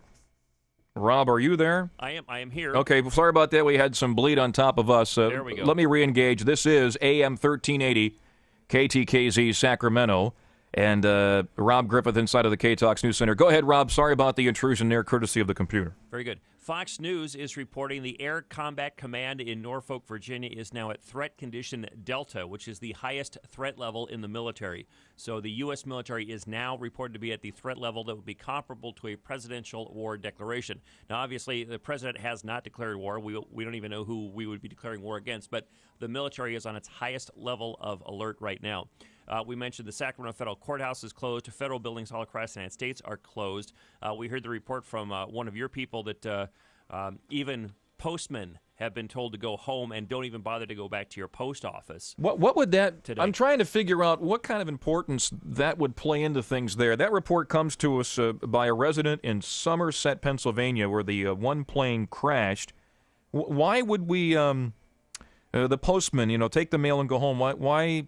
Just for security reasons, you think? Yeah, just to close the post offices. Okay. And just one less target or series of targets. And by the way, the quarantined location there in Somerset, and I don't know if it was you or Kerry Coleman, we were talking with our affiliate in Cleveland, WHK. By the way, you're listening. Let me give you legal in here since we're live today. AM 1380, KTKZ Sacramento, as well as KKFS 105.5 FM, Dunnigan, Sacramento. Rob, let me ask you, why the huge quarantine there in Somerset at this plane crash? Do you think maybe concerned about more explosives or they almost shut the whole city down with that plane crashing. Right, that could be part of it, concern about explosives. It's maybe a reflection of the kind of the DEFCON alert that the Department of Defense has gone to. Yeah. It might just be, gosh, we don't know what we're dealing with here, so let's be real safe right now and go that way. We'll give them the benefit of the doubt at this point. One thing that well, let me get to that in a second here. CDF is keeping its planes in the air today, continuing to fight forest fires. It's a quick note, but I think it's worth mentioning just so, life does go on the local level, and CDF, like I said, is still going to be in the air. This is not strictly news, but I think it's kind of a reflection of where some things are at, and I think you'll appreciate this. Peter Jennings, a while ago, was saying, where is President Bush, and kind of demanding some kind of accountability on where President Bush is and where he should be. And, I don't think President Bush right now has to worry about what Peter Jennings' opinion of how his security should be done. I just had to throw that in there. Well, and keep some perspective. President Bush is trying to find a place to land secretly. They've changed the routine on Air Force One. He did make a statement at 6:29 this morning.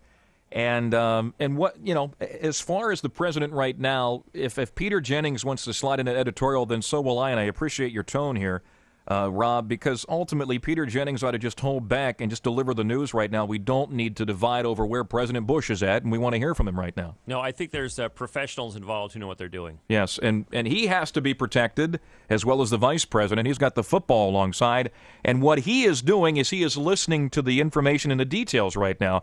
He doesn't want to leave a meeting and come talk to us. He's already spoken on the matter. Right. Rob, I appreciate the 2 cents. We'll keep you posted as when we come back. And if you have anything, let us know. I will. Rob Griffith inside of the K-Talks News Center. 2 minutes after 10 o'clock, 10:02. This is expanded coverage now. Here on AM 1380 K-Talks. Once again, we'll open up the phone lines, 923-3300, 888-923-1380. Because I think we need to talk about it. And the most recent script I have read, and we always hear this, but there's now commentary that Bin Laden and some of his associates were overheard talking about something huge coming up in America. Well, that's pretty much a given on every day, is it not? With terrorists like Bin Laden. And to say such after the fact, you might want to ask, where was intelligence ahead of the game on this? Where was airport security ahead of the game on this? I don't know if those are worthy conversations today. And I know one thing, we don't need a news anchor going after the president. It's time for America to collectively come together and deal with our wounds and our lost loved ones, and then to turn and sight the target. 4 minutes after 10 o'clock, we go to... I'm just going to take the lines as they pop up because we're haphazard and on the fly today. Your name and what city you're calling from. You're on K-Talks, the Eric Hogue Show. Hello. Steve, if you could pot that phone line up for me. There we go. It's you. Go right ahead. Name and what city you're calling from. Hello. Yes, you. Go right ahead. Oh, hi. This is Vince from Sacramento. Go right ahead. Yeah, I just was wondering, have more people died today than died at Pearl Harbor? I could only assume yes. I mean, this is incredible. Yes, it is. And I think we ought to retaliate with the full might of the U.S. when we find out who has done this. But I definitely want to make sure who, you know what I'm saying? Well, I'm sure. One of the questions I will ask Jeff Metcalf when he arrives, and we're hoping to have his visit here momentarily, but when Jeff comes in, I'll ask him, we're going to be looking for fingerprints, and we're going to have to find the hand, and then we're going to have to find the arm, and when we do so, what should be the retaliation? What should be the message on the other side of this act of war? It's an act of covert terrorism war. I agree, and I think Congress should enact some type of law that anytime holy jihad is declared against the United States, that, we should be prepared to, go to war. Well, I have said that for a number of years, primarily at the airport security ranks. I believe in profiling there because of one aspect. Now, not discrimination, not to be racist, not to be bigoted, but to simply say, you know what, there's been a holy war declared on our country, so while that holy war continues to be verbal and it continues to prove itself in terrorism, not to this magnitude, but in other terrorist attacks on our country, we will profile at the gates of our airlines and our airports. Appreciate the phone call. We go to Julia in Sacramento. You're on the Eric Hogue Show K-Talks. Hi, Julia. Hi. Good morning. Good morning. I wondered if you had any information about blood donations in the area or if they were calling for a national blood donation. I know on the streets of New York at the triage outfits there in New York City, and this is courtesy of Amy Bartlett once again on the ground in New York, she simply said that immediately people were offering blood. It was as if they would set up a triage unit as close as they could to this horrific event, and then people were walking up and giving blood. Locally, it won't affect today, but it will affect tomorrow. And so I would encourage folks, number one, to find some time to pray today. That's number one. And number two, to hang out the flag and to ponder what this country represents, and for us to collectively come together and talk about issues of liberty and defense of our country. Number three, to do what we can for those who are in critical condition, and that would include giving blood or even financial donations, and remembering those who have lost their lives today. Then on the other side of all of that mourning, of all of that shock therapy or walking through that shock, that's when we get behind this president and our government and our leaders, and we simply say, we are praying for you to do the right thing, and the right thing here is to show strength swiftly, completely, and quickly. Julia, I appreciate your call. Thank you. If you want to give blood, Julia, call the blood bank right now. All right, thanks a lot. And drive on down there. I'm sure they would receive it. Let's go to Bill in Sacramento. Expanded coverage here on K-Talks. Bill, go right ahead. Yes, Eric. How you doing? Not very well today. No, it's a bad day. I just wondered if there's any significance. Have you thought about the date today? 9/11. We've talked about that since 6 you o'clock already this have. morning. Yeah. The other thing is, I hope this is a message to all the liberals to want our borders a little stronger in our military. Maybe it's a wake-up call, I hope. Bill, appreciate the comments. Thanks, buddy. We go to Bill in Diamond Springs. You're on K-Talks. Hi, Bill. Hi, Eric. You know, I just turned the television set off in disgust. They had a feed from the Gaza Strip, in which they're having a celebration. Mm-hmm. And I would suggest that any local people of the Muslim faith tune in on that. They need to see that. And then they need to start explaining just what the hell is going on with those people. They're reveling in it. They saw the towers come down, and they just thought it was wonderful. Yeah. But, you know, before we start... Let me offer a comment on that. We shouldn't be surprised. We shouldn't be surprised because that sentiment has been there for years. Well, sure. Okay? Well, sure. But before we start blaming any group of people, we have one focal point that we need to concentrate on, and I think the last caller, he kind of alluded to it. The liberals should learn something. Well, the liberals managed to elect a guy for 8 years who has been systematically defiling our abilities to do intelligence internationally.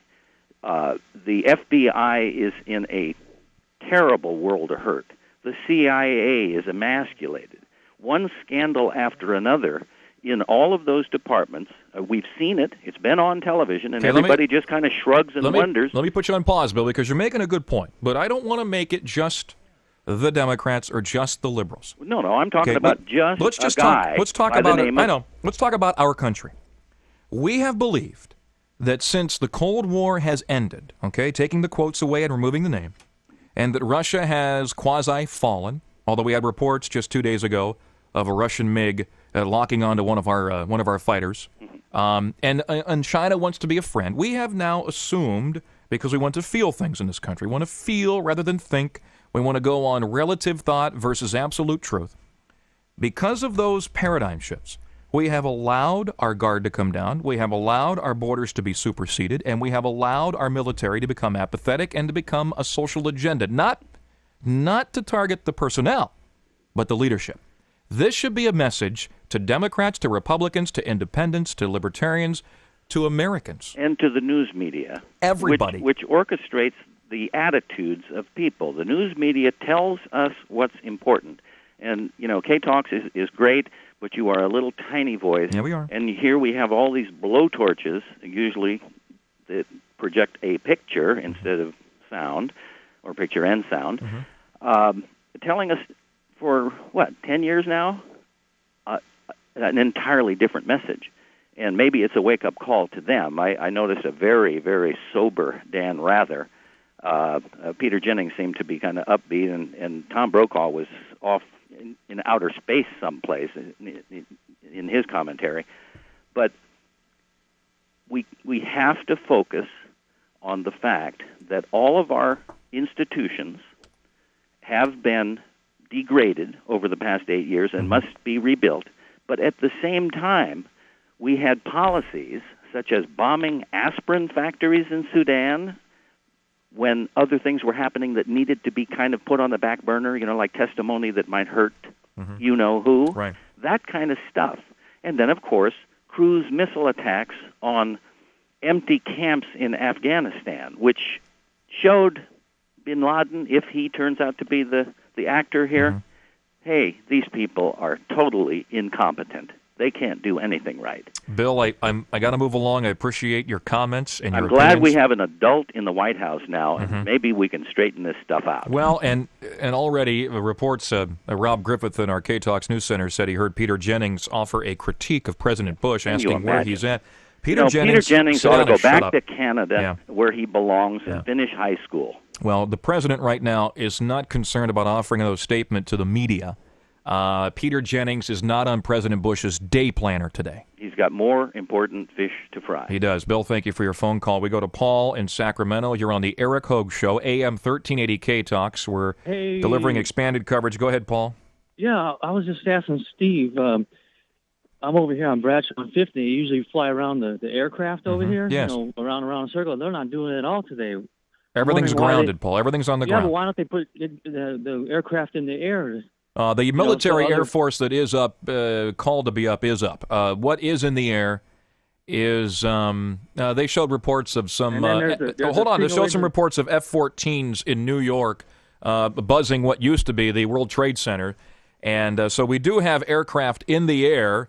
It's not in mass numbers. There's no need to put anything up here locally. From what we've understood, I'm sure there's military aircraft in the air over California. Yeah, and I'm over here on Bradshaw and 50, and there's a single-engine plane flying around over here, too, that I'm hearing. But I'm not hearing no jet, The single-engine plane might be a traffic plane. I don't know if altitude or concern would reach in that. Then again, I don't know. I'm not a pilot.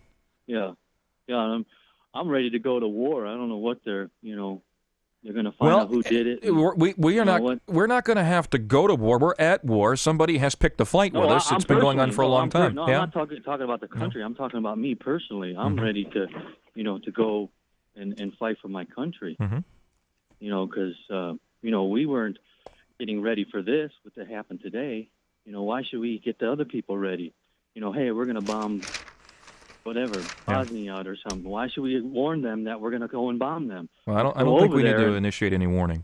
No, we need to go over there this afternoon. No, and start bombing we don't do it that way, Paul. No, appreciate your call. We don't do it that way, though. We will find out who should be targeted, and when we know who, then we will target. We won't stoop to the levels of slime which orchestrated what happened today. But when we find out, we find out. And there's one thing that should be learned from those in the Middle East and those surrounding or on the outside of those in the Middle East or those associated to attitudes or behavior of such. Americans won't stand for this. We will not take this. And if our leadership begins to get apathetic, we will not take it. We're tired of this, and this is ridiculous. This is horrific. It's beyond the pale.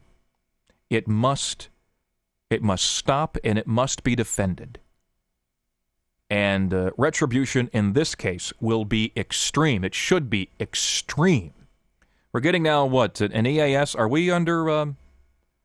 Let's listen in News 10 ABC. We have something breaking here with Peter Jennings at the anchor desk. And the potential terrorists, the people who would do one harm as partners in this, and so it's perfectly natural for the Israelis to be doubly and trebly on a state of alert today. We've now managed to get the tape of President Bush speaking at Barksdale Air Force in Louisiana on his way from Florida to, as you heard Ann Compton say, somewhere. We assume Washington. But here's what the president had to say when he was in Louisiana. Freedom itself was attacked this morning by a faceless coward, and freedom will be defended. I want to reassure the American people that the full resources of the federal government are working to assist local authorities to save lives and to help the victims of these attacks. Make no mistake, the United States will hunt down and punish those responsible for these cowardly acts. I've been in regular contact with the Vice President, Secretary of Defense, the National Security Team, and my cabinet. We have taken all appropriate security precautions to protect the American people. New York City Fire and Police Department, who must just be going through a hellish experience at 22 the moment. minutes after 10 o'clock, 10:22, of course, Peter Jennings at the news desk in ABC TV, once again carrying that sound courtesy of News 10 here in Sacramento. This is AM 1380 K-Talks. Our phone numbers are 923-3300, 888-923-1380. You're also listening to us on KKFS 105.5. The Fish Dunnigan in Sacramento as we simulcast on our sister radio station. To my left in studio, and it's great to have him on a day like today, Jeff Metcalf. And Jeff, I know you, like me, probably early this morning watching the video on TV and trying to exit a surreal state of is this real and what's going on. for about a half hour, you're in shock. You just can't believe what you're watching. It was amazing as we were watching I was watching the fires after the two buildings had been hit, and then all of a sudden, that first tower just crumbled. I mean, it looked like an implosion, a demolition job. And a little while later, when the second one came down, it struck me as I was driving in here. Nobody wants to say yet and be premature in their articulation as to how many lives have been lost, and we may not know that for days yet. But 50,000 people work in those buildings. Potentially, more people died today in this horrendous act of cowardice than died in the entire Persian Gulf War. And I was hearing you earlier coming in, and when, and it will happen sooner rather than later, when they're able to identify the potential source that started this thing, the response will be, I guarantee you, it will be devastating. And I was talking to somebody in New York just a little while ago, and they said they ought to carpet bag that blankety blank blank blank blank blank. Well, the problem is they don't know who that blankety blank blank blank is yet.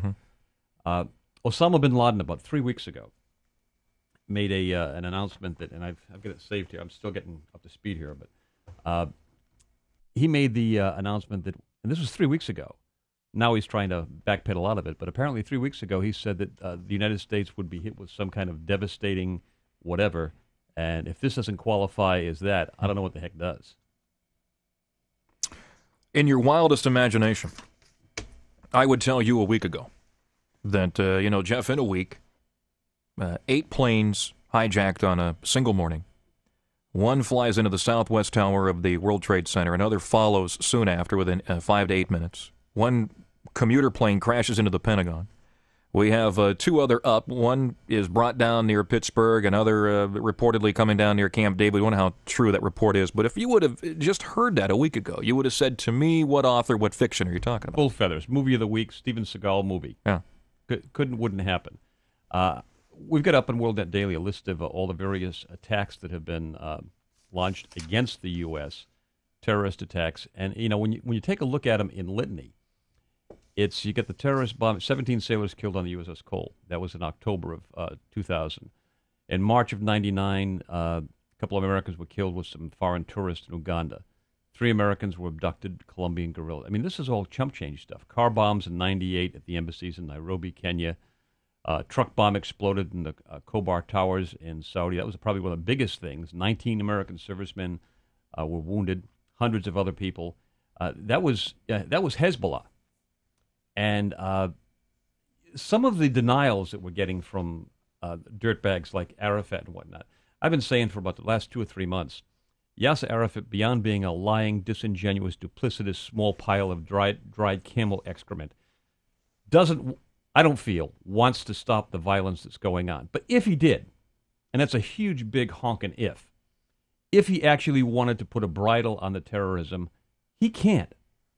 He does not control the Islamic Jihad. He does not control Hezbollah. He does not control Hamas. And if or when he did what people are telling him to, arrest the people that are doing this, they'd probably kill him.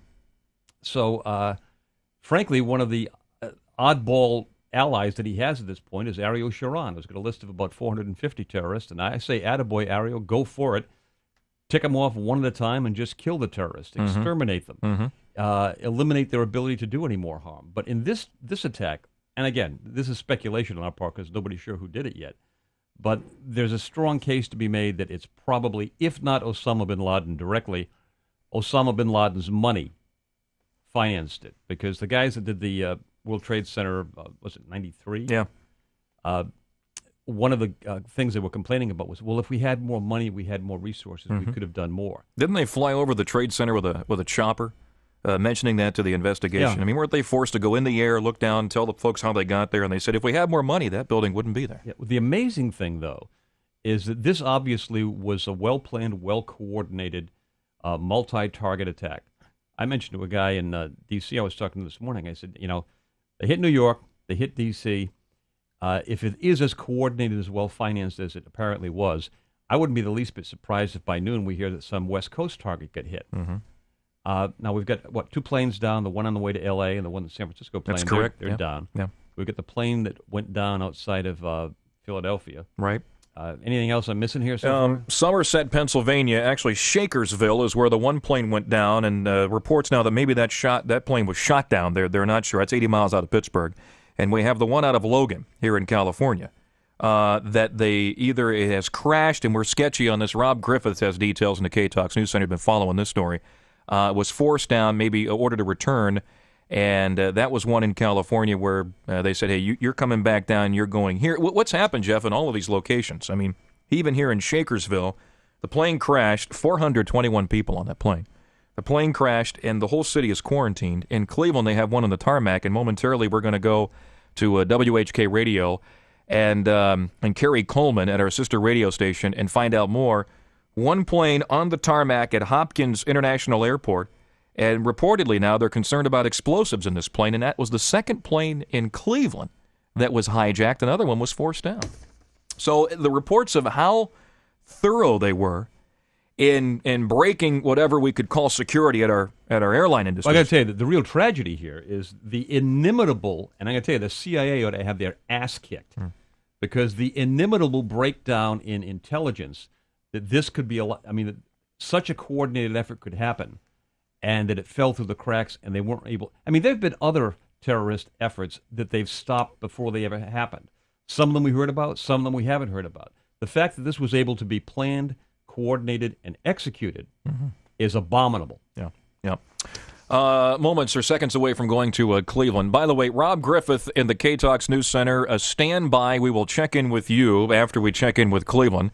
And where we're going to go here momentarily is WHK Radio, our sister radio station, 1420 AM in Cleveland, Ohio, and get some details from Carrie Coleman on what is happening at Hopkins International. And by the way, you're listening to AM 1380 KTOX, KTKZ here in Sacramento, and KKFS Dunning in Sacramento.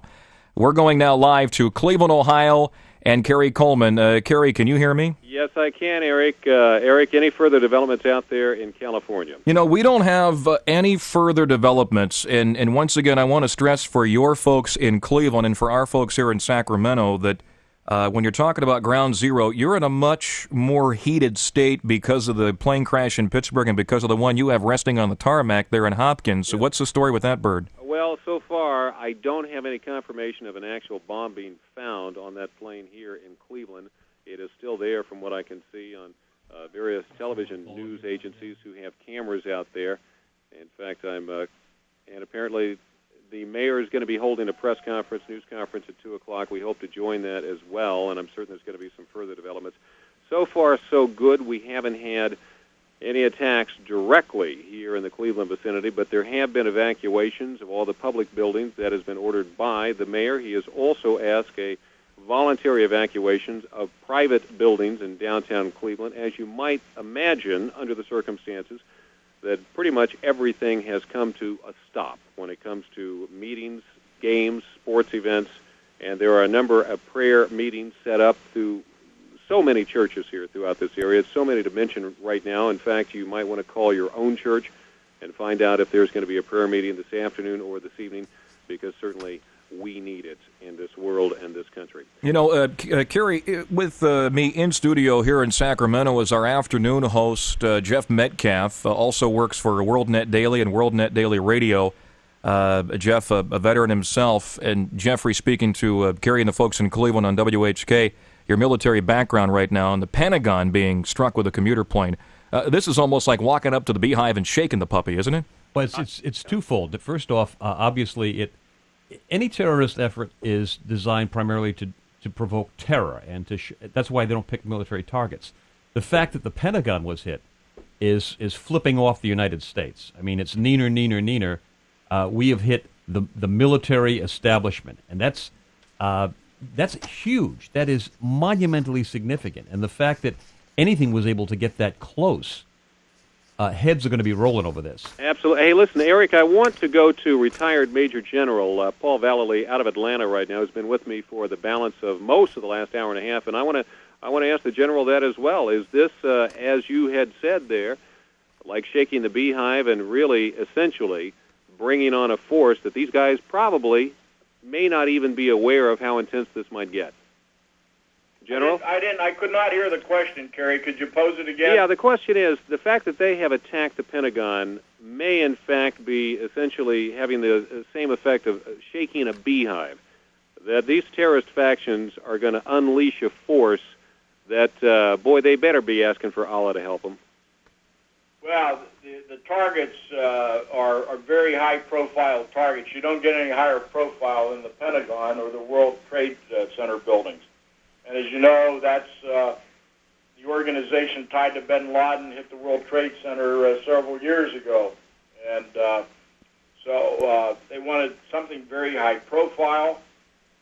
I'm sure they had plans to hit the Capitol building and other buildings, but with the shutdown and the early response, they probably were not able to complete those other targets. And we may not see the end. There could be some other things happening, but we've shut the airways down now, and that was their critical vehicle. All right, Eric, let me ask you again, what is the reaction out there on the West Coast at this point to this phenomenal series of events here in the East? Number one, it's shock. A lot of people still in a stage of shock. There's great concern about the fiber of our country, about our security. I think a lot of folks are saying, wow, this is a huge wake-up call. As minuscule comments, Kerry, is even comments like, and I know this sounds a little bit elementary or surfacey, but comments like, the mall is closed here in Sacramento. Yes. And malls are closed. High school games are canceled. Coffee shops. The only thing that we're finding open and advertising for people to visit are synagogues and churches and parishes. And I think that's the great perspective here in California, that, you know, Californians admire themselves and all of the tools of a high life. That's a huge wake-up call for the culture of this state, to simply say, the mall shut down. No doubt. Oh, my goodness. This is a big story. We've seen the same thing here. We have basically everything shutting down here as well. And when it comes to basic mass transit, I know that RTA was, in fact, stepping up its service to get people out of downtown. Yes, this is a terrorist attack on the entire nation of the United States, and the fact of the matter is we have all been terrorized today. And, again, where it goes from here, I think it's going to be a very changed life for all of us. Kerry, if I could ask a question of the gentleman in California. We haven't heard anything latest on the plane that went down in California. Can you update us on that? And once again, we haven't confirmed, Kerry, that a plane went down. We had one forced down that left Logan. Remember that, Kerry? That's right. So we have no confirmation of a crash in California. We had sketchy details like we did with the car bomb out in front of the State Building, one that links to a crash near Camp David. We can't put any weight in that wagon. The only crash that we hear about is the one in Shakersville, Somerset, Pennsylvania, about 80 miles out of Pittsburgh. So, General, we're still waiting for confirmation on that news story. And you may know something that we don't. Jeff Metcalf, to my left, of course, highly in the ranks of the military. Jeff, you haven't heard anything about a plane crash here in California, have you? Not yet. All I heard was that there was a plane destined for Los Angeles and one destined for San Francisco. I haven't heard anything yet. I've been trying to get a hold of some people at the FAA, and not surprisingly, they haven't been very responsive. Well, despite what we heard here from the mayor, what I saw on ABC News just a few minutes ago is that there have only been 4 hijacked planes. Okay. And that would not account for all that we are hearing, including what the mayor, in fact, was alluding to just a little while ago. Now, our mayor, Michael White's going to be going on in a news conference in just a few minutes, in about 25 minutes from now, 23, 24 minutes. But if ABC is right, there have only been 4 hijacked planes. Now, the last report I had from John Doherty of WorldNet Daily was he's confirming 5. Okay, what would be the 5th one? I'm looking for that right now. Okay, let's. We have 2 into the World Trade Center. Okay. We have 1 into the Pentagon. That's right. We have 1 at Somerset. That's right. And so the 5th one might be that early report outside of Camp David, or the one that your general is referring to here in California. Or maybe they're referring to the one on the tarmac in Cleveland. Could be. Could be. Or the one that was at an last earlier report on a plane between San Francisco and L.A., but we haven't heard anything since. Well, and let's put it this way. If there is a very wide-scale orchestrated event taking place with obviously numerous planes, some of those planes that may be entering the United States, maybe those are going to be suspicious planes as well. Kerry, we're getting details now from Amy in New York. Let me quickly, if you don't mind, and Colonel Metcalf and the General with you, and once again, folks, it's WHK in Cleveland and K-Talks here in Sacramento. Let's go to Amy in New York City. She has a request from the folks pretty much at ground zero today. Amy, you're talking to Cleveland and Sacramento once again. What do you have for us? Well, as the dust settles, speak up, Amy. There's a lot changing around here. I hear you guys talking about the malls closing in Sacramento, little things like that, daily life, etc. What's strange is that nothing has changed here yet other than the lower half of Manhattan being cordoned off. They're not letting anyone down below 14th Street now. Emergency centers have been set up in Union Square, which is at 14th Street, and that's almost halfway up Manhattan. We're hearing a request, Amy, from you as far as doctors and blood, and for the folks in Cleveland who might be able to get there quickly, might want to offer that. They are 1010 Winds, which is our news station here, is reciting phone numbers over the air for all the local hospitals, not only in Manhattan but in New Jersey. They're saying all medical personnel, all firemen, policemen, etc., report to work in New Jersey. Anyone from Manhattan, they're also and Staten Island, they're also requiring that retired personnel report in and see if they can help at all. They are asking for any plastic surgeons or burn specialists to call St. Vincent's. They are asking for anyone to go to any local hospital and donate blood.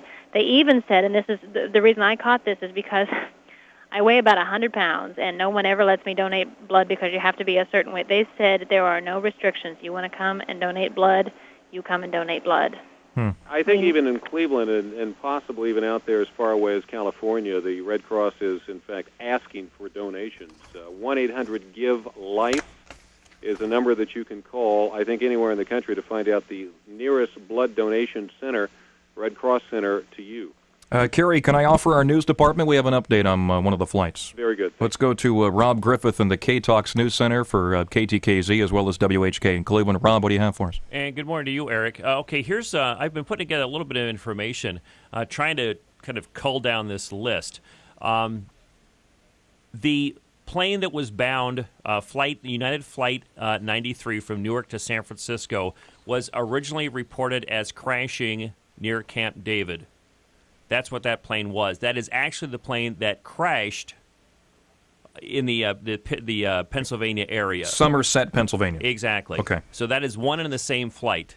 So we can now take that Camp David thing off the board because we know that the Flight 93, United Flight 93, went down in Pennsylvania. Well, and certainly at 2 o'clock we're going to hear more from Mayor White because it sounded like that there could be a couple of planes that were suspicious here in the Cleveland vicinity. One on the tarmac at Cleveland Hopkins International, and another one was in the air that he indicated could be, in fact, headed toward Cleveland, which was diverted, hopefully, away from Cleveland.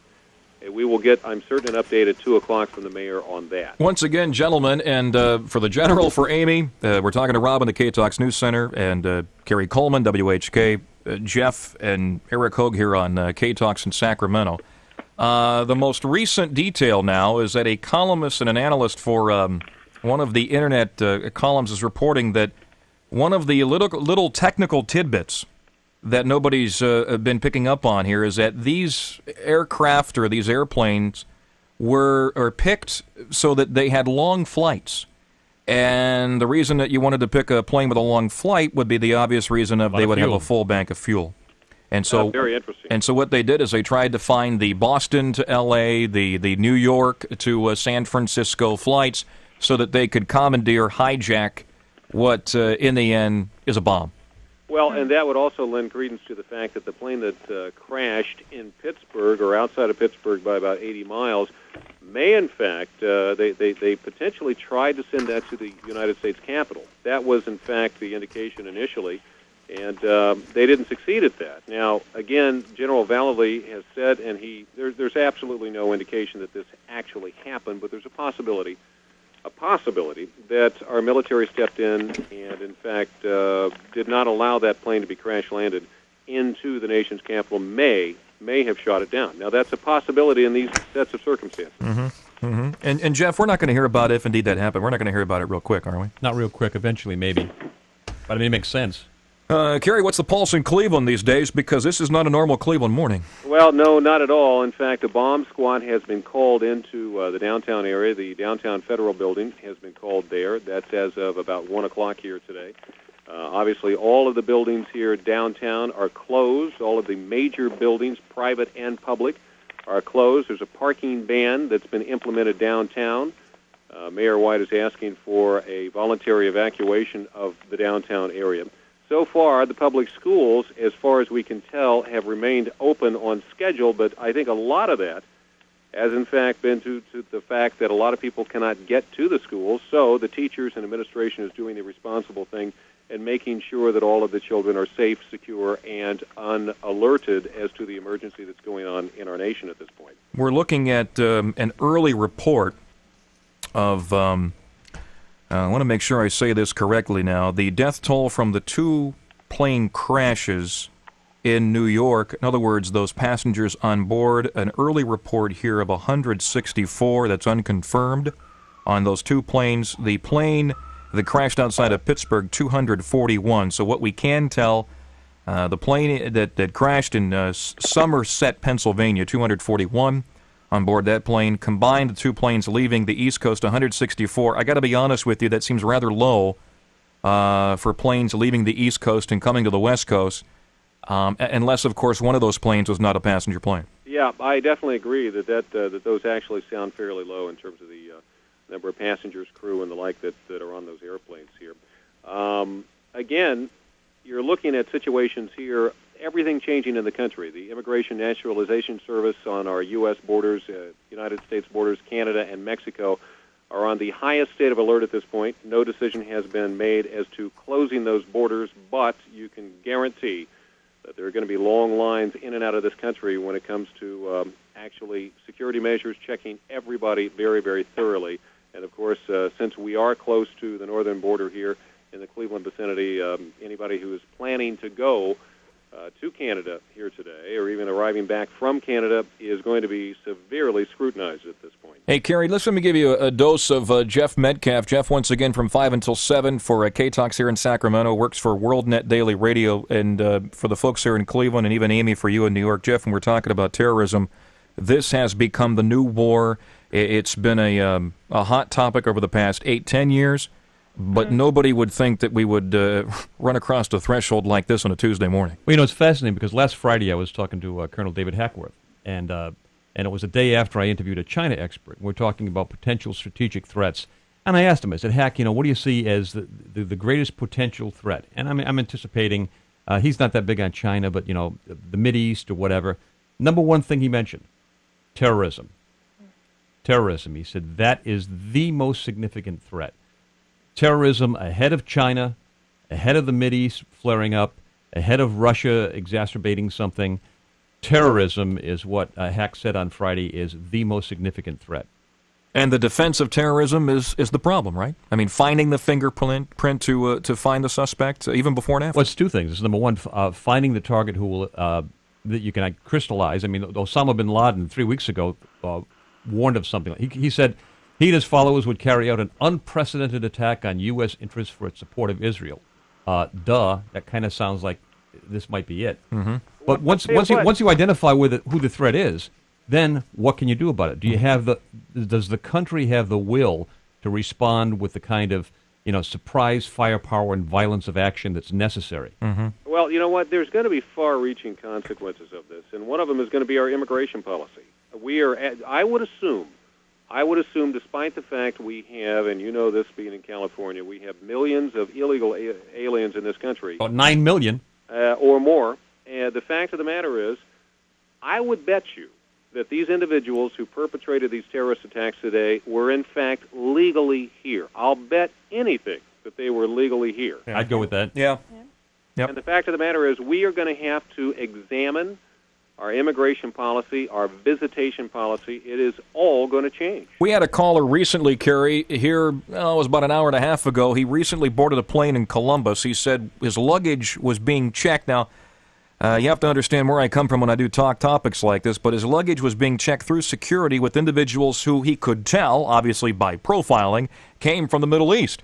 And he simply said, does it make sense in America that we're so politically correct that we look past the obvious?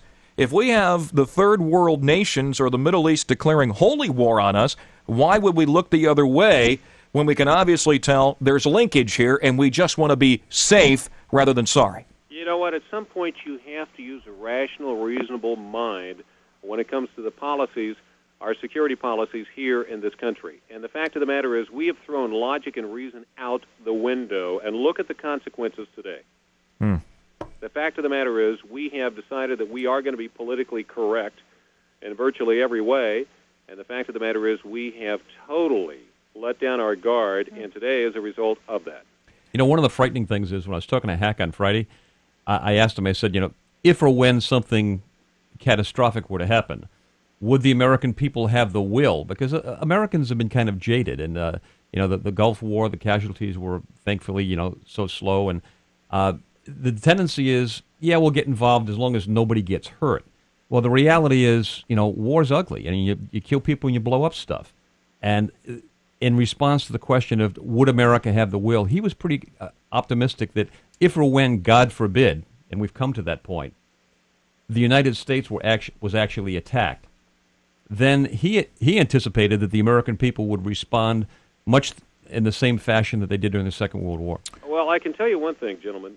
The fact that we have lost the 2 World Trade Center buildings, we've had an attack on the financial capital of the world. I can tell you one thing. The financial ramifications in this country and worldwide will be like we have never seen before. There was a stock crash in 29. I got news for you. Now, we're broadcasting here in Sacramento and in Cleveland. The fact of the matter is, folks, the stock market, for all practical purposes, is at zero right now. Well, and we're also, when it was operative, the last report I had from a gentleman who gives us stock updates, if indeed we care at all today, barrel of oil up $3 immediately. And, you know, and that's before things were just, well, you know shut what, down. And many of us have been talking for years about the fact that, you know, we are paying billions of dollars for oil to countries which, in fact, don't like us. We're building their military, their terrorist infrastructure. We are giving our support to countries which absolutely hate our guts. The fact of the matter is everything now is going to change. Rob, we're being told that, I'm sorry, not Rob, but Carrie, we're being told that Rob has more in the KTOX News Center. Amy, I'm going to cut you free. Is that all right? That's all right. Anything you have, give us a jingle back. Once again, Amy Bartlett has been with us all morning long from New York City, and we're not done with you. Just we want to move along with more details here. But Amy, you have anything from New York, you give us a call, okay? I will. I thank you. Amy in New York City. Rob Griffith in the KTOX News Center. Rob, I'm being told in my headsets that you have more on the flight details. Rob? Well, yeah, I'm trying to piece things together here as best we can. Let me say this. CNN reported shortly after 8 o'clock this morning that F-16s had been deployed to find a suspected hijacked plane believed to be headed towards the nation's capital. Now, that was 8 o'clock our time that report came in to our news wire here. At 8:47, roughly, 30 minutes later, 33 minutes later, we got the first report that the plane had crashed in Pennsylvania. Okay. So, and that lends credence to what the general was saying a little while ago. And that exactly. is that this would not be out of the question. But Rob, are you telling me that we should draw the linkage? We should assume that the passengers in that plane were shot down by military aircraft? No, we can't draw that. No, we can't draw that conclusion. I just want to make sure, because people would think that out there. But what I want to say is, if this plane and the United States government, after what we've seen with the World Trade Center crashes, as well as the Pentagon, you must assume at this point that those planes were going to be taken into population centers. Yes, they were. The matter is, that is a very hard, difficult decision to make, but it's a military decision that, in fact, I can tell you has already been made. All right, Jeff, would our military make a decision? That bird's going to D.C., we're going to shoot that down? In a New York second. The decision was made before that plane took off. In other words, it's policy. You're not going to allow a plane to hit the nation's capital or any major population center if you can help it. I mean, ostensibly what you're looking at is, do you sacrifice 241 lives that might be on a plane for a building that contains potentially 50,000 people? There's Do the no math. doubt about it. Yeah, but what it adds to this horrific day is an unreal ponder of thought. I mean, just to think that the terrorists themselves able to get past the intelligence to do the damage, I mean, huge damage today, and force our hand. So if indeed this is true, we had to shoot one of our own commercial airlines down with 241 people aboard to save what was, in all intents and purposes, a missile for the Capitol in D.C. Yes. I tell you, the greatest, most tragic, incredible, inimitable, aw shucks that happened today is the breakdown in intelligence that such a coordinated and such a multifaceted operation could be executed, and we didn't know about it. It's unbelievable. And you also had to have not just terrorists in place. There is absolutely no doubt about it that those planes were piloted by very skilled, jet-experienced pilots. In other words, these weren't just terrorists. These were trained pilots that took over the controls of those planes. And does it bring any a plane flying out of New York to mind? Oh, yes. Yes, absolutely. The one that porpoised and then went straight down. Yep, Flight 800. Although it didn't take a particularly skillful pilot in that. Well, 800, of course, is one of them. The other plane, which was the, what was it? That was the Egyptian Airlines. Egyptian airline, that's right, coming out of LAX, I believe it was. That particular plane, obviously somebody seized the control and sent it right into the drink. Let's do this. Rob, anything more in the K-Talks News Center? Not right now. State buildings, I understand, have been closed. Okay. Delane Easton, Superintendent of Education, has left it up to local school districts whether or not they choose to close the local schools. But state buildings have been closed. And, of course, folks listening on WHK in Cleveland, that would be for Sacramento and California. And, Kerry, the status there in Cleveland and Northeast Ohio? Again, everything is basically shutting down. Of course, the airport, as pretty much every airport in the country, is being shut down. Rather, non-military airport being shut down, like all of them here in Cleveland. And when it comes to all of the public buildings, all of them have been evacuated by the mayor's orders. All of the private buildings have voluntarily been evacuated. There is pretty much nothing going on in downtown Cleveland at this point. I know as of about an hour ago, there was a good amount of gridlock getting out of downtown. But for the most part, the mayor has ordered our population center to, in fact, disperse.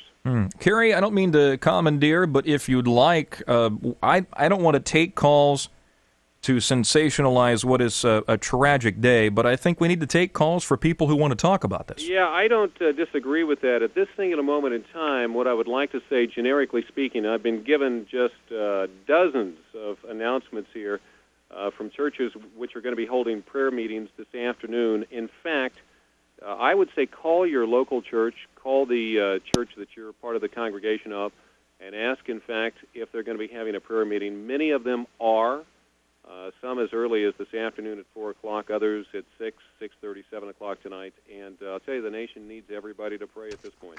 Our phone number is here in Sacramento on AM 1380 K-Talks. We're also simulcasting on KKFS 105.5 FM, Dunnigan, Sacramento. 923-3300. Toll-free anywhere in the continental U.S. If you can't make it through in Cleveland or here in Sacramento, 888-923-1380. Kerry, your numbers? We've got 216-901-0933 right here in the Cleveland vicinity, 216-901-0933. Outside of Cleveland, 888-677-9673. Now, let me give you a program note of what we're going to be doing. We're going to go to SRN News right at 2 o'clock. After the news, we're going to hook up with a press conference, a news conference live with the mayor of Cleveland. So we'll get the latest on those planes as well, and if you guys want to listen in on that, you're certainly welcome. I'll tell you what, Kerry, hang with us as long as you can. When you got to back away, and then we would like to eavesdrop on that press conference with the mayor in reference to that plane on the tarmac, and if you want to join us at any time, we could do a mutual talk show for the folks in Cleveland and Sacramento at the same time. Well, thank you very much. We do have one line ringing right there after we've asked for callers to come on in, and a lot of people are probably just so shocked they probably don't even want to call in at this point. But if you want to, and you want to announce, in fact, that your church is having a prayer meeting, or you want to give us your reaction, your feeling as to what the American people need to do at this point, what our government needs to do, we certainly want to take that because we're going to go through some tough times here as a nation. There's no doubt about it. Kerry, we lit up over here. I'll go ahead and take a few, all right? All right, go ahead. All right, Dennis in Sacramento, you're talking to Kerry Coleman, WHK in Cleveland. Of course, Eric Hogue, Jeff Metcalf here in Sacramento on K-Talks. Hi, Dennis. Hello, guys. It's just one heck of a day, huh? Mm-hmm. I just wanted to maybe state that Biden was just on the news here talking to the talking heads, mm-hmm. and he's supposedly the head of intelligence. It's no wonder the plane could go right into the doggone Pentagon. I mean, after the song and dance him and Weinstein did last week against missile defense and everything else, and now he's... Yeah, Dennis, for the sake of time and for the sake of the gripping moment, I know I don't want to get into political barbs right now. It's not what the country needs. So, Dennis, I appreciate the call. Rick in Sacramento, you're on WHK in Cleveland, KTKZ here in Sacramento. Hi, Rick. Hey, how you doing? All I want to say is we need to pray for our government, for our leader, for our Commander-in-Chief, George Bush. And I think this is a sobering reminder. I don't want to get into political stuff either because we need prayer for everybody. But it's a sobering reminder that oil production, we got to be self-reliant. That means that people are more important than the environment, even though I love the outdoors. And I hope this will be a sobering reminder and smarten people up that we have to make tough decisions weighing the environment over people. Because we've been sponsoring these people for years, and it's going to get worse, not better. And most of all, we need to support our president and the Congress and the Senate. Because you can't stop these things in a democracy. This is one of the prices we pay for a democracy. Don't you agree? Well, first off, we're a representative republic, and I don't know if I want to accept the fact that we have to pay a price like this. I appreciate the phone call. Let's go to... I'll tell you what, why don't we take one out of Cleveland? Oh, go ahead. We've got 30 seconds. Martin, go ahead and give us your opinion about what's happening today. Martin in Cleveland. Thank you. I can barely hear you, but I'm driving a truck here, and really what we're all saying is this is going to affect us, the financial market, big time because of the fact that of what you were saying, that we get all of our oil from there. Absolutely. And our prices are going to skyrocket. But All right, Martin. We're gonna put you on hold right now. We're gonna break away to SRN News. You're tuned to the new word in Northeast. Okay, pot him down there, Stephen. That once again, Kerry Coleman, WHK in Cleveland, Ohio. We'll continue with our phone bank here. By the way, you're listening to AM 1380 KTKZ Sacramento, and also KKFS 105.5 Dunnigan, Sacramento. Simulcasting on one of our sister radio stations today. It's expanded coverage of the terrorism inside of New York and the Pentagon and America today. Jeff Metcalf is my guest alongside. We go to Don here in the capital city. You're on K-Talks. Don? Don, are you there, buddy? One more time? I'm here. Go right Hello. ahead. Go right ahead, Don. Yeah, Don, whatever you have on in the background, Don, we can't hear you over your sound in the background. Let's try it again. Go. Okay, I'm being told that let's put him on a different line here. Don, you there? I'm here. All right, a lot better. Go ahead. Yeah, hey, guys, let's not be talking about the guy who's upset because his luggage was checked by someone from a different country. I mean, I grew up in Marysville. My best friend was Chinese. He could well have been from Saudi Arabia or anywhere else.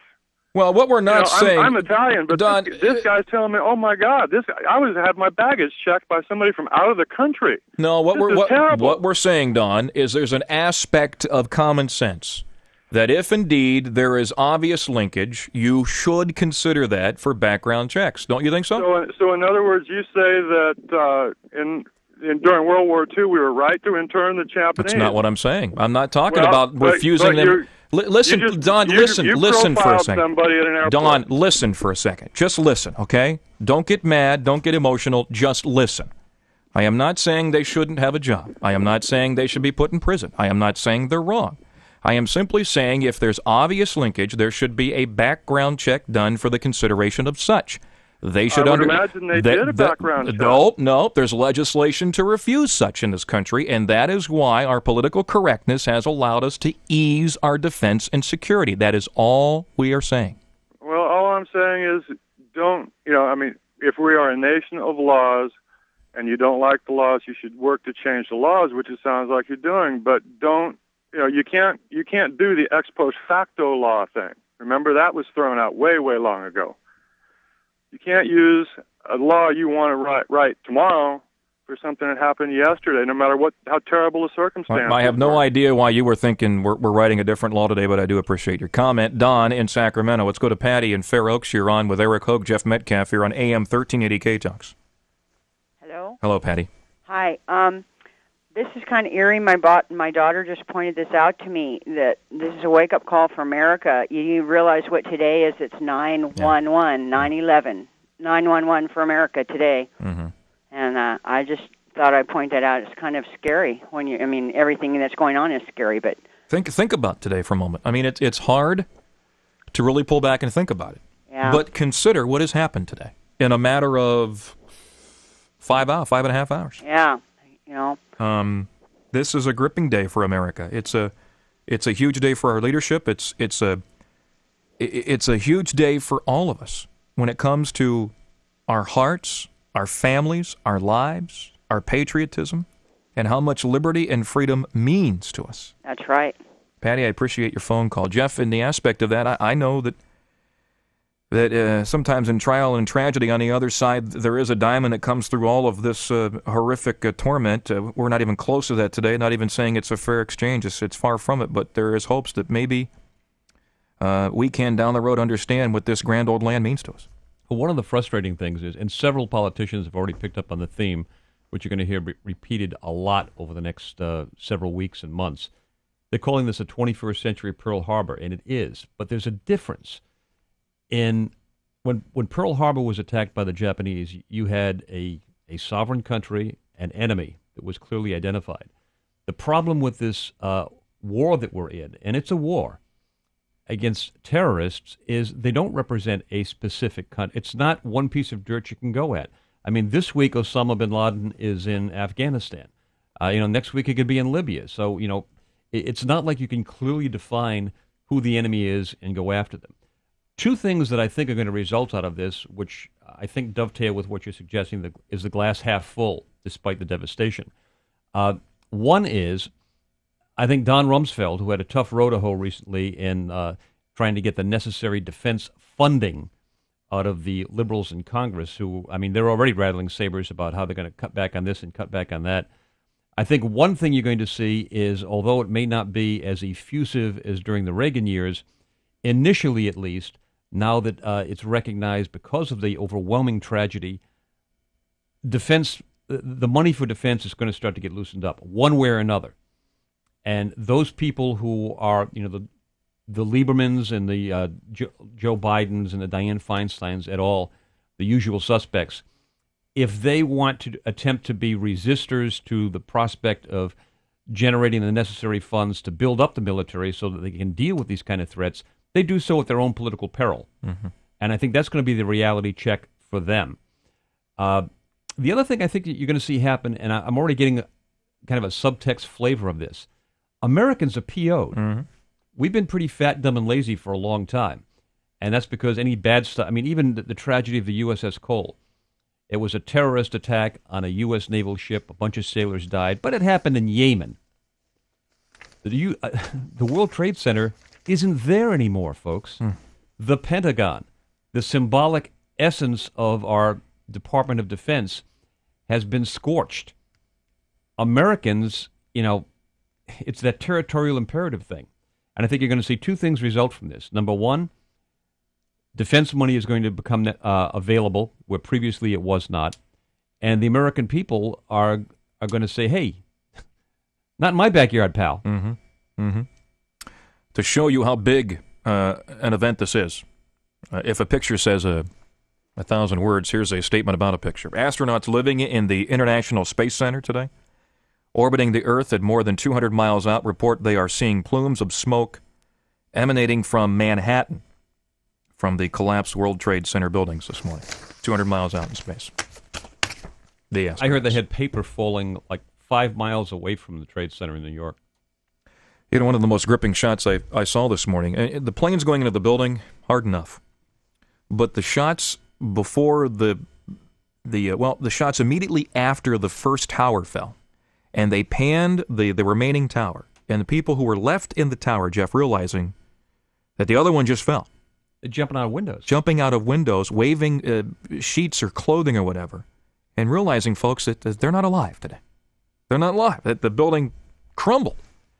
It's difficult to try to find points of positive things to say about this, but one thing I heard on a number of reports early on, after the initial trauma of both buildings being struck, reports out of New York is there was a flood of people that did escape both buildings.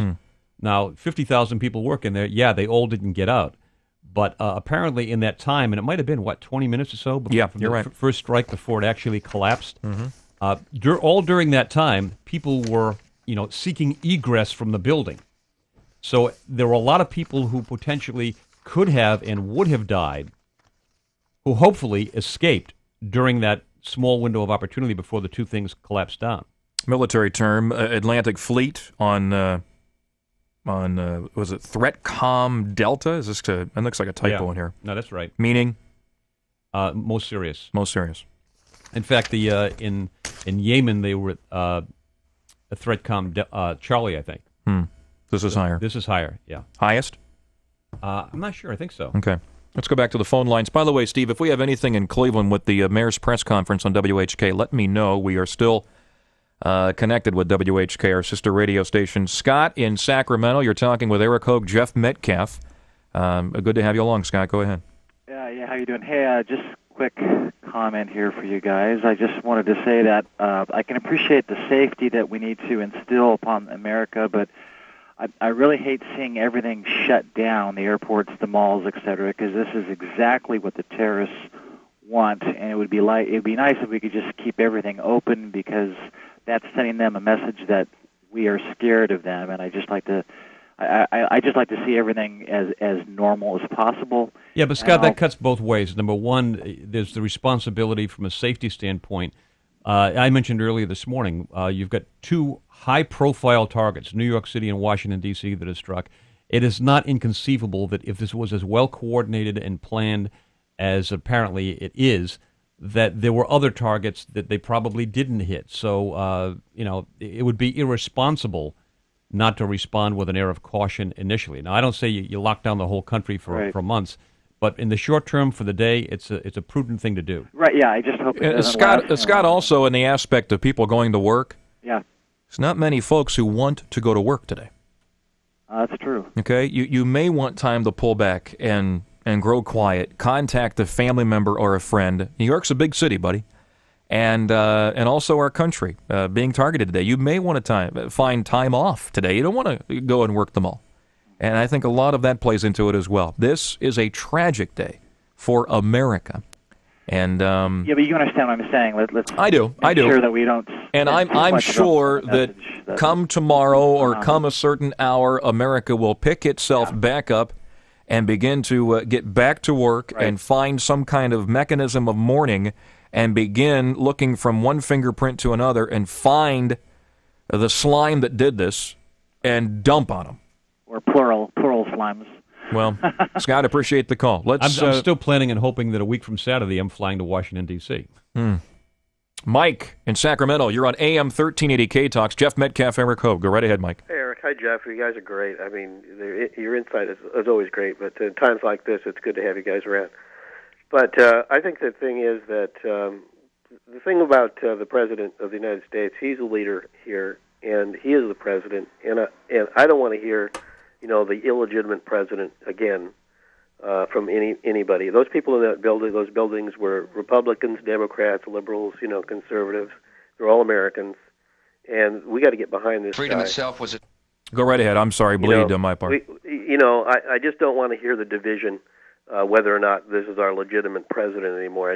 Well, you know what we heard this morning that really bothered me, and it was actually Rob Griffith in our K-Talks News Center. There was, and I'll be honest with you, Peter Jennings, and we've been carrying a lot of Peter Jennings feeds from ABC and News 10. Oh, him and Brokaw have both soiled the sheets today. I mean, questioning where the president was at in the midst of his flight back on Air Force One, as if President George W. Bush has on his day planner, I better talk so Peter Jennings and Brokaw are satisfied today. Well, Simply he's doing what he amazing. should be doing. He should be staying someplace where nobody knows where he is. Yeah, exactly right. I appreciate the phone call, Mike. By the way, the president did make a statement. He made an earlier statement and then a complete statement later on. Here it is. It runs about 2 minutes. Freedom itself was attacked this morning by a faceless coward, and freedom will be defended. I want to reassure the American people that the full resources of the federal government are working to assist local authorities to save lives and to help the victims of these attacks. Make no mistake, the United States will hunt down and punish those responsible for these cowardly acts. I've been in regular contact with the Vice President, Secretary of Defense, the National Security Team, and my cabinet. We have taken all appropriate security precautions to protect the American people. Our military at home and around the world is on high alert status, and we have taken the necessary security precautions to continue the functions of your government. We have been in touch with the leaders of Congress and with world leaders to assure them that we will do whatever is necessary to protect America and Americans. I ask the American people to join me in saying a thanks for all the folks who have been fighting hard to rescue our fellow citizens, and to join me in saying a prayer for the victims and their families. The resolve of our great nation is being tested, but make no mistake, we will show the world that we will pass this test. God bless.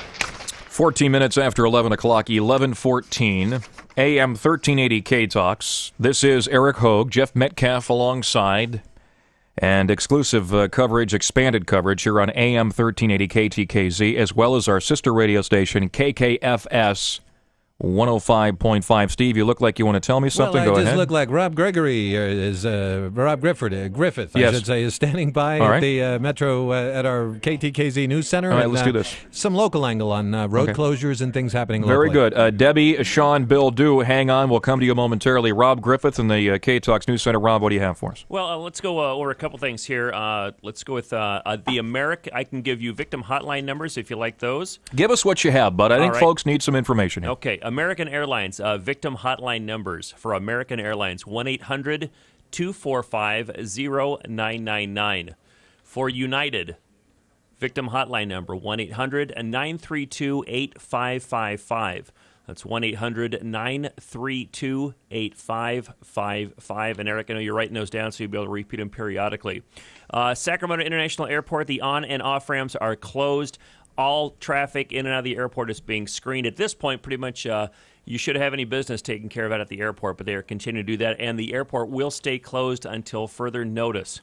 Folsom Dam Road is closed for precautionary reasons. Arden Fair Mall is closed, and the downtown plaza is closed. We understand a couple of their Sunrise Mall and the Gallery are both open, but those two are closed. And, it doesn't hurt to call if you're thinking of going out somewhere and wondering, gosh, are these things open or is this a service available? Call ahead. Yeah. Can't hurt. Not a bad idea. Rob, we appreciate your work, and we'll check back in. Thank you. Rob Griffith in the K-Talks News Center. Let's go back to the phone lines. Debbie in Sacramento, you're on K-Talks with Jeff Metcalf and Eric Hogue. Go right ahead, Debbie. Hi. When I was watching this, when I got up and I saw the news, like everybody's saying, it's just disbelief. Like, is this a movie or is this really happening? And when I saw it, after it was all done, and I was sitting there, I was thinking, a lot of people have to be saying to themselves, geez, I wish it was yesterday, and I wish I was prepared for this. I wish there was something that I could have done and been prepared. And I happen to think, we as Christians, the inevitable for us is the second coming of Christ. And however that plays out, we don't know. But millions of people. I don't want them to say, geez, I wish it was yesterday, and my heart was prepared. Well, and what you're talking about, Debbie, is people coming to grips with the fact that a day doesn't hinge itself upon whether or not you can get the vanilla latte, sugar-free, or in a, what do you call it, the venti, whether or not you can get your bagel on the go, whether or not lunch is available, Didn't all your problems pale today? Yeah, I mean, I'm reading an email here from Vincent, who works at Intel. He says, Eric, I'm sitting here at Intel Folsom in the call center, and I have been here ever since midnight. After it happened, the phones have just stopped ringing. It's like the whole company just stood still, and I don't know what to think. I'm finishing out my shift. No phones ringing at all at the Intel Folsom call center. It's as if America is in shock. And I think everybody's mortality comes front and center. We talked with Amy, who was on the streets in New York City this morning. She said as soon as she came out of her evacuated building, which was about an hour and 20 removed from the towers collapsing, she said people full of soot, full of dust on the streets and laughing. Now, the laughter was not because they were having fun. The laughter was a release of nervous energy from a city in the midst of shock. How far-reaching this is going to be. It's just... Well, her most surreal story today, Debbie, and I think it sums it all up. It's a change of gear for Americans. She said she was sitting across the road trying to grab some breath and kneeling on the corner of a street. She looks out at 34th Street, and a car bumps into another car. It's just a fender bender. Both drivers get out of the car, and they begin to exchange their ID and their insurance details. And she thought to herself, why are you doing that? Then they thought to themselves, as if somebody's going to care about a fender bender on a day like today in New York. Exactly. Like they both got into their cars and drove off. Every little problem that we have today pales in comparison to this. It does, Debbie. It does. Thank you, dear. Bye-bye. Hang in there. Debbie in Sacramento. We go to Sean, also here in the capital city. Sean, you're on K-Talks. Good morning, Eric. Good morning. Not the call I really wanted to have to make. I just wanted to say that what you said earlier when the guy was on the phone talking about us, getting back going, our work sent us home today. One of my coworkers has brother-in-laws and a sister who work in the World Trade Center building. So it does touch everyone, I think, throughout the country. Everybody, I think, will know somebody who unfortunately was a victim of this tragedy. And I also have to say that regardless of whether we're Democrats or Republicans, today we're all Americans. We need to stand together regardless and just realize that we need to deal with these issues, come together, deal with the victims, and then try to figure out exactly what happened, who's responsible, and punish those who are responsible, and also ensure that this never happens again. Well, we might want to tell Tom Brokaw and Peter Jennings that, because it's just ridiculous to want to have the president come out at your beck and orders and primarily say, where are you at a time like this when he's carrying the football around? But, Sean, I know you're a Democrat. I'm a Republican. You tend to be moderate liberal. I'm conservative. We talk about issues all the time. But you know what? On a day like today, we join hands, and we grab our hearts, and we say, this is our country. It is blessed by God, and we will defend it. Well, exactly, and also the last caller nailed it too. Ordinary stuff, just doesn't. You have a really heavy heart today, and it doesn't really seem to matter all that much. And you just hope that, as much people survive as can, and that we can come together as a nation and deal with this, because I think it's going to have an impact that's going to last forever. So, Sean, appreciate the call. Thank you, Eric. Sean in Sacramento. It's 11:21. Steve, let's do some programming notes here with Jeff alongside. Bill, hang on. I'll take you next. We have room. 923-3300, 888-923-1380. It's expanded coverage here on AM 1380 K-Talks, and Jeff has offered he'd like to work up into his 4 o'clock time on WorldNet Daily. And primarily, if we can, let's carry Jeff all the way up and through. I've been here since 5 a.m. today, so Jeff, what about we make some plans here at 11:30? I'll hand things over to you for a little bit. Okay, cool. We'll get some news inside of the K-Talks News Center with Rob Griffith, and at that point, Rob, we'll have you take it away, give us a nice little bank of news, and then we'll come back with Jeff Metcalf sitting in here and taking your phone calls. Let's take one on the fly. Bill, hang on. Your name and what city are you calling from? You're on K-Talks. Hello. Obviously, our phone lines are potted down. Let me do this momentarily, folks. 923-3300, 888-923-1380. And let's go immediately to Bill in Sacramento. I think his line is working. Bill? Hello? Go right ahead, Bill. Yeah, what I like to say is that after we take care of business at home today, starting tomorrow, America has to act with vengeance, without restraint, preemptively, never again. A holy war to dig these people out of their bunkers, out of their holes, out of their rat holes. We kill them all. Never again coming back to our country. Never again to hurt innocent people. I don't care if you're IRA. I don't care if you threaten America. You will now find out what you get when you threaten America. If you're a Palestinian organization that's threatened America, you will get the holy wrath of our country upon you. Time is over. They've gone too far. Well, once again, and Jeff and I have been talking about this, how do we find these individuals? Because that has to be the integral issue here. We got to find a fingerprint, we got to find a thumbprint, you got to find a hand, an arm, a body, a person, a group, a gang, a money, and then go get them. I think we act preemptively. We don't care. I don't care who specifically did it. They all did it, as far as I'm concerned. Jeff, we talking scorched earth, broad brush here? I don't think you're going to see that. I think what you see is a very vertically targeted assault, and I would suggest that probably Osama bin Laden is going to be the primary target. I mean, he warned 3 weeks ago. 3 weeks ago, he said that he and his followers would carry out an unprecedented attack on U.S. interests for our support of Israel. Well, that's what it smells like. The editor of the London-based newspaper said the Islamic fundamentalists led by bin Laden were almost certainly behind this attack on the World Trade Center. It's most likely the work of Islamic fundamentalists. Osama bin Laden warned 3 weeks ago they were going to attack American interest in an unprecedented attack. So I'd say that his stuff is kind of weak. The big problem is, we tried to get him before. How serious are they about getting him? Again, I've got to go back and revisit what we mentioned early on.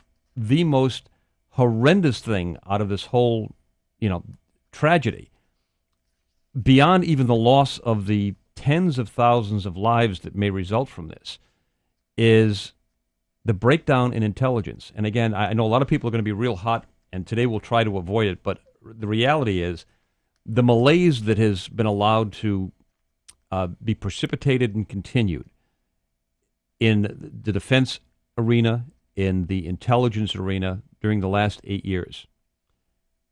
That's what allowed this to happen.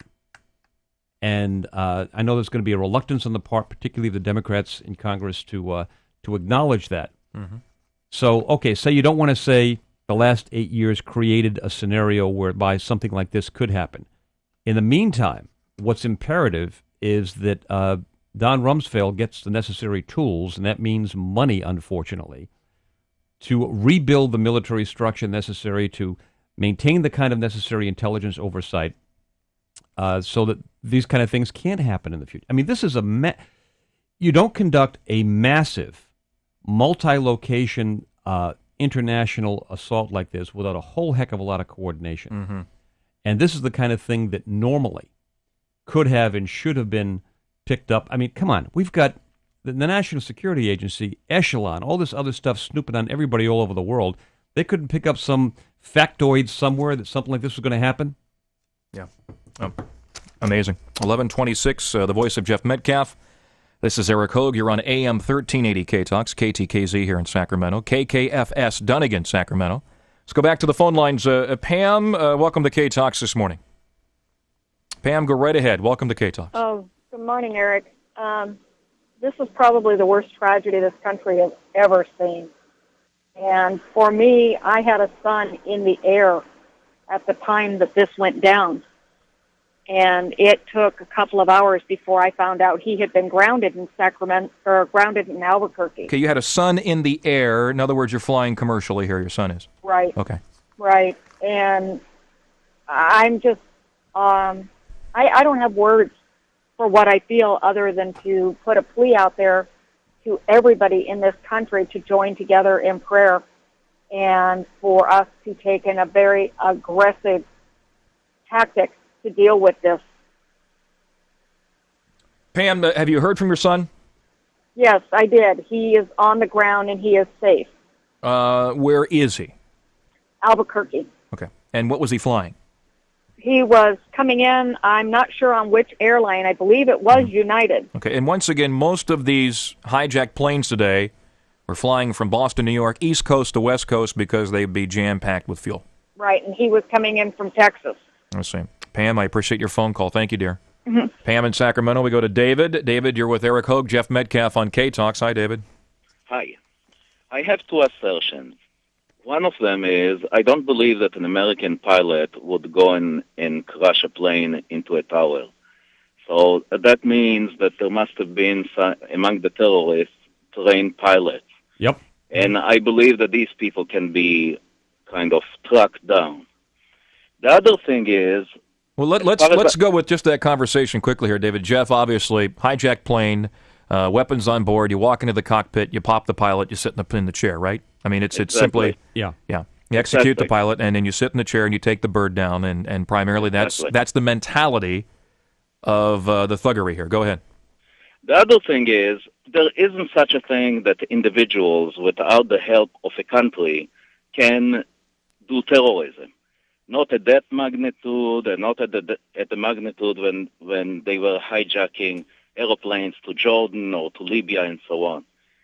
They must use diplomatic pouches, and they must have money, and they must have communications, and all these means require a government. And you have a number of countries that are providing these services, and it's not a secret. They went and met in Iran, in Tehran, all the terrorists a couple of months ago, and they were talking about, by the way, Yasser Arafat was about to go there, and he was pressured to send one of his deputies. So these people are in concert, and they were planning all that stuff, and there is direct targets. Okay, the governments know who is behind it, the same way as they blew up the Israeli embassy in Argentina. Everybody knows who did it. So the question is, do we have the courage really to go out after them and not to stand against moderate torture or things of that sort? It is an emergency time now, and the means need to be used. David, I appreciate the call and your insight. We thank you. David in Sacramento. Jeff, quickly here, I'll take you. We got Rob Griffith coming up with an update inside of the K-Talks News Center. And Rob, I should say, to let you know, give us a good break of news. We're going to do some adjustment here inside of the studio and get back to it and continue with this live coverage. Jeff, go ahead. Jeff, go right ahead. You're on K-Talks. Jeff in Orangevale or Jeff Metcalf? It is Jeff in Orangevale. Oh, okay, thank you. And hello to you folks. First of all, I'd like to say, my prayers go out to the folks who lost loved ones in this disaster. I would venture to say that this would have to change maybe the way our policy is towards individuals and countries that take, I guess the Islamic fundamental attitude of us being a great Satan and being willing to die in the act of committing such atrocities towards us. And I guess your and Jeff Metcalf's ideas on what may be eventual outcome in U.S. policy. Yeah. Thank you. There should be a lot of consideration and adjustment in U.S. policy and military finances and Rumsfeld and our bases and our defense, which should be our offense. The best offense is a huge defense. And right now, retaliation and what we're going to do on the other side of finding this fingerprint is all in our hearts and minds. 11:31, Jeff Metcalf and Eric Hogue here in extended coverage on AM 1380 K-Talks, as well as KKFS Dunnigan in Sacramento. Rob Griffith inside of the K-Talks News Center. Rob, you there? I am here. Could you offer us about 4 or 5 minutes of details, of full information for some downscale here? I think we can do that. And we'll come back with more on the other side. Here's Rob. Excellent. K-Talks News Time now, 11:32. I'm Rob Griffith in the AM 1380 K-Talks News Center. The Pentagon is still burning out of control as it sits with a 50-foot hole blown in its side following an apparent terrorist attack this morning. Officials say it could have been much worse. They say the plane hit an area that was recently renovated and largely unoccupied. As a result, officials believe about 40 people were injured, 7 of them critically, but those numbers could have been a lot higher. Taking a look at the scene in Manhattan where the 2 planes struck the Twin Towers of the World Trade Center. Lower Manhattan is still filled with walking wounded following this morning's terrorist attacks that leveled the World Trade Center's Twin Towers.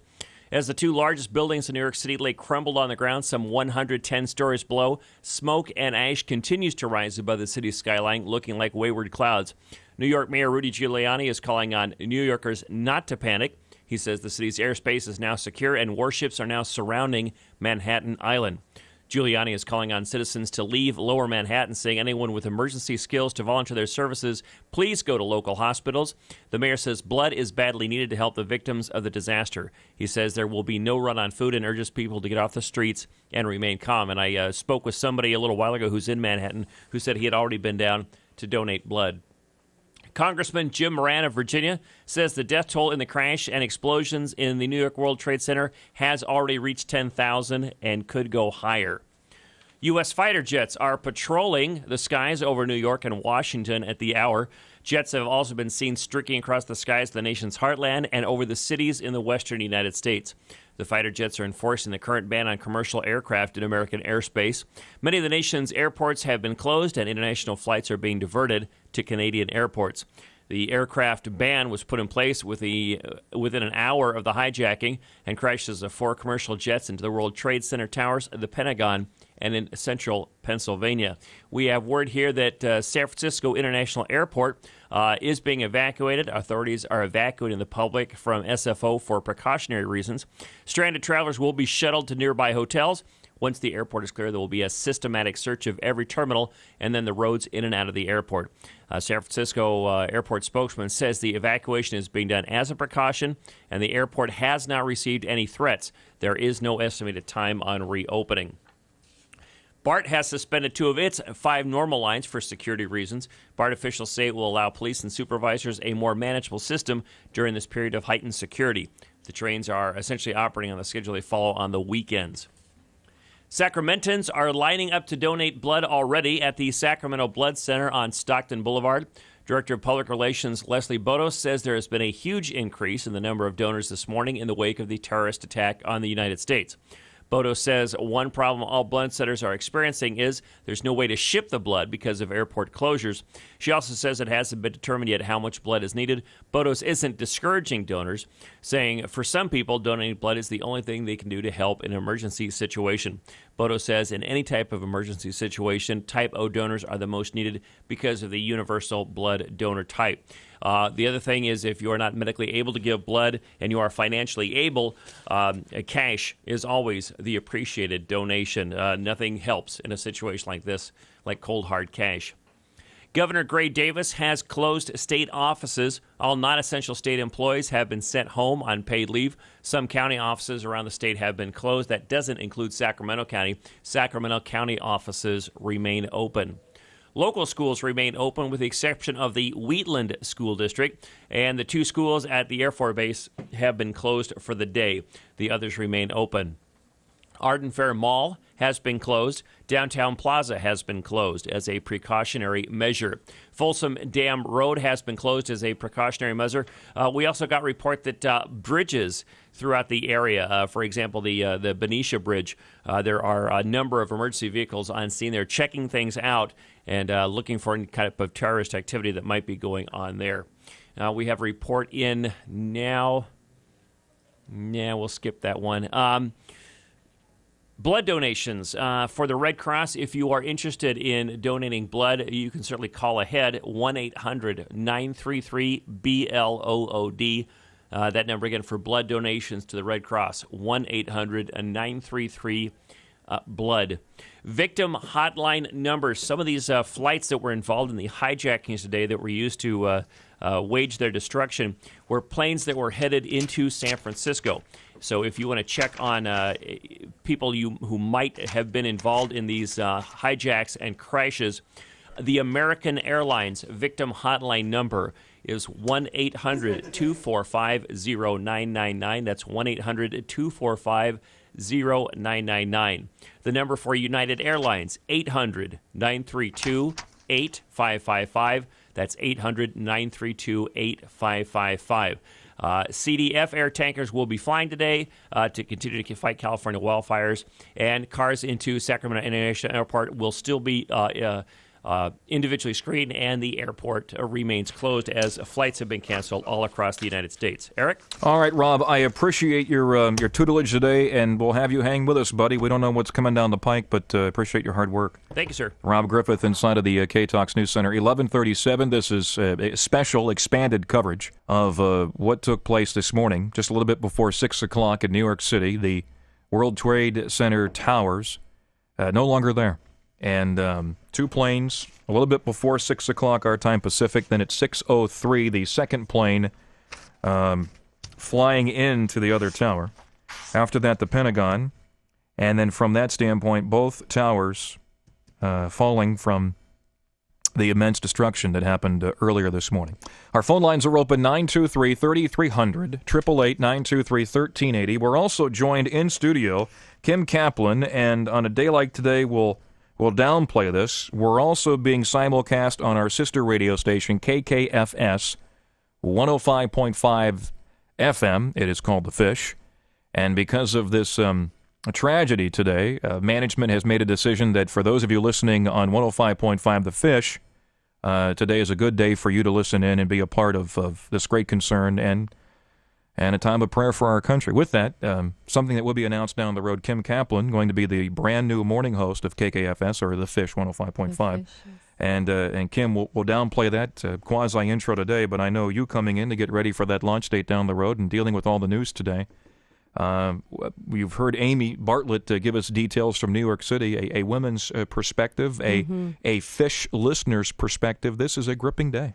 It certainly is, and the shock is starting to wear off, and the reality is starting to set in that this wasn't some side effect of United Artists trying to. I heard somebody say when they first saw it on the. Was that you? Yeah. I thought it was a Hollywood play. Yeah. I mean, the first picture I received, I was getting ready to go. Rob Griffith was getting ready in the KTOX News Center, and so I'm trying to wrap up just that half hour and offer some commentary. And, we were going to talk about just the law enforcement of, and I forgot his name already, Ferguson. Is it Joe Ferguson, the gentleman who went on the rampage over the weekend here in Sacramento? Did everybody a favor and put a drop of chlorine in the gene pool. Yeah, and saved us money in the time being. And ready to dive into that conversation. And Lady Di says in my headset, she goes, look at the screen. And I look up and I thought, it's a file footage from Sarajevo. It's a Hollywood play, what have you. I could not believe what I was watching. So we go live. And then the most gripping thing today, I was on the air when the Challenger exploded. Oh, yes. And I remember what I felt like being on the air watching that. This triple, because the Challenger, the grip of an accident. Okay. It's a freak thing. Yes. This, you realize now, targeting the World Trade Center. And targeting the United States and the citizens of the United States. The interesting thing to me today, I got a number of calls this morning from a lot of mom friends of mine, and of course my own mom calling me. And I think at the beginning of the conversations, I was still in shock, going, it'll be all right, we'll recover And then as I continued watching the broadcasts, I just started feeling a little vulnerable. That our security just wasn't in place to help us get through something. So, I mean, for four planes being hijacked? Yes. Yeah. Well, we can confirm 4. Reports maybe 5. Maybe 5. 4, maybe 6. 5, yeah. I mean, it is. And. But the vulnerability kind of transformed into, where are my kids? People wanting to go to the schools and take their kids out of school. And I had a hard time even sending my own children to school this morning. I just wasn't sure, but I didn't want to create any fear in their mind at the time. We also have some other folks on the phone line. Barbara from the Women's Perspective. Barbara, you're on now. Kim Kaplan, a member of the Fish 105.5. Jeff Metcalf, Eric Hogue here on AM 1380 KTOX. Go ahead, Barbara. Hi. My husband's an engineer, and when we saw the horrific pictures of what had been done to those buildings, first thing my husband said was, wow, those engineers really did a wonderful job. Those buildings are both still standing.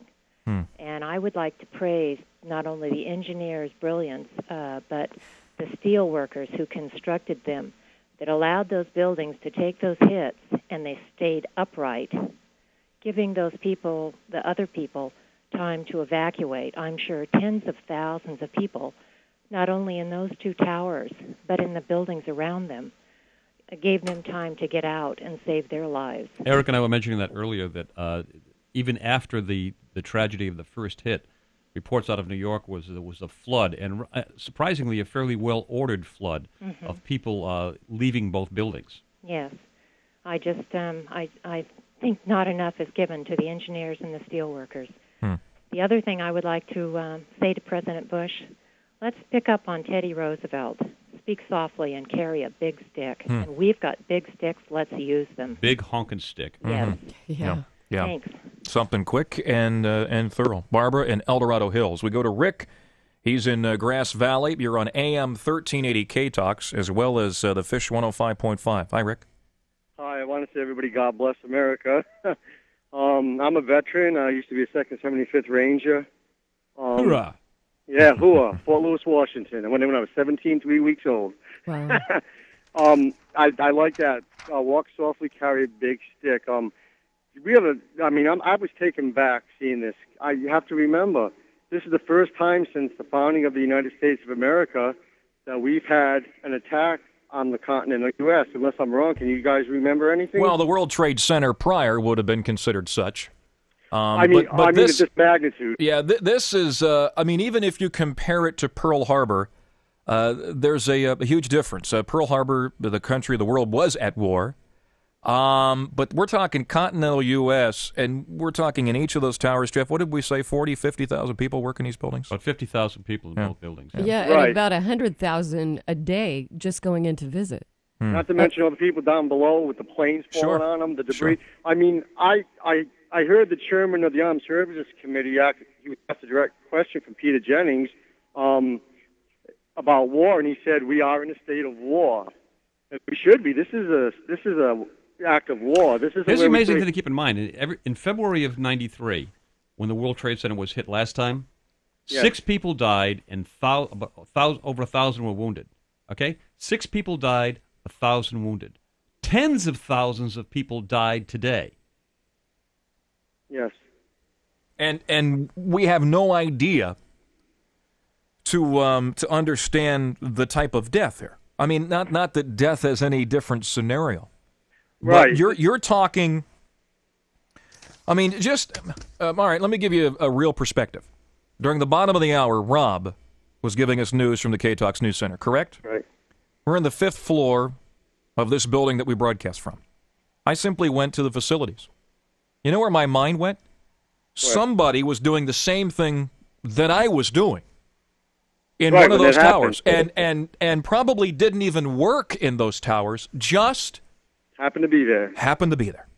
And the cowardice, the slime that would consider such a holy war or a political message or a third world, I'll get you back, and a martyrdom, a mantle to wear. Yeah, and you folks were touching on one. I agree, everything you just said, and I hope you don't cut me off because I wanted to make a point on what you spoke about earlier, about people checking in baggage. Now, we have to look at this. There's no doubt in my mind that this was a well-planned, well-orchestrated, well-financed, and well-backed operation. We got that? Yes. Okay. Not only were the people in the planes, the terrorists involved, I will guarantee you, people in those terminals, maybe they were hired 4 or 5 years ago. This was in the planning. The people that check in the baggage. No record. They picked them. They sent them over here from wherever they came from. They got jobs checking in baggage. There's no way that this operation didn't have people in the terminals that were specifically pinpointed for those flights. Rick, I appreciate the call. And Kim, go ahead. That's an interesting point because I was thinking the same thing. How could simultaneously, pretty much, could the security be broken with 4 planes being hijacked in this country? All of them, by the way, on their way to California. What airports are we talking about here, Jeff, that we know? We mentioned Boston. We mentioned Logan, yeah. Newark. Newark. Yeah. Cleveland. And Dulles? So Dulles? No. Dulles Airport? No. What we know, and I don't think they mentioned anything out of New York. They didn't mention Reagan. No. So we're talking Boston. We're talking Cleveland confirmed, Boston confirmed, Logan, and Newark. Right, Newark, New Jersey. Yeah. And one other point that hasn't been brought up yet, and I almost feel guilty of articulating this, but I got a call real early this morning, right after this happened.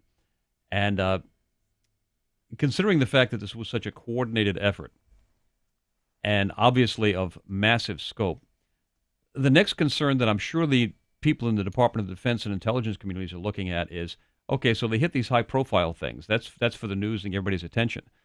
But there are other threats beyond those specific acts of terrorism.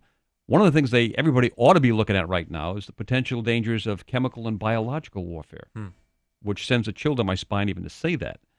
But we know for a fact that these people have been involved in the development of that kind of stuff.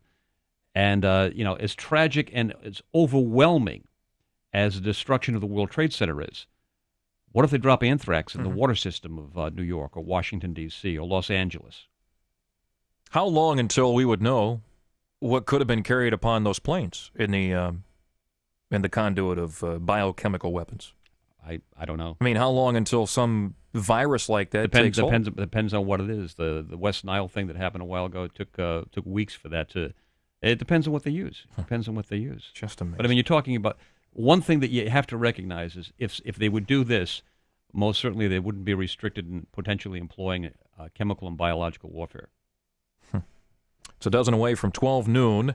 What we are doing, we do not know, folks. We are creating format as we go. This is a special extended edition of what amounts to be the Eric Hogue Show, but it is no longer just that, and wisely so. Jeff Metcalf in studio with me, Kim Kaplan also from The Fish 105.5. We're simulcasting on 105.5 The Fish. She thought she was starting Monday. Yeah, she's starting today. Wow. Yeah, on a surreal day. A day I won't forget. Yeah, I mean, you could point back to that. And with the Challenger, the space shuttle, I do just that. I was at a radio station for just a week. Yeah, you remember where you were. I do. Mm-hmm. And people will always remember on this morning where you were at, what you were thinking, and how you dealt with this act of war. Tom in Sacramento, you're on K-Talks. Good morning, Tom.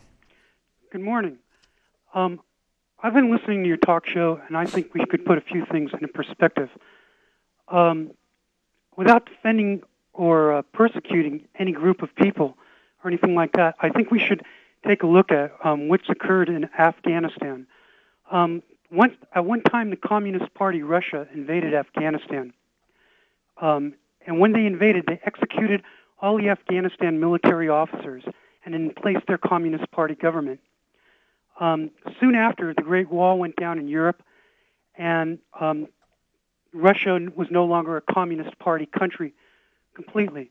Nevertheless, the same officers that were members of the Communist Party U.S. Russian military are now the same officers in the Russian military.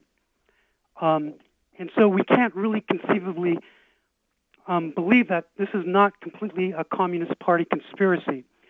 It's very possible that those Communist Party officers are leaking information about our government to the Afghanistan terrorists, causing chaos and confusion within that country, and they in turn are taking the strategic locations that we are giving out and literally targeting the U.S. and trying to shut down its trade, shut down its government almost completely in all kinds of movement. And I don't think we should rule out that possibility. Jeff, how many possibilities are being ruled out this morning? I don't think if they're smart, they're not ruling out anything. I mean, the conventional wisdom is based on the fact that 3 weeks ago Osama bin Laden said that his followers were going to carry out an unprecedented attack on U.S. interests because of our support of Israel. Well, this most certainly falls in that category, and notwithstanding whatever his protestations to the contrary might be, Osama's not going to sleep real well tonight. Where were we? Yeah. I mean, who heard this? Who was asleep at the switch here, Jeff? I got to tell you, somebody's butt is grass over this, because this is a monumental collapse in intelligence gathering. And I don't know whether you're going to start seeing people getting fired from the CIA or what, but most certainly there should be heads rolling over this because, I mean, even the attack on Pearl Harbor, we knew about that well in advance. Mm-hmm. I mean, that's been well documented now. Sure. That's not fiction anymore.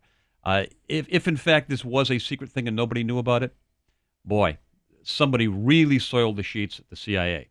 A friend of mine had mentioned that she heard over a week ago that there was a warning from Osama bin Laden that he was about to do something like 3 this. weeks ago. Yeah. He said it 3 weeks ago. Yeah. And it was broadcast. And your rank in the government, Kim, is what? Yeah. It just, that's what bothers us. Mm-hmm. Jeff, is it the political agendizing of our military and our government? Well, there's a whole bunch of different things that mitigate the potential for something like this happening, not the least of which is, and I hate to keep going back to the political thing, but the way the military has been treated, the way they've been allowed to be watered down. Hackworth and I were talking about this on Friday. I mean, it's a sin what has been allowed to happen to the military. And the toughest road to hoe right now is what Don Rumsfeld faces. Mm-hmm. I mean, he knew coming in it was going to be a bear. And the fact of the matter is, he started it even before he came into the Department of Defense, was we needed this top-to-down analysis of the military to find out what our capabilities. I can remember as a young second lieutenant in 1971 being taught what a SWOT analysis was. And I always scratch my head when something tragic like this happens, like, hey, these clowns went to the same schools I did. Somebody didn't sit down and look at the strengths, weaknesses, opportunities, and threats that potentially could lead to something like this? Sure they did. I mean, the War College practices this kind of stuff all the time. But in order for them to take any action, anything preemptive or even defensive, they've got to have adequate intelligence. And that's why I keep coming back to being the fact that I'm so PO'd that this was such a monumental breakdown in intelligence gathering. If you're talking about Pearl Harbor, once again, just to remind you of that tragic day, many kids don't get a chance to study this any longer in school. 2,390 dead, a little bit over 1,100 wounded in that attack.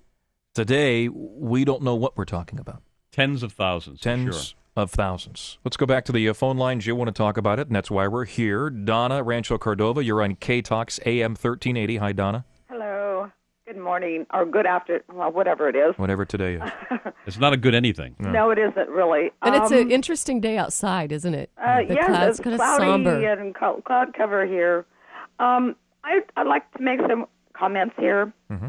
I'd like to stand up for our how quickly our airports were closed or shut down within a matter of, an hour? I think that shows that we are on top of something. I'm going to make a quick comment on the back of your compliment. Yeah. I'm going to quickly say... comment. Every time I go to fly, I want to be stopped to be searched. Me too. I am the one person in line that thanks each and every one of them when they say, I want to check that bag. Right. And I want to see them check everybody in front of me and everybody behind me. I don't mind getting to the airport an hour and a half early, 2 hours early for them to do their job. Right. And I want to see more of it rather than less of it, and I want to see Americans quit complaining about it. I know it is a rub for us. I don't even know why they complain. Well, it's an infringement upon what we call our liberty and freedom. But it's go ahead, Donna. I've monopolized enough your time. Who am I speaking with? Is this Eric? This is Eric. Okay, Eric. Okay, the other thing is, I have so much to say, but I know I don't have the time. Well, go ahead real quick. Just let it fire. Okay. I think whoever did this took reference from the book called Black Sunday. Have you ever read that book? You know, I have not. Jeff? It is one that tells you all kinds of things and how to infiltrate and get the security guards and et cetera, et cetera. And then my last thing is, when you sign off today, would you play the song, This Is My Country? You know what? I was thinking ahead of you there. I was going to play God Bless America, and I don't know when I am signing off today. I think primarily K-Talks is not going to sign off on this. So you have that one where this is my talk show. Yes, yes, I do. Yes, I do. I think that's really a good. This is my country, because for what happened today. Well, we're going to take it back. Even though we're in Sacramento, I feel just as bad. I mean, it hit me here in Sacramento as if it were, right here in my state. You're an American, Donna. You betcha. You're in America. Thank you, dear. Donna in Rancho Cordova, and boy, that city's been through it, huh? Most recently. Yes. Nikolai Soltis and Joe Ferguson here locally in the capital city. We go to John in In Sacto, you're on K-Talks. Jeff Metcalf, Kim Kaplan, Eric Hogue. We're also on KKFS, the Fish 105.5. Go ahead, John. Yeah, hi. How you guys doing? Doing fine. I want to send my heart and my condolences to all the families and the victims and everyone that's been affected by this. I guess that's just about everyone. And I also want to qualify my next statement by saying that I'm as patriotic and as American flag loving as everybody else in this country who's born and raised here, and even those who are immigrants. But we have to be able to look at ourselves in the mirror as a country, as a member of the international community, and also know that this country has planted some bad seeds. We've done some dirty stuff around the world, and we cannot have the arrogance or the audacity to think that someday that will never, ever come back to haunt us. Kim? John, you know what I mean? Yeah, Kim? Yeah, John, this is Kim. Listen, a conversation came up also. Of course, we've all been talking about this all morning long. And I'm an American, and I'm proud to be an American, but I have to think that America has become a bit arrogant as their strength in this country, that this could not possibly happen to us. And look, of course, never on our home soil. No. That would never happen. And terrorism has always been an offshore activity, and as long as that detachment has been there, it never really hit home.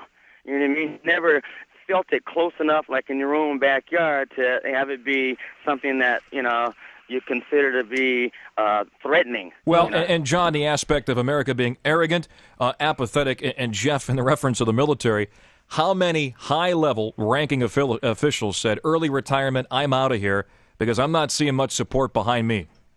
Actually, Hack was telling me on Friday there was an incident recently where the Marine Corps was attempting to embrace the same type of political correct agenda that some of the other services had, and I think he said there was something like 46 general officers stood up at once and said, you do that, we quit.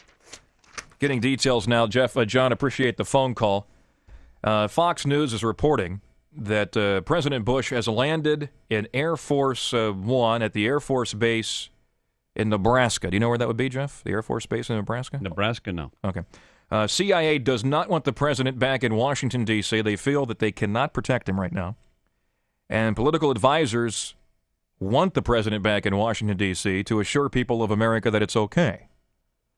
So the CIA says, hey, we can't assure of his safety, so you stay in Nebraska. And the political advisors are saying, come back here and make it sound good. Where does he stay, Jeff? You do a press conference in Nebraska and you make it sound good. That's what you do. It's a moment away from 12 noon. Steve Gasser, board producing over there. What do we got, Steve? Well, about 15 seconds. Kathy Manzer is standing by at Metro News at our K-Talks News Center. All right. All right, so Stacy and Tom, hang on. We'll try to get to you on the other side. We're also being told that we're going to join Michael Medved for at least a portion of his show. We are creating format as we go. And so keep it right here on AM 1380 KTKZ Sacramento and KKFS Dunnigan Sacramento. And Kathy Manzer is inside of the K-Talks News Center. Kathy, what do you have for us this morning? Well, the latest local information we have is that Sacramento will be deploying its USAR team to New York City to go through the rubble of the World Trade Center. Now, you may remember you've seen them many times. They were sent to the Murrah building after the terrible bombing in Oklahoma City. They've responded to earthquakes as well.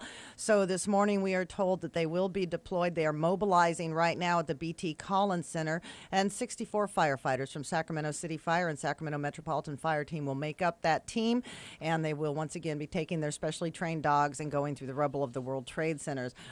Checked with the local Air Force bases. Yuba in Beale Air Force Base, they said that there is heightened security on base, but it is open. People are allowed on, but do expect long delays due to heightened security checks. I said, well, who would be coming on the base? And they said, well, family members, retirees, that kind of thing, and that they are being allowed on, but at very long delays. And to quote the public affairs person I talked to, he said, we are watching the news like everybody else. Travis Air Force Base is closed to all but the most necessary traffic. No one is being allowed there unless they have specific business to do that has to do with their ongoing operations. Recapping some of the information that you may have already heard. Governor Davis has closed state offices. All non-essential state employees have been sent home. County offices are business as usual, as far as we know. Federal courthouses are closed, but county offices are still open. Local schools remain open, with the exception of 2 schools up on the Beale Air Force Base property. Those 2 are closed. Interestingly enough, Art and Fair Mall, Downtown Plaza, both closed as a precautionary measure, as has Folsom Dam Road been closed.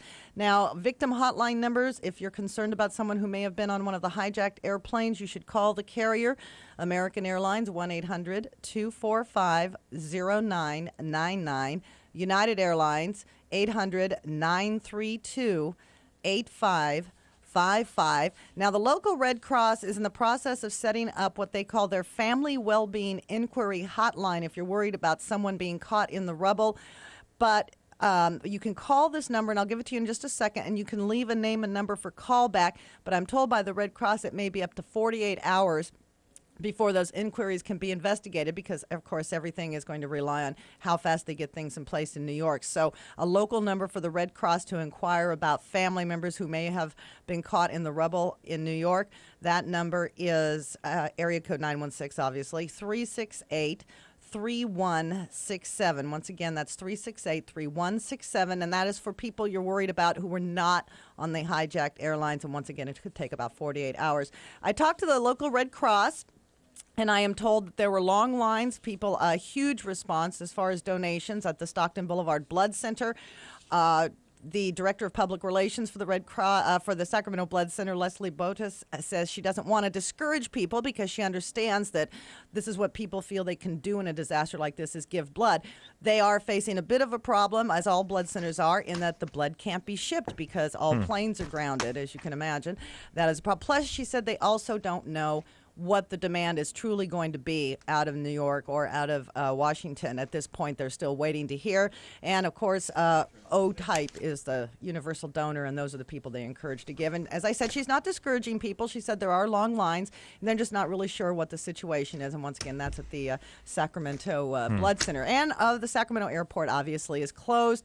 Anybody going out there will be stopped for an inspection of their car and then allowed to proceed. And as far as status of when flights will resume, you just have to call your carrier. Good luck to find out. And that's the latest we have here, okay? I thank you much. Very nice. Kathy Manzer in the KTOX News Center. It's 4 minutes past 12 noon.